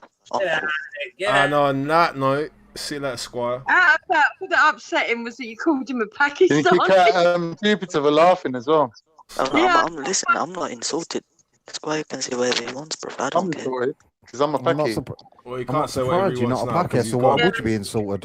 Yeah, all right, I'm saying what you are. You're two Pakis in one. Yeah, and you suck on flipping your bloody backside. Oh, yeah, I can check my little... Yeah, you suck on your backside, you pussy flicker. You're a pussy flicker. Oh, God, do you honestly think you're not... Yo, Shahid. The pussy flicker like to talk that much.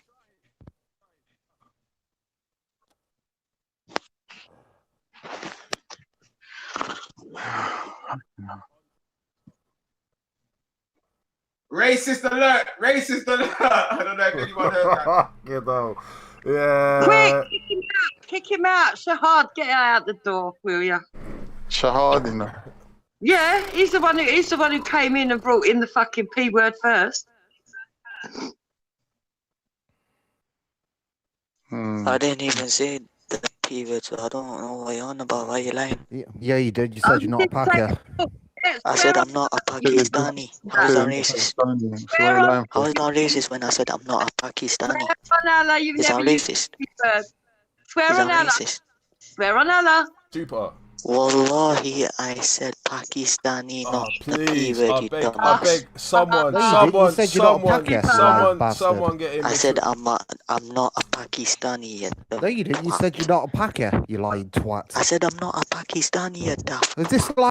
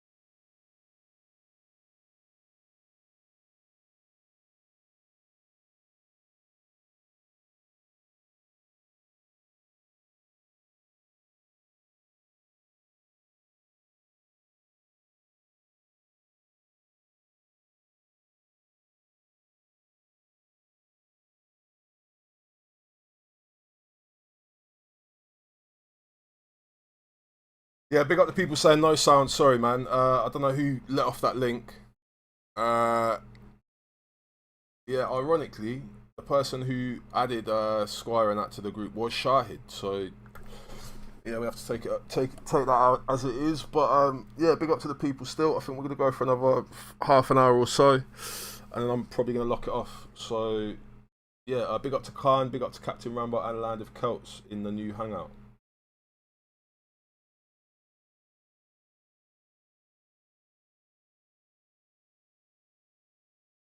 Sleep, bro. Yo, I just put the kids to bed, man. I'm to stay up. Oh, cool. No worry, man. I'm just listening. Go on. So what's going on, Dan? What, you setting up a new stream or something? Yeah, bro, I've just set it up. I had a bit of a questioning from, I don't know who the fuck that guy is. He was like, "Are you a communist? Are you a communist?" No, Jupiter's mate. Yeah, I think I must have been one of Jupiter's mates. Dan's a part of Scar City, isn't he? Scar City extended, affiliations, man. Yeah, I don't know if there's a part. Scar City's one person, you know. It's just one person. I thought you was a part of his research, bro. Yeah, I help him out. Yeah, research and couple other little bits. But I haven't. To be fair, I ain't done nothing in a little while, man. It's been a little while. How you been? What? Yeah, good, man. You're wasting your time up in Oxford now. What's going on, bro? Yeah, bro. I'm just about, man. Just trying to make a little bit of money. Trying to get myself. You still up in Oxford? Yeah, man, and just still trying to get myself, like, I don't know, property, whatever. Get myself some sort of, like, I don't know, some sort of focus. Got to try and get myself some man. Get myself. You got it all in it, bro. That's why you need to keep yourself focused, isn't it, bro? You got it all, bro. Bruv, I'm not that old. I'm not that old, man. If I was no, I'm just saying, bro. You just come out of Oxford University, get me. Yo, who said anything about Oxford University? I don't know about that. I don't know about Oxford University. I come out of the John Radcliffe Hospital in Oxford, which is a different kettle of fish from the uni. Yeah, I weren't born in the uni, but yeah. I thought you passed through there, got a couple of degrees, get me. Toes of the hood. No. I don't know. To be fair, I don't know what Oxford University could tell you about. You do any cooking? I do any what? How are you with cooking? You good? Cooking. That makes bacon and eggs sandwiches. Like when you do this chat with you guys, get me. Bacon and egg? Is that what you've heard? Yeah. I heard that you done a bacon sandwich, bro. Like while these guys was talking their crap. What are you saying? Frying off bacon and what? Little bit of egg. Little bit of, some brown sauce. Yeah, I don't know. Yeah, you know what goes nice with bacon, but don't tell anyone. Yeah. Hold on, Kaan. Yo, Kaan, you shouldn't know nothing about any of this, bro. We said ackee and bacon. Instead of ackee and saltfish, ackee and bacon. Mad, no, don't try it, bro. Don't be telling anyone though, because that's a secret recipe. Hold on, Kaan. I thought you was a Muslim, bro. Yeah, we do with this. I weren't always Muslim. So when did you convert? Or revert? Yeah, because I know some about a year now. Yeah, I know some of you ones who are born Muslims. Yeah, tend to like go astray for a couple of years. Yeah. Take be drug under the sun. Yeah. Done all that.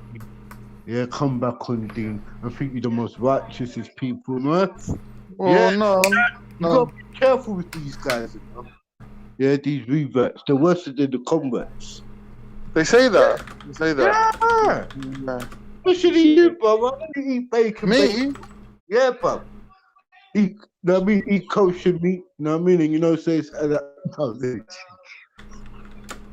don't think this planet's gonna stop turning if you ate bacon or you had a little drink or something. Like, God forgives us our sins, innit? Like, you know what I mean? Like, we're living in a land of sin. Like, we're gonna go astray.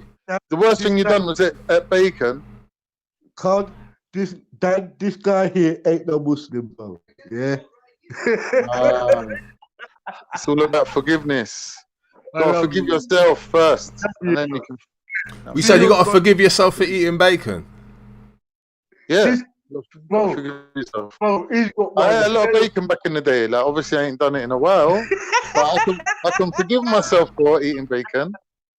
I was under the influence. You see. Hey, Dan, this guy here is a fraud. Do not allow him on your panel to talk about his He's a fraud. Yo, so Kaan, what was this about? What was this about Raj getting onto you for something you said in the chat yesterday about some? You said you were joking, but you seem to think you were being serious. I don't know. What was that about? No, I think you misunderstood what I was joking about. Pretty much. He's upset with me because yesterday I was dissing him in the chat, like saying, "Yeah, Raj is a prick and this and that." I wasn't joking about that. I was joking about the story that I told him one time, which he took deadly serious. That my great granddad married a slave and set her free, and it was a joke. It was a joke because my dad's 23andMe test turned out to have 5% Sudanese. And I said to him, "Dad, how can you be 5% Sudanese?" And he goes, "Well, Cyprus was always like an international port, and like all the slave ships and that used to stop from there." So he goes, "So obviously someone must have bought a slave in it and married her and breeded her. So there's no other explanation. How could a Sudanese woman end up in Cyprus?" But hold on, obviously. But hold on, could it be a Sudanese man who went into Cyprus? No, because on the 23andMe test it shows you the difference between the male side and the woman's side. So it was a woman. Obviously, yeah, you're right. It could have been a man that went there, took his daughter with him, and then married her off to a Muslim. Could have been. Hold on. If you say to me that it was a Michael, no, like they got that, what's it called? Michael's sonic acid for the women, where they could do that. Remember that they say this acid is passed through the women to mother to daughter, but sometimes this. If you're doing a DNA thing, DNA, and you take half of your percentage of the mother, in most cases, bro, to be real with you, you know the biggest story that sometimes the slave wasn't really a woman, it was actually a man, and that child was allowed in the family, that he was more adopted, but the father was an outcast. Do you get where I'm coming from? Yeah. But in most cases, it happens like that. In most cases, you will never believe that some of the slave masters actually adopted their subjects as their part of the family and stuff. Yeah. And all of that. That's like Muhammad. That's why in the Islamic world there's a story that when Muhammad was really sitting down, spending time talking with Bilal, he realized that Bilal was fucking right. He was a righteous man. There was more to him than than being his subject and put him up front. Because sometimes what people don't realize, bro, especially with black people, we got a thing in us, where like it makes people love you. Like we love our masters, bro. I heard of that saying, fam. Yeah. We got people in America who were slaves. For the first couple of years, it was hell. But as they got older, the slave master decided to allow them to speak, allow them to ride a fucking chariot, and give them a little props. Let them wear their little hamper, give them a little prop. So when that master dies, that slave can't leave that house or nothing, bro. We got that in us. I hear what you're saying. No, we got that in us. And I'm telling you, I believe if you look at all your religious arguments, and I always say this, but that people, I could tell we were slaves, because when we talk about religious arguments all the time, bro, it made me realize that we are fucking easy to be mind controlled, bro. Do you get where I'm coming from? And it's scary, fam, because sometimes with us as a people, bro, I realize that it's so easy. You know what, Carl? You gotta realize certain things in our life. Yeah, if you really religious, be it, and be it sincere, or just be real with yourself, bro. You can still be a righteous man and smoke, bro. Because I have to always say to myself, I see a lot of documentaries with a lot of tribes who doesn't know nothing about Allah, Jesus, Jah, Rastafari, none of that. They're just a group of people who lives in Africa. Guess what? They smoke and shit, and I realized that they don't suffer from half of the stuff we suffer from. Because well, where they live, bro, they don't have no.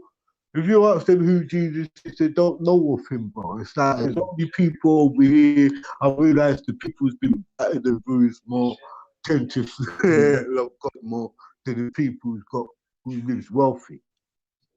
You understand? Yeah.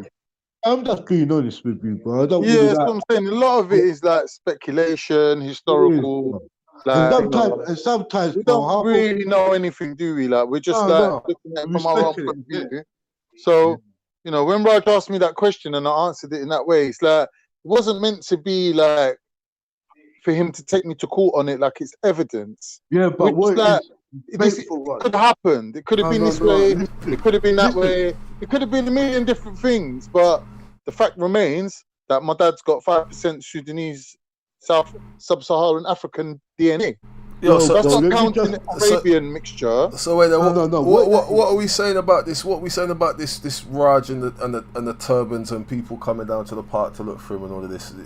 Is he really expecting? I'm trying to say that because he's been a bit like naughty, that it's possible that these particular Sikhs might come down and demand he returns the turban.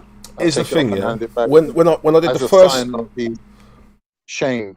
When I did the first couple shows on Sikhi, yeah, I had Raindrop and Raj on. There was a bag of Sikhs in my chat saying, "Let me come on and represent Sikhi. I don't think they did a good job." And this is just, it was unprompted. I didn't ask for them to say nothing. They just didn't feel that Raj and Raindrop did a good enough job in their eyes of representing their religion. I don't know nothing about no turbans being knocked off. I do know that Sikhs will whack each other up for whatever reason. I mean, you look at the thing in Seven Kings recently, and you see minor discrepancies, and it just erupts into. James, I'm gonna be real with you, yeah. See the dynamics of things. Yeah? I'm gonna be real with you. I'm gonna just let you in the hint. See certain places in London, like where Raj is coming from. He's coming from a family where one area is pure Sikh, and as he goes to another down further on down the road, it's bare Muslims. Yeah, them lot has a rivalry. What goes back from history, goes back to fucking India, and you don't realize, yeah, Raj is very in particular who he talks to. He will flow fucking everybody, yeah. And when he talks to certain people, would hesitate. I already said it was when I first met him. I said, "Raj, do not ever try to have me like this, bro. Yeah, do not ever try it, bro." So when he talks about gang, I know who he talks about, Matthew Jedi. But what I always try to tell Raj, where you live, I know it very well, bro. I know when you put down this fucking phone or close your laptop and go back in your own world, yeah, bro, I don't disrespect Sikhs or Muslims, to tell you the truth. What I will say to a lot of people, keep out their fucking beef. If you're not directly Pakistani or directly Indian, you ain't gonna know what Raj is coming off with. Yeah? Raj is just a confused brother. Like, because he hates Muslims with a passion, he will join the NDL just for that arrival. You get where I'm coming from? Yo. Yeah, I get you, bruv. I get you. I hear that. I mean, I think one thing I would if Raj had stuck around, I would have liked to have clarified, because I don't think if Ras if Ras knew that there were a group of Sikhs or even a group of Muslims who were going to attack Raj, I don't think he'd co-sign it, and two, I don't think he'd encourage it. So the reason why I'm cutting you, right, I'm gonna be real with you. Don't get involved in them two fucking squabble, bro. Yeah, there's certain arguments I believe I don't even get myself involved in. Like everybody expects to say gang, gang, gang, but when me and you spoke, yeah, I'm not being funny. Me and you spoke about gang, and I think you might have come to a real good understanding what some of us do as a behalf of this called guiding guiding a new generation. Me, I don't get involved in every argument. I always put up Raj for the stuff he says to me. Like Raj was saying how he got robbed. Yeah, and from that he had a resentment from black people. And this is me, okay, cool. Okay, Raj, I know what you like. I will go to the park and you will tell me a complete different shit than you will say on here. But what I realized, respect has a platform that entertains all of that, bro. And if I had the argument with him and he's got Delil, he will try to put up all the Delil, and some of the Delil what he puts up of me already doesn't make sense. Come on, respect, it doesn't make sense. You don't have doubt on me, bro. And one thing about respect and them lot is a rivalry, bro. They all got their channels. You know what goes on, bro. But don't be a bait and be an idiot and get caught up with every single argument, Dan, bro. You hear what I'm saying, Dan? No, bro, that's not me, man. That's bruv. If you check me out, that's not me. Ras knows that. Right, bruv. No, Rambo. Yo, Ras knows that. I think the viewers know that. Raj knows that. So no one can't really force me in between. If, like, for example, when Raj was on tonight, and he started talking about Ras, within a couple minutes, Ras had got a message, and he sent me a message asking for the link. I sent Ras the link. And Raj knows that's what it is. There's no safe space. No one can't really come up here and talk about someone who don't come on here unless I've got an issue with that person as well. And I ain't really got that many issues with people. So yeah, most people can come and clear their name if they need to. And yeah, I don't know. It's a difficult thing with these hangouts really, because things that happen online can quite easily, like one little incident now, can be discussed on 3, 4, 5, 6 live streams for the next couple of weeks and might end up leading to something in the park. That's why when I hear this person's got an issue with that person and I haven't kept up to date with the exact storyline and tracked it all the way through, I don't get involved. And even if I know a little 1-2 bits about it, I didn't get involved in the Zabida and Waleed thing. I didn't get involved in the Ras and Zabida thing. Yeah, I don't know, I steer clear. People can they can represent their own thing, you know. And at the end of the day, these lot know each other from the park and that. I ain't been to the park yet, so whatever pre-existing relationships they've got, I ain't got them. Whatever politics exists, I'm not really in it at the moment, so yeah, man, just That's nuts, man. That's all I'm saying. I can't fuck with Raj, man. On those facts, bro. Raj is just... He has to add his last words and he has to get everything out. And sometimes what he gets out and puts out here is totally wrong anyway. Well, yeah, as literally as you've said that, someone's just wrote Raj is online complaining right now live. So yeah, he's getting his last word in now. I think Ras is probably gonna go live in a little while.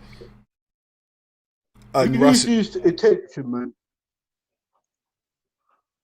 Yeah, can you hear me? Yeah, I can hear you, man. Yeah, 100%. 100%. Gain in the chat has written, I'm sure Sikhs, totally different. He's obsessed. He's a big man, bro. I think he needs to come off of this thing here, bro, and sort out his life, mate. Because, bruv, man, Raj is totally different. The only thing I really know about Raj is what happened in your 16 Oi. That's the only thing, Dan. But big up Dan, man. Yeah, big up yourself, man. Bless up. Kaan. Yeah, brother. Yo, I can hear you now. Yo, Kaan. Yes, family. Continue, bro. Yeah. Yes, big man. Up. Big up yourself. Big up yourself. Yeah, man. It's all up, man. Yo, boy. Raj, man. Raj. I feel, don't you have no girls you could set him up with, bro? Yo, Kaan.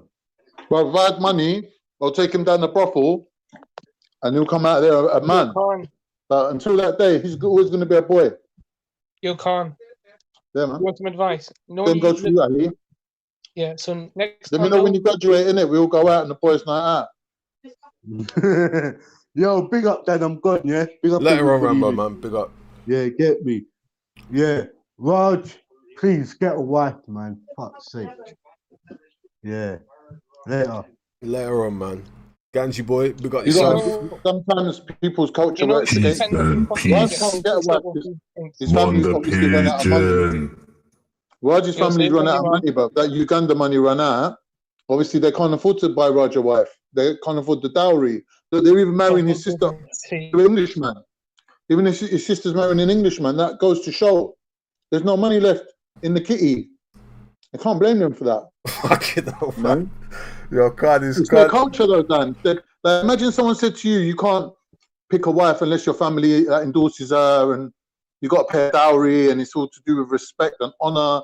Like, that's all good, but sometimes it just works against you.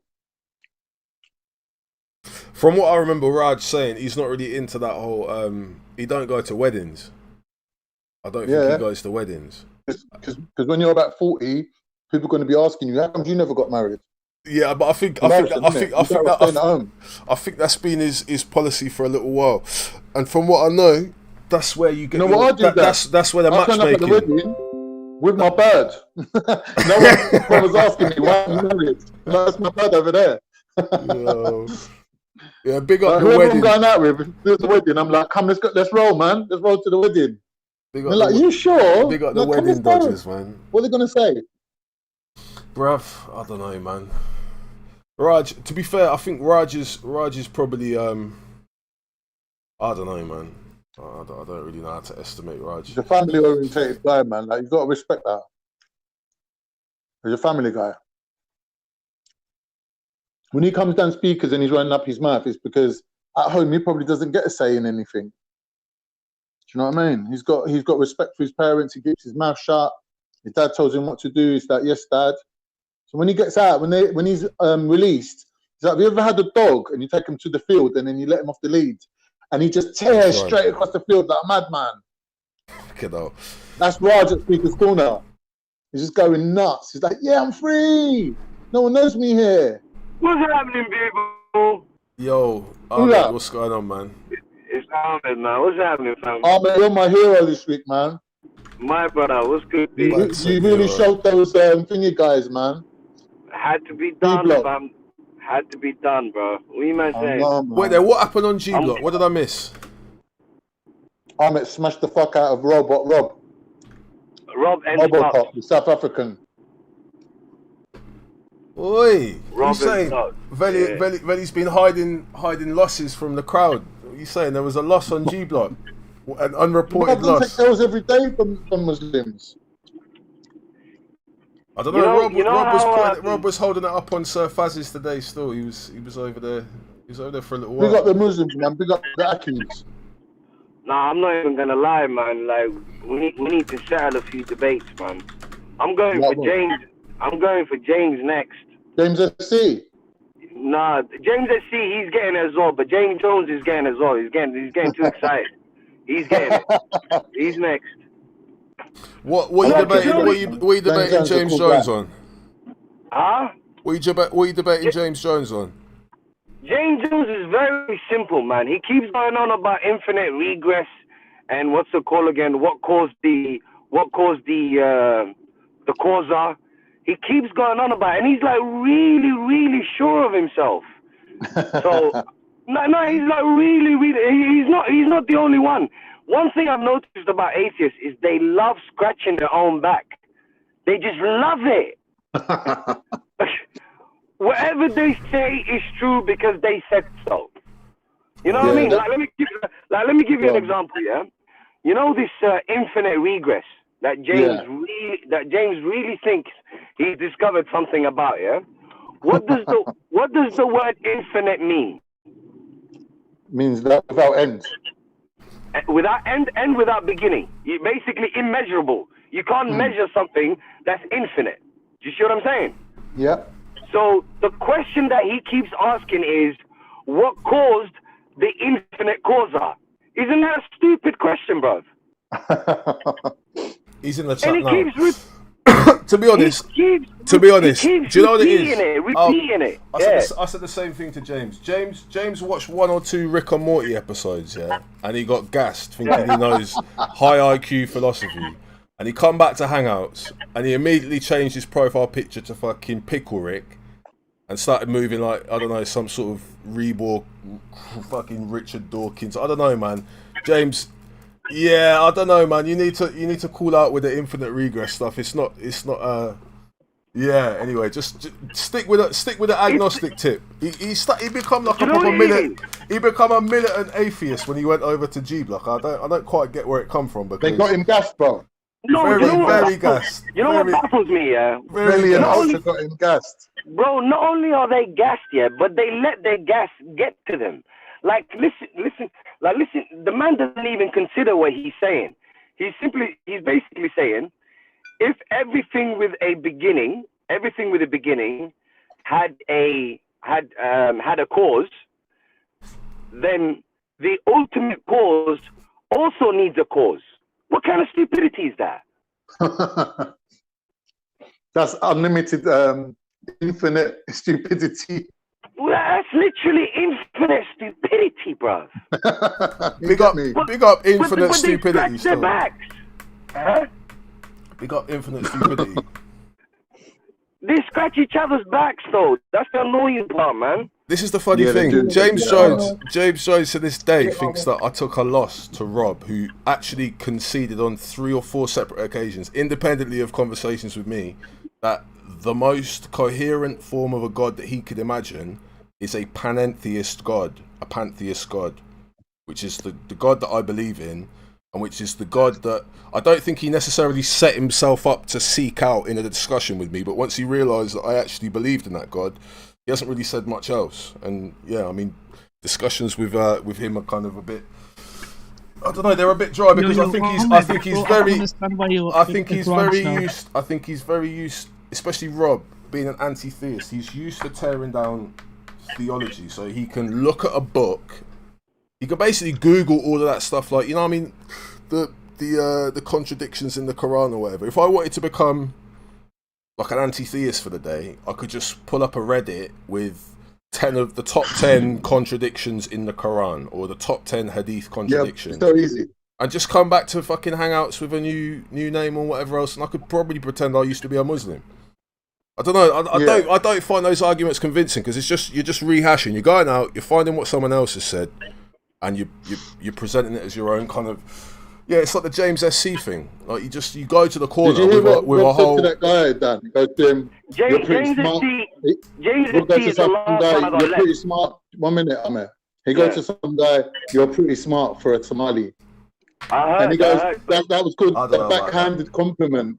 But I'll be honest. But didn't you get my comeback? To be fair, Ahmed, you lot face problems from. Like, if I was a Muslim, rationalising a lot of the stuff that I hear, I'd find it very difficult. I don't quite. You're probably a little bit insulated from that in that you're a Quranist, so the hadith stuff doesn't necessarily apply. But when people put out contradictions in the Quran, Maverick, we heard this hadith before in Bukhari. I hear what you're saying, Dan. I hear what you're saying. Hold on, wait there. Big up to James Jones. Dan Kaan, he's definitely triggered now, man. Big up to James Jones. James Jones. All now, James Jones. Oh my God, bruv, I beg you, just go and right. The Stanford Philosophy website should be your go-to homepage, James. Yeah, you only learned about hold on. James Jones this year has learnt about the following concept: Schrodinger's cat. He learnt about via negativa. He's learnt a couple of little things on this Haggard infinite regress, and he's gassed. He's so gassed. I just want to make sure. I wonder if James Jones. I wonder if James Jones thinks the Kalam cosmological argument actually came from Kalam at Speaker's Corner. Don't know if you know, James, but it wasn't that Kalam who came up with it. He's on the chats right now. I want him to come on, man. He will never utter infinite regress again. Never. I'll make sure that after tonight.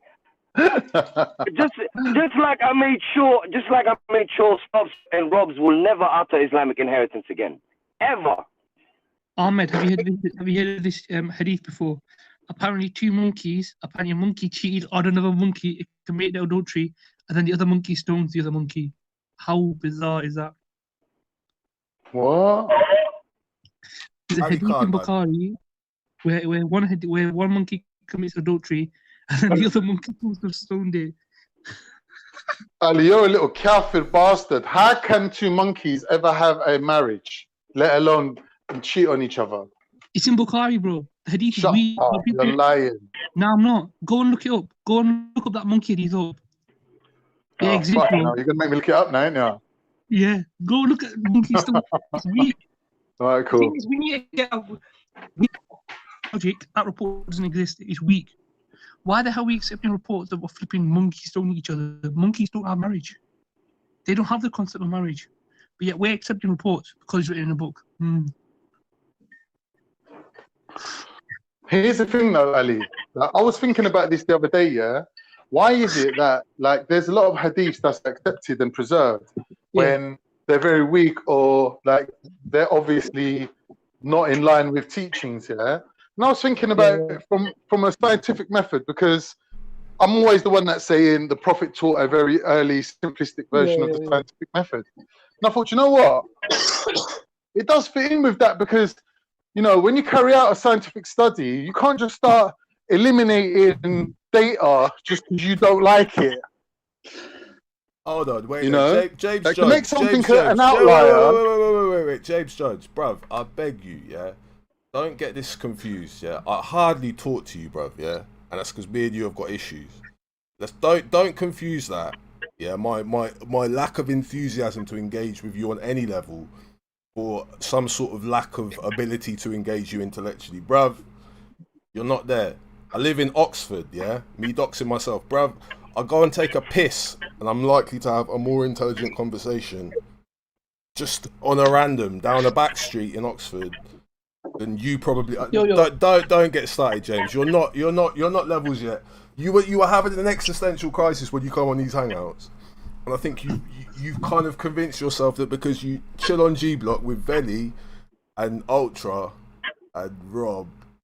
Nah, man, it's not like that, bruv. Man, still got to live their lives, and we all, yo, listen, James. It's all Zuriab that's got him gas. James, we all die on our own, yeah. Yeah, that's it. That's the end of it, bruv. You're not gonna die with G Block and then man holding your hand and Ultra Funky fucking saying, "Let that sink in" as your last breath like leaves your. It's not gonna happen. Yeah. Let that sink in. Yeah. So anyway, I don't know, bruv, but that's you, bruv. About smoked anywhere, bruv. That's what... James, this is the thing, bruv. James, you're not built. Philosophy is slow and gradual, bruv. Yeah, people have been arguing about the Kalam debate, the ontological arguments, the various ones that exist for like 300-400 years now. So I don't know. Yeah, geopolitics is my bag. So what are you trying to say even about me believing in God, bruv? Anyway, you're not that guy, James. You're not Dawkins. And even Dawkins isn't a philosopher, so I don't know about that, bruv. Just stick in the lane. Big up to G Block anyway. Keep the questions coming, people. People that rate me are gangsters. Big up the gangsters. Fuck you know. Yeah, so Kaan, what are you saying about monkeys committing adultery?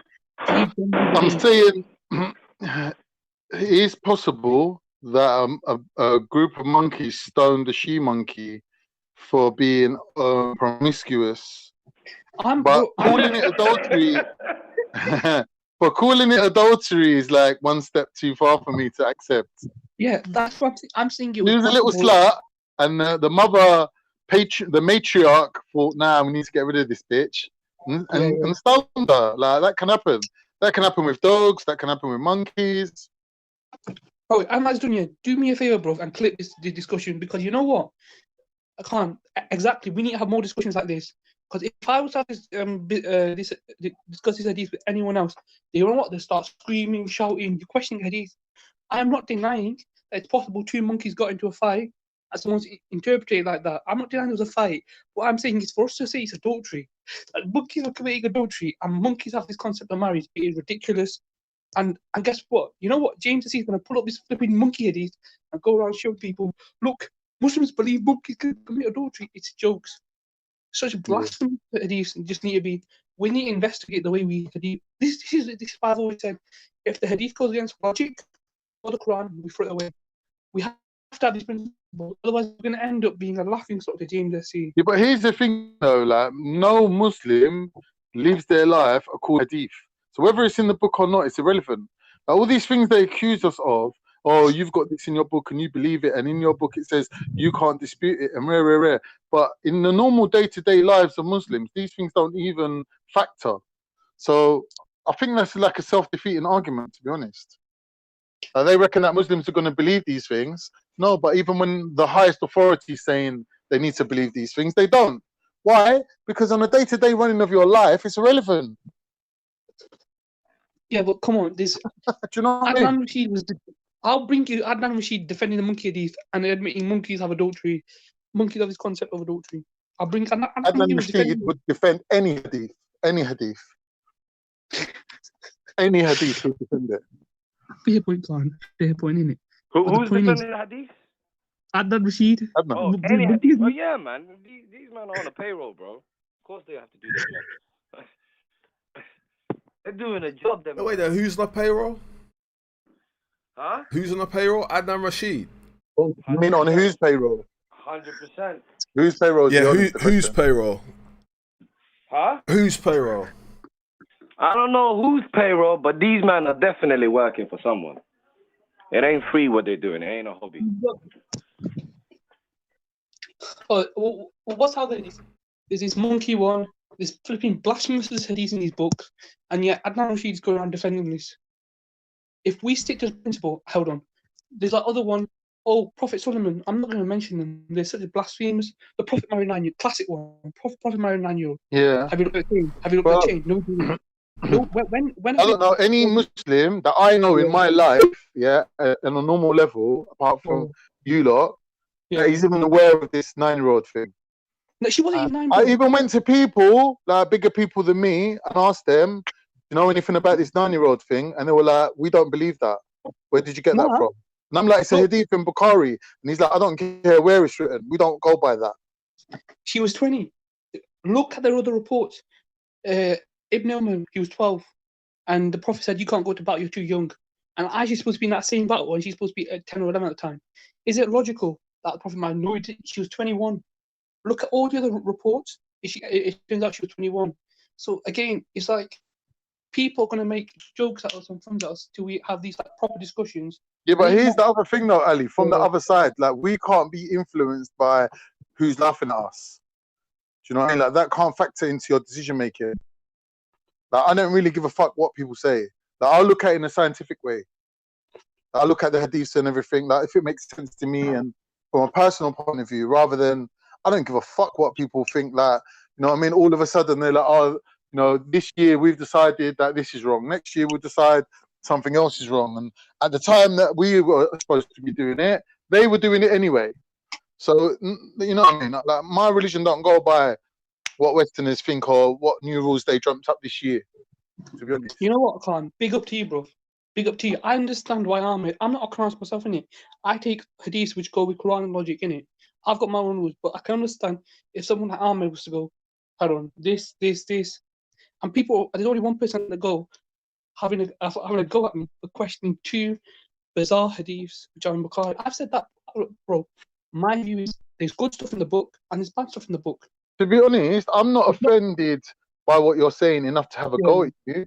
And I'm not offended by them having a go at you to even be bothered that they're having a go at you. I don't care. Either way, I'm out of it. I don't really care. Like they're having a go at you. So what? Like, what's it gonna change? I don't care about. I'm here to be saying in the comment section what next man's gonna be doing. At the end of the day, it's like, how are you gonna show how are you gonna show your this religion?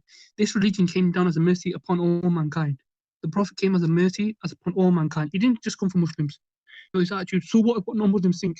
This religion came to save humanity. And if you're going to end up having these flipping monkey narrations, these other narrations, then it's just jokes in it, bro. No, but hold on.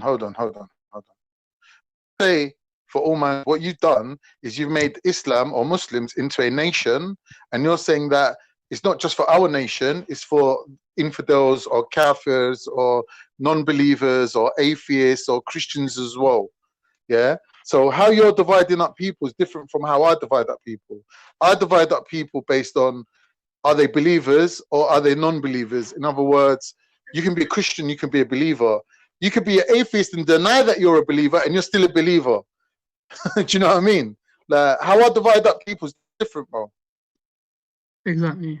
So someone could say they're a believer, but they don't put their faith in God, and I don't see them doing that actively, then what is the value of your belief anyway? Mm-hmm. You're not using it. You get me? You're not living by it. Same as a non-believer. Someone could say to me, I'm a non-believer, but yeah, I look at him and in his actions, I can see that he's basically taking his foundation from religion, and he's based his actions are sort of like as if he has faith in God. And I can see that he has faith in God, but he's just denying it because it's just fashionable. For me, it's really difficult to class that person as a non-believer. That, although you do have to, because he's actively saying he's a non-believer, you can't really class him as a believer. But I just put him in a little grey area where I know that when the shit hits the fan, they're going to all of a sudden be like, oh, no, I do believe in God. Because they're going to know that, you know, like this atheism fashion that they're into, it's going to run out of legs, innit? Mm. No, what's fashion This today is the fashion interesting thing that I mean, atheism as a kind of philosophical position is, I don't know, it's like an anti-position. It's not they kind of I exactly. Don't know. Well done. Unless you more state of a Western issue where there is a disparity between science and religion. So therefore, atheists kind of like take this position that they're defending science or progress, whereas Christianity is holding them back. But in Islam, that's not our position. We don't have a problem with science. Why do we allow them that assumption where they can think that? That's what I'm saying, Ahmed. When we're talking to atheists, we realize that their model of what they're opposed to is very much a Christian understanding of what God is. Like when you talk to Rob, it's obvious that he does have some sort of understanding of religion, and he's not rebelling, but he's basically anti it, and it's a very Christian point of view. So the more I talk to him, the more I'm explaining to him about the differences with Christianity and Islam, the less argument he actually has. Like the other day, he was telling us about his parents and their beliefs and whatnot. You're right about him having less arguments, because believe me, they don't know what to do now. Wait, who are you talking about now? Are you talking about Rob or James SC? Rob. Once they lost the inheritance argument, you should have seen how Rob felt. Like he felt like he had nothing left. Like he was running out of ammunition. He was a joker. I'll have to check that debate back. Yeah, them. You know what amazes me though, yeah? Because I've looked into this inheritance quite a few times. And bro, it's actually the greatest inheritance possible. I'm willing to put money down for anybody that can come up with a better inheritance system than the inheritance system in the Quran. But 1 minute, Ahmed. Yeah. Forgive me if I'm wrong. Wasn't Rob saying, I just want one Muslim to come on and explain this to me? Yeah. And you went on and explained it to him for hours on end. And at the end of it all, he was turning around and going, oh, but Ahmed, that's just your personal opinion on how it is supposed to be. And I can show you scholars who don't understand it the same way as you. Yeah, but Ahmed showed you a way where it all makes sense.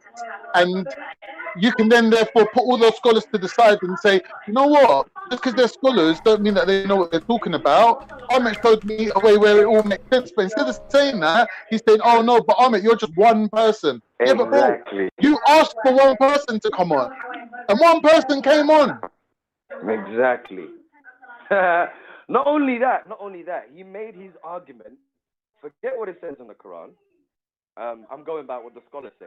Can you imagine an atheist appealing to religious scholars? That was hilarious. That was game, set, and match. When he said that, then it was over. Unbelievable. Unbelievable, bro. Unbelievable. It was a massive L for them guys. Like, they take L's every day, man. You block, man. They're like professional fucking losers, man.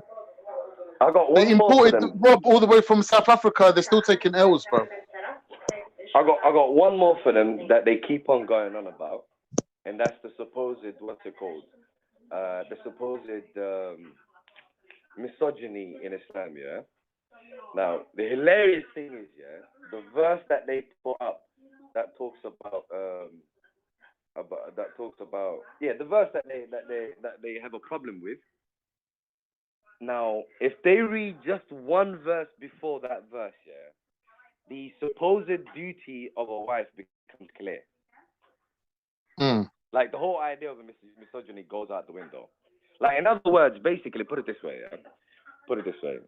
The verse that they're talking about, the verse before, says that a woman's duty, I beg of you, listen to this, yeah? A woman's duty is only that she guards what's it called again? That she guards what God would want to be unseen. Now use your brain, bro.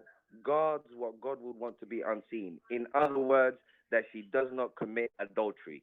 That is it. That is her only duty in marriage in Islam. Now, who on earth is going to argue against that and be like, no, she should be able to commit adultery? I don't know, man. No, a lot of these sons of bitches. They would have to say that, innit? I mean, what he calls misogyny, can you imagine this here, brother? Yeah?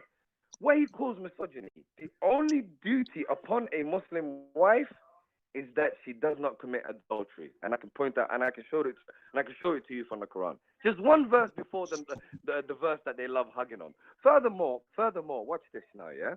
You know how they love to say the Quran talks about beating or striking your wife.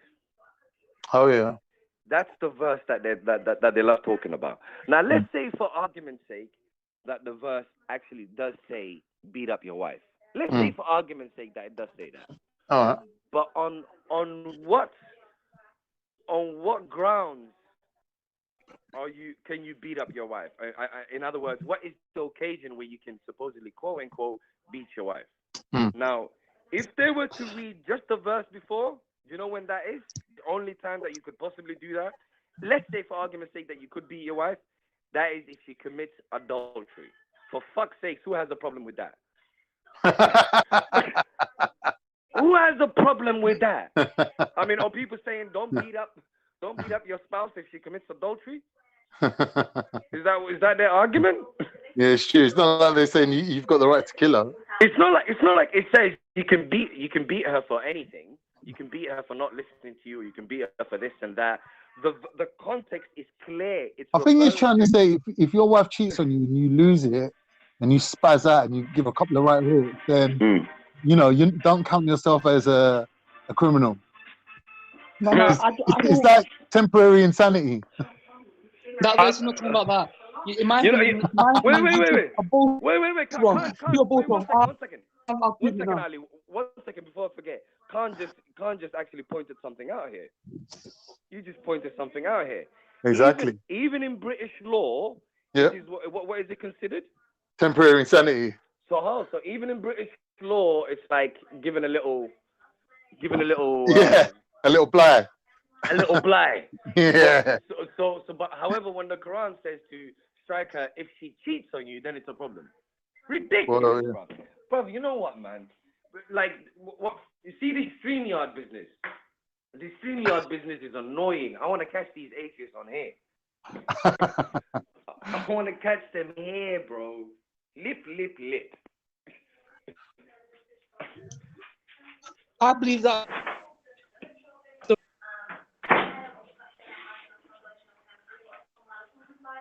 Then you can push her to the side. Then you can put limits.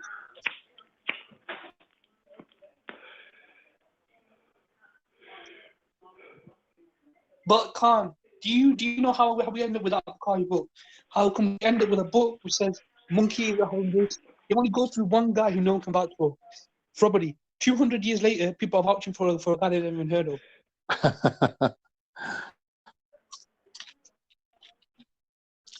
I hear what you're saying, brother, but you can't throw the baby out with the bathwater, innit?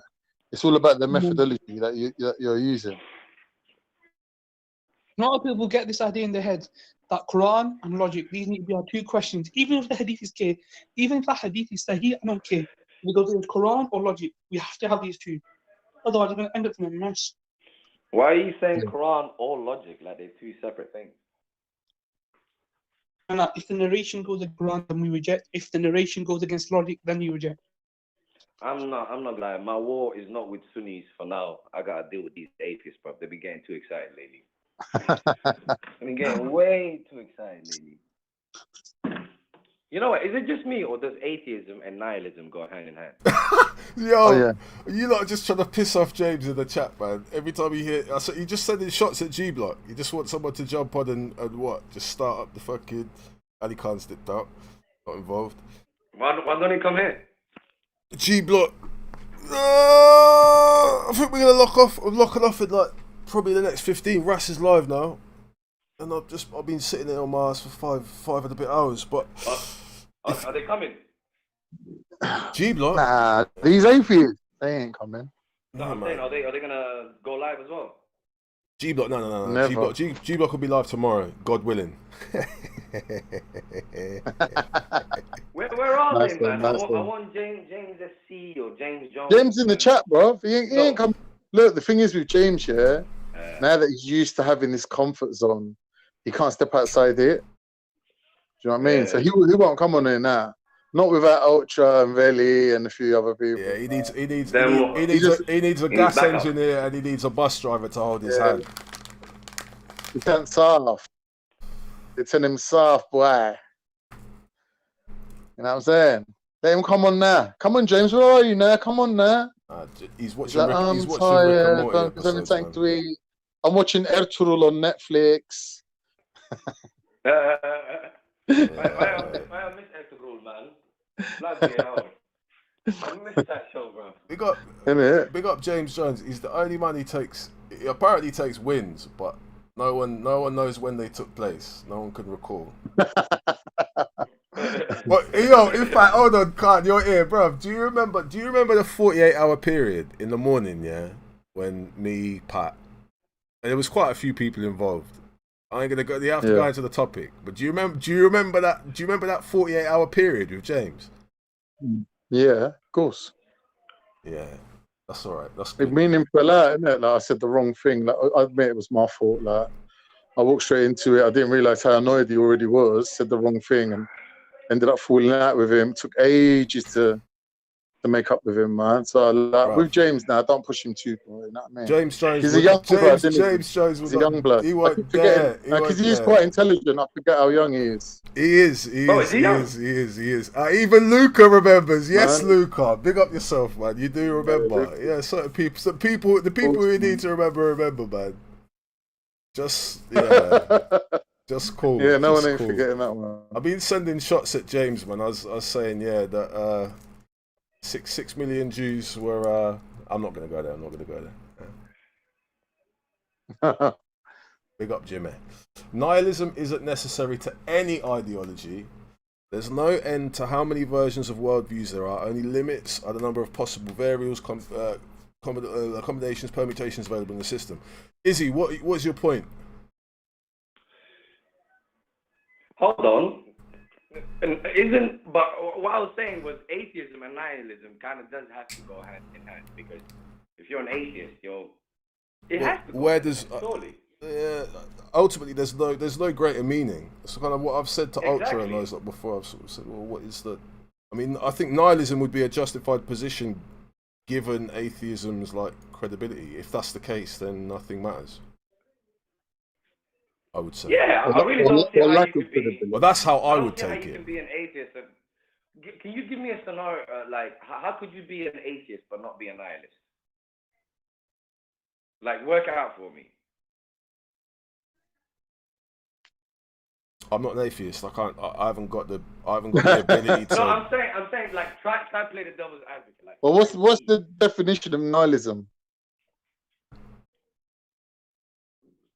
Basically, no meaning to anything, innit? Yeah.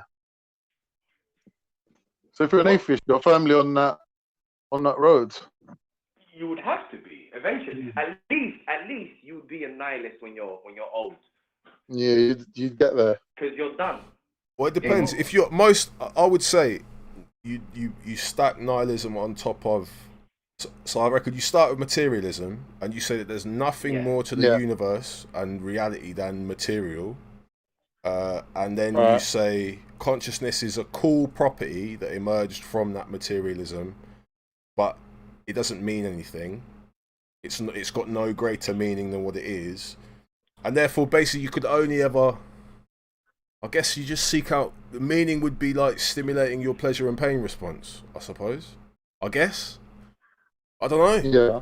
I don't know. I'm not a nihilist, so I don't. This is like a proven way to end up like committing suicide, like just pleasuring yourself continuously and having nothing else to live for. Yeah, hedonism. Eventually, yeah. There's drugs that can get you there quicker as well. This is why I can understand. What's the other one? Not atheism, but the other one. Agnosticism. Yeah. I can respect agnosticism because you don't know which religion is true, etc. Blah blah blah. I can understand that. But atheist, that like how can you exist for a couple of years in this planet and then you're like, I come to the conclusion with my little self that nothing can exist in this universe. That's arrogant as fuck. Mm-hmm. You know, like how? How do you do that? There's people that are like anti-theist. That's like worse than atheist. Analyze Dunya's having a giggle in the chat. I mean, yeah, you can kind of laugh. I think you have to kind of explain where you derive your meaning from, how you carve meaning out of this apparently meaningless existence. Yeah. But I mean, that's up to you. That's up to you. I believe there's meaning. That's why I think I respond to like random comments from people like Analyze Dunya in the chat. I shouldn't really care. They don't really matter. But what I'm saying though, Dan, there is no like obscure little tribe that we've ever discovered that hasn't had any contact with anyone. And we've rolled up on them and be like, "Well, go on," and they're like, "Nothing." And we're like, Analyze Dunya just said nothing. Analyze Dunya just said, "Steelman the atheist argument." Dan, I thought atheists didn't have an argument. I thought they weren't making claims. I thought there was no. They don't really hold a position, and that the onus is on. I thought you steelman the theist arguments. I wasn't aware that atheists were making an argument. Analyze Dunya. I thought that's they not fair. Come on, man. Are you making an argument, or are you not? Are you making a claim, or are you not? Like, what's the? Do you know what I find? Position? Do you know what I find weird? Yeah, they'll say there's no evidence for God, but then the moment you ask them what is the criteria for evidence, that's it. They malfunction. They literally malfunction. So how are you going to produce evidence to someone when they don't know what they classify as evidence? Well, I would imagine most of them do have a criteria for it. I would expect. Do they? I would expect, but yeah, I mean, but that would be. I mean, I suppose they would want. Ask Analyze Dunya right now. Analyze Dunya don't give you. He don't give you full responses, man. Analyze Dunya will maximum put out like a 3 or 4 word response with like 90% smileys. Dan, who will? All right, Dan. Out of all of the atheists that we know that come on these shows, yeah, who do you reckon has a criteria for a creator? Possibly Rob. Possibly Rob. Have you not heard what Rob said? Rob, man, hold on. See, this is what I'm saying. These atheists are so confused. Skyworks. Atheists apparently do not claim there is no God. You've just said atheists claim there is no God. That's whether it's negative or positive. That's a claim, right? Analyze Dunya. Do you want to school your colleague Skyworks 600? Explain to him what atheists claim and what they don't claim. What their position actually is. Izzy says atheism concerns a God belief, whatever their reason argument is, for better or for worse. You can be anything atheist, theist, whatever for the best or worst of reasons. Absolutely, Izzy, 100%. I agree. Todo bien, Overkill. ¿Y Rich LK, big up yourself. Yeah, we're on the wind down. 15 minutes until, or 18 minutes left, I reckon, and then was talking to Rob the other day. I saw he was saying that he can't ever say that there definitely isn't a God. Okay. So like, how do I understand it then? You know what, yeah? Izzy just said right now, atheism, concerns in God belief, whatever their reason, argument is, for better or for worse, you can be anything, atheist, theist, whatever, for the best or worst of reasons. But here's the thing: I've never heard a single reason for atheism. Well, the reason would be Give me a reason, yeah. Well, it's not necessarily a reason. I guess you'd say there's lack of evidence. Maybe. Yeah, but then for you, okay, but then if I'm gonna say lack of evidence, I would have to know what I would deem to be evidence. Well, I guess something that would be convincing enough. I don't know. I don't know, man. I think ultimately the evidence that they get away with it, man. They get away I don't know. with it. I mean, some people would say that all you need to do is look around the world, the universe, creation, and you can find, or you should be able to find for your own satisfaction, evidence that satisfies your own criteria. I don't have to worry about other people's criteria because I'm not trying to convince anyone else. I'm convinced myself already based upon criteria that I may or may not have known that I actually had. Like, you know, some things that I always felt were kind of intuitive were then confirmed to me later on in life. And I don't know, like, it's yeah. But you're talking from a theist perspective. I mean, from an atheist perspective, when they say there is lack of evidence, that means that they haven't. They haven't. How do they determine that? Well, I guess that. How do they determine that everything you and I would say is evidence for a creator? They would say no, it is not evidence for a criteria. Not evidence for a creator. So what is their criteria for them to judge what is evidence for and what is not? I think Izzy's just kind of echoed that. Comes down to evidence, what we accept as evidence if available. If not available, then that's as far as it goes. Okay, so what do you accept as evidence? Don't know. They will never answer that. Izzy, what would you accept as evidence? Skyworks, what would you accept as evidence? Any atheists in the chat who would care to answer on a wind down, what would you accept as evidence for the existence of a creator? What's the malfunction? What's the malfunction? Would a prolonged kind of I don't know what you call it, hallucination? Let's say you had a hallucination for a year. They would need something that's an objective truth. Would it? That's based I guess in physicality, like in material facts. Like, would have to be like, I don't know, like a real God that they could physically see. But this is the thing. Everyone else could also see. That to them was all their evidence. Because criteria. I think if they so are they saying seeing is believing? Yeah. Okay, but then who's to say what you're seeing is true? Yeah, that's what I mean. So they'd need more than one person to see it. It'd have to be repeatable. Like like if you go by the scientific method, yeah, that is their criteria for everything. But then hold on, who's to say that what you're seeing is God? Yeah, like the thing would have to say, I am God, and do like miracles and that. And then you'd be like, oh shit, you are God. Yeah, but and everyone else knows that you're God. That could just be a magician. But I've spoken about this before, right? So let's say we get to a point in the future. A magician, yeah. This is like Descartes' evil demon. Yeah, this is. I told you, they ain't got nothing. Well, okay, but look. She said, "Good question, not sure."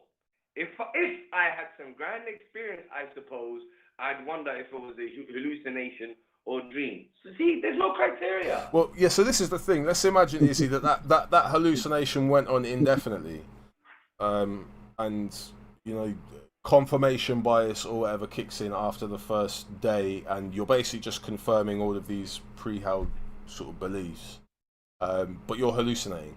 I mean, for you, that would be good enough evidence. If you then have to go and present that hallucinatory evidence to someone else, it's not gonna it's not going to wash. Now, let's say there's, I don't know, something was put into the water, and all of a sudden everyone around the world started to have these simultaneous hallucinations, and all started to kind of hear the voice of God or whatever.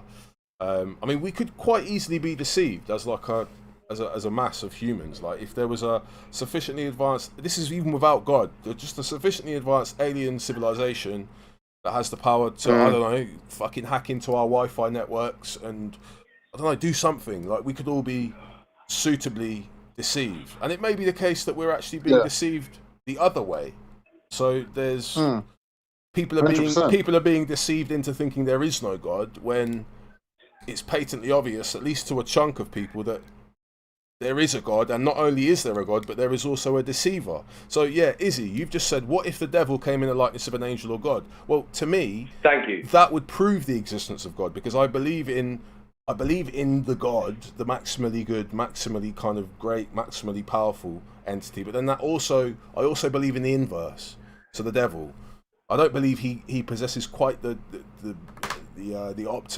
it's not 100% optimal, but like 49% kind of efficiency versus God's sort of 51%, if that makes sense. But I mean, yeah, I reckon that a good chunk of humanity could be being deceived, and atheists would say that theists are deceiving themselves, and I guess theists would say that atheists are being deceived, or are choosing to deceive themselves, or I don't know, something.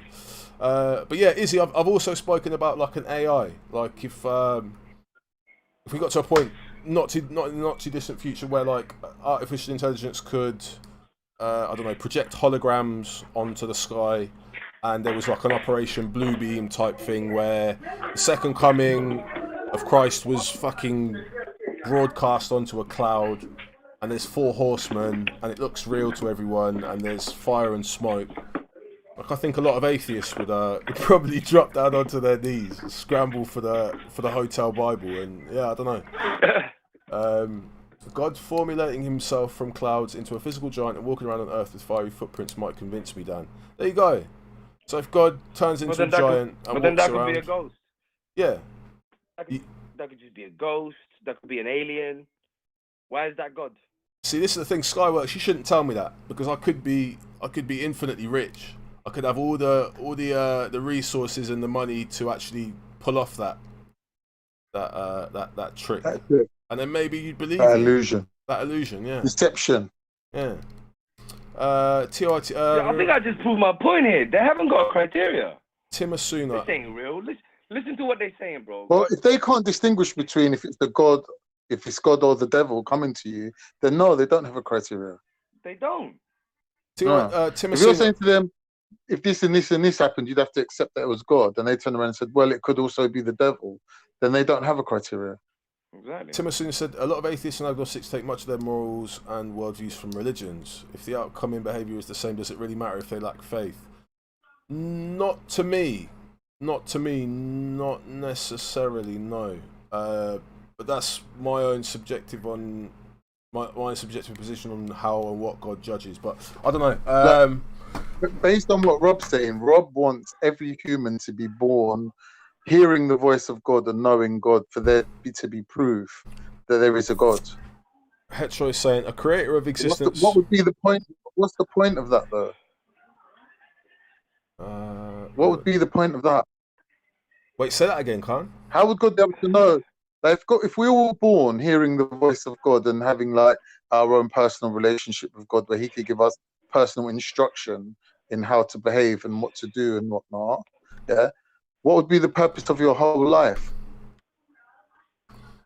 There would be no point to life, because, do you understand what I mean? Life's about you choosing to do the right thing by yourself, according to the faculties and the ethics that God gave you from before you was born. So you're born with your degree of like level of understanding, spirituality and whatnot that you need to get through this world, yeah. And now if you rely on your instincts and you rely on yourself, you can get through life. Or if you go with a bit of teaching and coaching and whatever, and that surround yourself with good people, you can get through life. So why would God need to like give you instruction at every juncture? At every junction, every juncture in your life, every decision, why would you need God there to tell you what to do? What would be the point of your life? And furthermore, why would God need to do that? Like, wouldn't it be a waste of time and effort and energy when everything's in his hands anyway? Big up to Hugo. Yes, big up to Hugo Revolutionary Guard. He's made a good point. Atheists who believe in evolution and also materialism essentially believe in determinism, since everything, including one's moral standing, is a byproduct of evolutionary systems, making morality arbitrary. So basically, what he's trying to say there is, if determinism is the case, then we're not in control of our thoughts, and we're essentially just slaves to evolutionary mechanisms. Then, yeah, I mean, morality is arbitrary by that framing. I think, yeah, there's been a lot of arguments similar to that have been made. I mean, I think materialists of all struggle to kind of to ground their claims, or claims for morality, claims to morality, or whatever. Naturalists might have a little bit of an easier job. And I mean, I'm not going to lie, the problem can get sticky for theists. You know, theists who believe in particular kind of believe that God has particular characteristics can also then be limited if you place that God within certain kind of premises. So, you know, if you run it down the philosophical kind of premise, conclusion, then you can get caught out in that. But yeah, it's definitely worth considering where you get your morality from, wherever you kind of fall on the theist, atheist, agnostic kind of spectrum, whatever it is. I mean, yeah. What if all perspectives is God playing VR games with itself?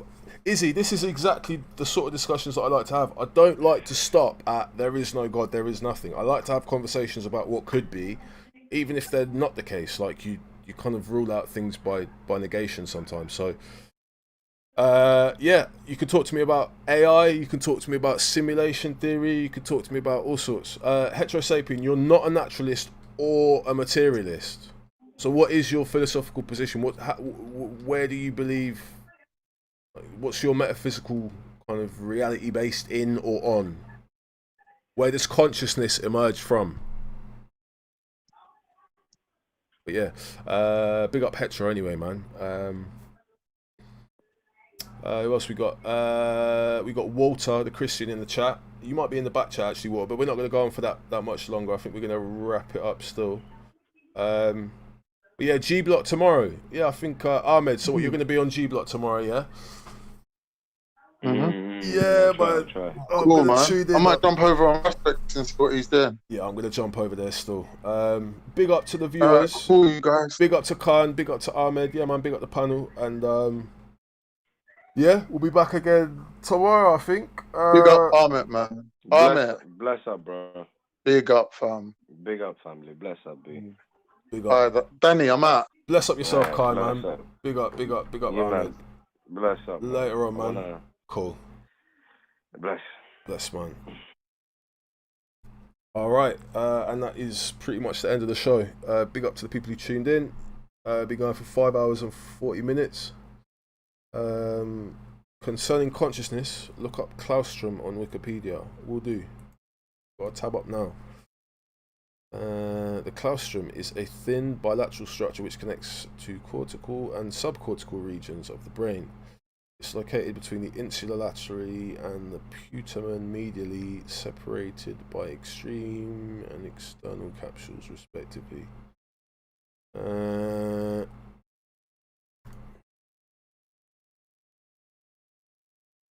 Okay. So, just answer me this, Izzy. If we were able to reproduce the biological function of the claustrum, would we then have solved... Well, I mean, would consciousness emerge from that? Is that what you're saying? I mean, I've heard similar arguments.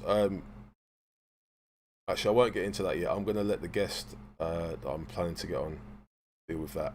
Big up G Block, man, because they proper inspired me to actually get on like a bit of a philosophical wave. So I'm going to be getting a couple of guests on and inviting some of the G blockers over to, just basically test their positions. And I think maybe steering clear of, I don't want to let atheists get away with this, oh, we don't make any claims. I want to meet an atheist who's prepared to say, yes, I'm a materialist. I believe this is how the universe... I want to deal with it like that. So atheists, kind of answering the questions for once instead of posing them. Izzy, check out... I'm going to give you some... I'm going to give you a heads up actually on a guy who I've been looking into recently. Just before I finish up,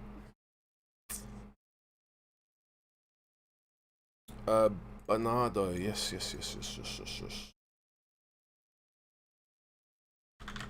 Bernardo Kastrup is his name.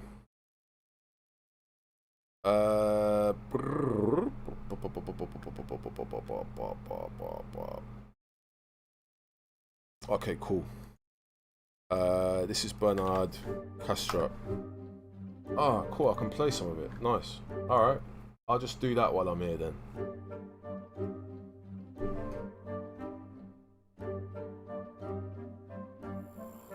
Materialists like to think of themselves as taking the rational high ground, as having the strongest logical position. Yet it is surprising how materialists often lack in the most basic clear thinking and logical rigor. In this video, I want to discuss the top 10 most fallacious arguments that materialists use and explain why they are all very, very wrong. All these arguments have been used by materialists in the real world. I haven't invented them. I hope you have fun.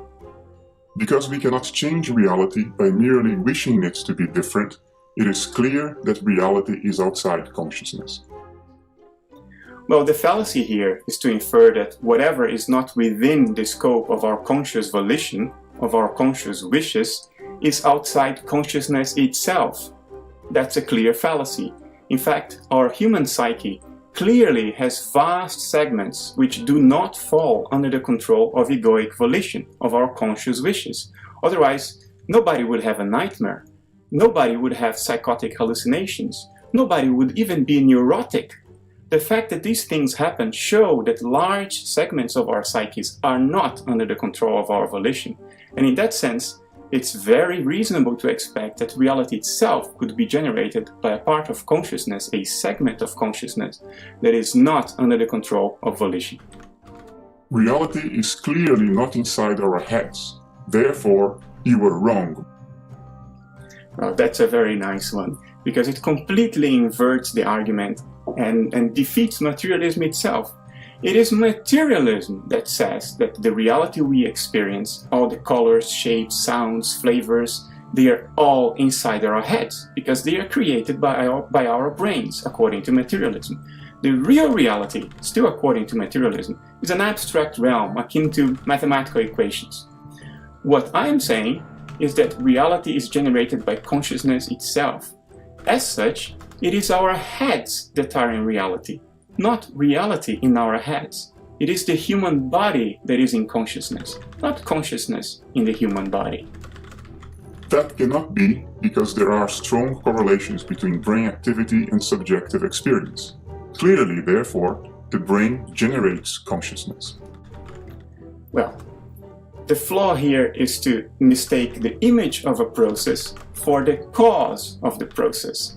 The body-brain system is the image of a process of consciousness localization, in the same way that a whirlpool is the image of a process of water localization. There is nothing to a whirlpool but water. In the same way, there is nothing to the body-brain system but consciousness.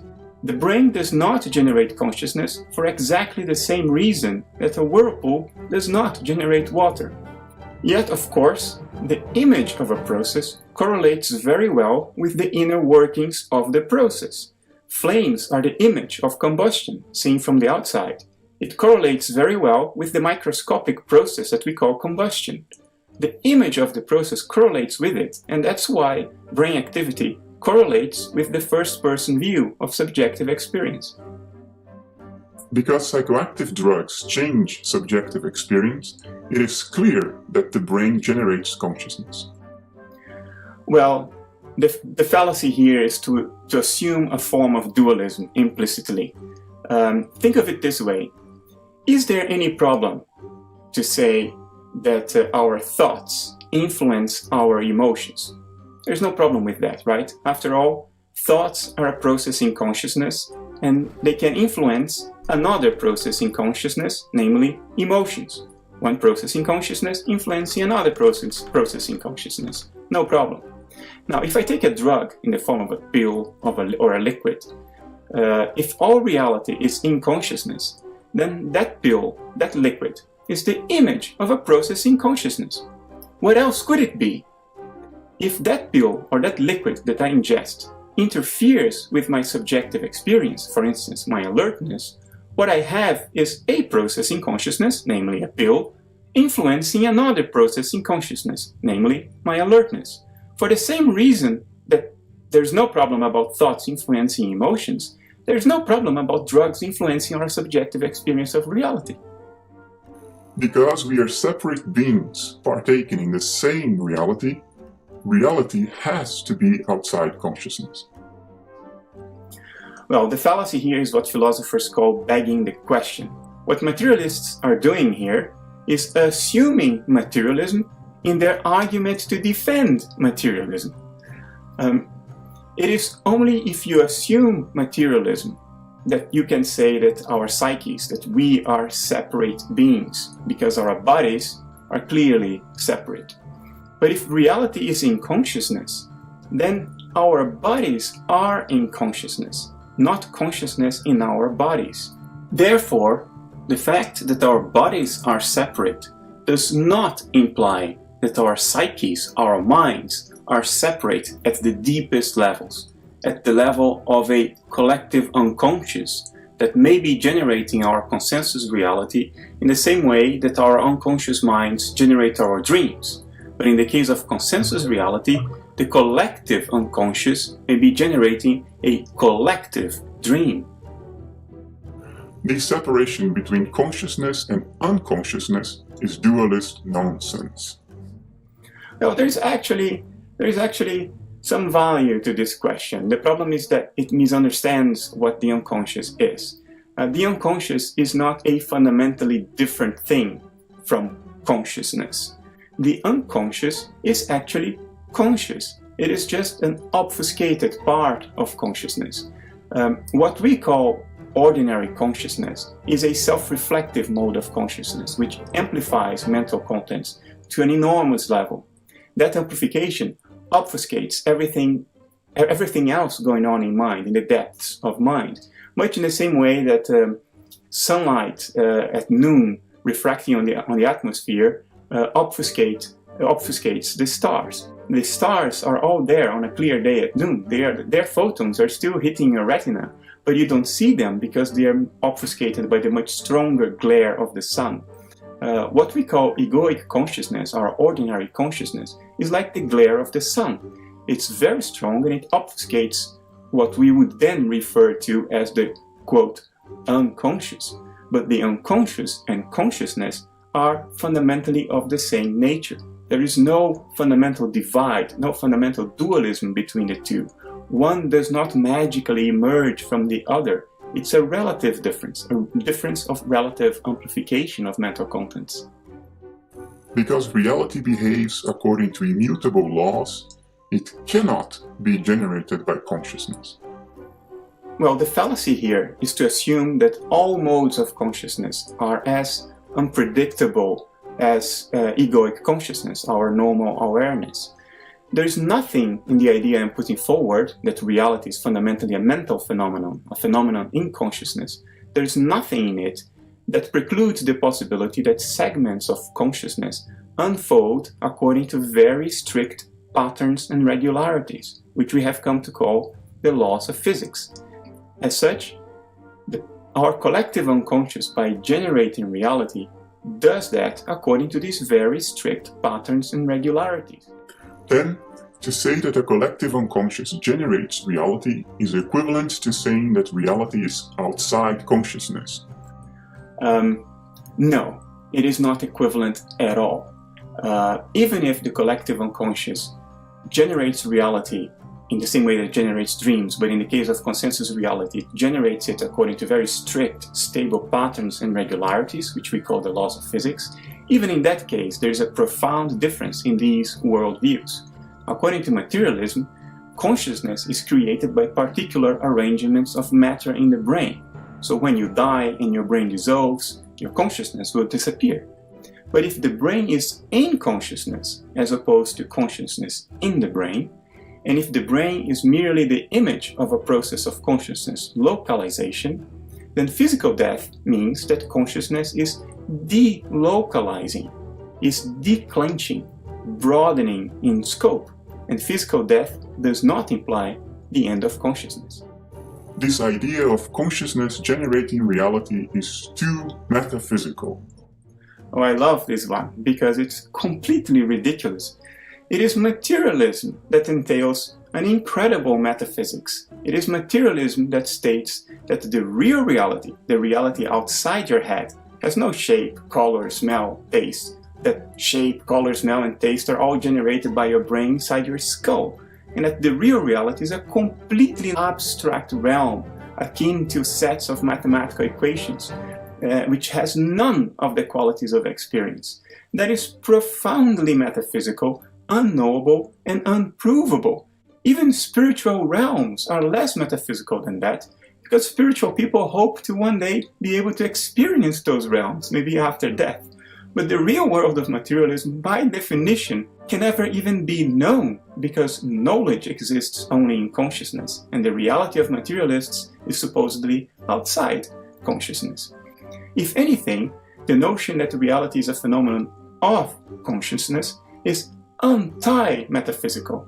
It is that notion that states that reality is exactly what it seems, that reality is outside your head, the reality that you experience is outside your head, not inside your head, that colors, smells, tastes, forms, they are all real and not reproductions generated by your brain. This is what this notion I'm putting forward entails. It entails that reality is what it seems. It is not metaphysical, it is concrete, because concreteness is a quality of experience, not of abstractions. Why would consciousness deceive us by simulating a materialist world? Now, this is the ultimate in prejudice and blindness. It reveals an incredible inability to see past one's own assumptions. Consciousness is not simulating a materialist world. Consciousness is simply doing what it does, and what it does happens to be the universe. That consciousness generates the universe requires no more complexity, no extra assumption than the idea that the laws of physics, also irreducible, generate the universe. In the same way that the laws of physics supposedly generate the universe because of their own nature, because of what they intrinsically are in an irreducible manner, consciousness generates the universe because of its own nature, unfolding according to stable patterns and regularities.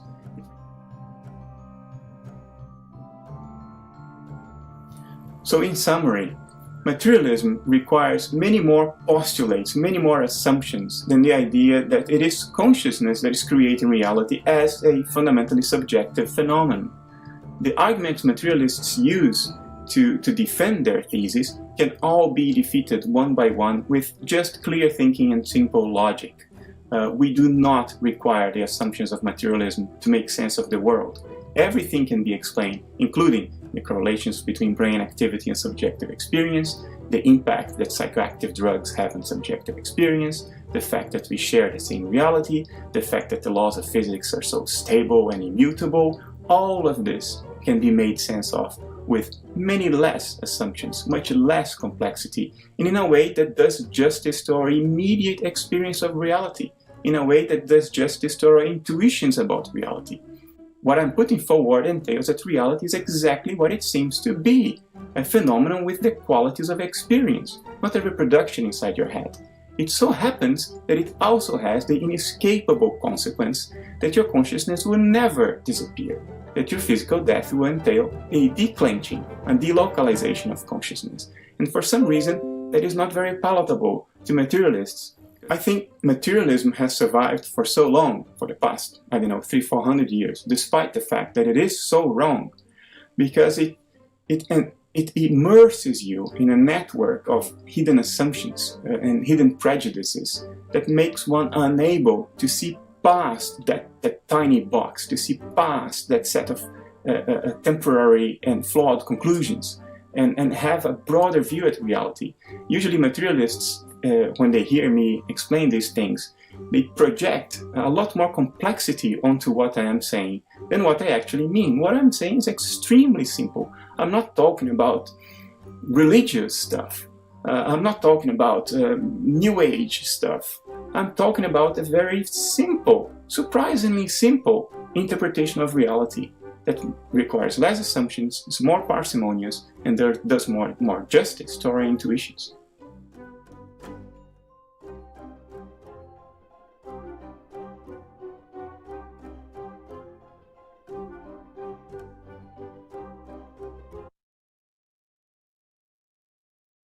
All right, big up. Big up to Izzy, Skyworks, Hugo Revolutionary Guard, and whoever else was involved in that. James Jones, if you're still lurking, go watch some more Rick and Morty jokes. Big up yourself. Big up to Sheikh Faisal. Big up to... who else is in the chat? Big up Addy. I think that's it. Bunch of lurkers. Big up to Pie and Mash. Yeah. Izzy, I'm going to check out that stuff on Claustrum. Yeah, do sub if you haven't already done so. And hopefully, yeah, I'm going to get one of these idealists on at some point. Big up to JK. Yes, indeed, I will, man. I'll make an appearance later on, no doubt. Peace to the regular viewers. For those of you who are still feeling the need to be entertained or engaged in some way, Raspect is live on the Lion's Den. It's been going for about 40 minutes now. Who else is live this evening? Jordan M is live this evening. Big up to Jordan M. He's got a stream going over on his channel. And who else? I think Surfaz has finished. Yeah, so it's Jordan M and the Lion's Den, for those who want to watch another stream. Big up to Rapid Man as well, on a little lurk. Yeah, peace. We'll be back again possibly tomorrow evening. I've got to sort some stuff out with check the schedules of the other streamers, but yeah, hopefully be back tomorrow. Big up to the crew. Skyworks. Just about to go. Philosophies have also evolved through the ages and are also based on subjective views, Dan. Yes, agreed. That's why I think the goals of philosophy are... what I was going to say then. Basically, I think we should always be considering reality, asking questions, and pushing things forward, because I don't think anything just stays. I don't think we just stay stuck in materialism forever. But anyway, yeah, Skyworks, big up yourself, and I'm definitely going to go now.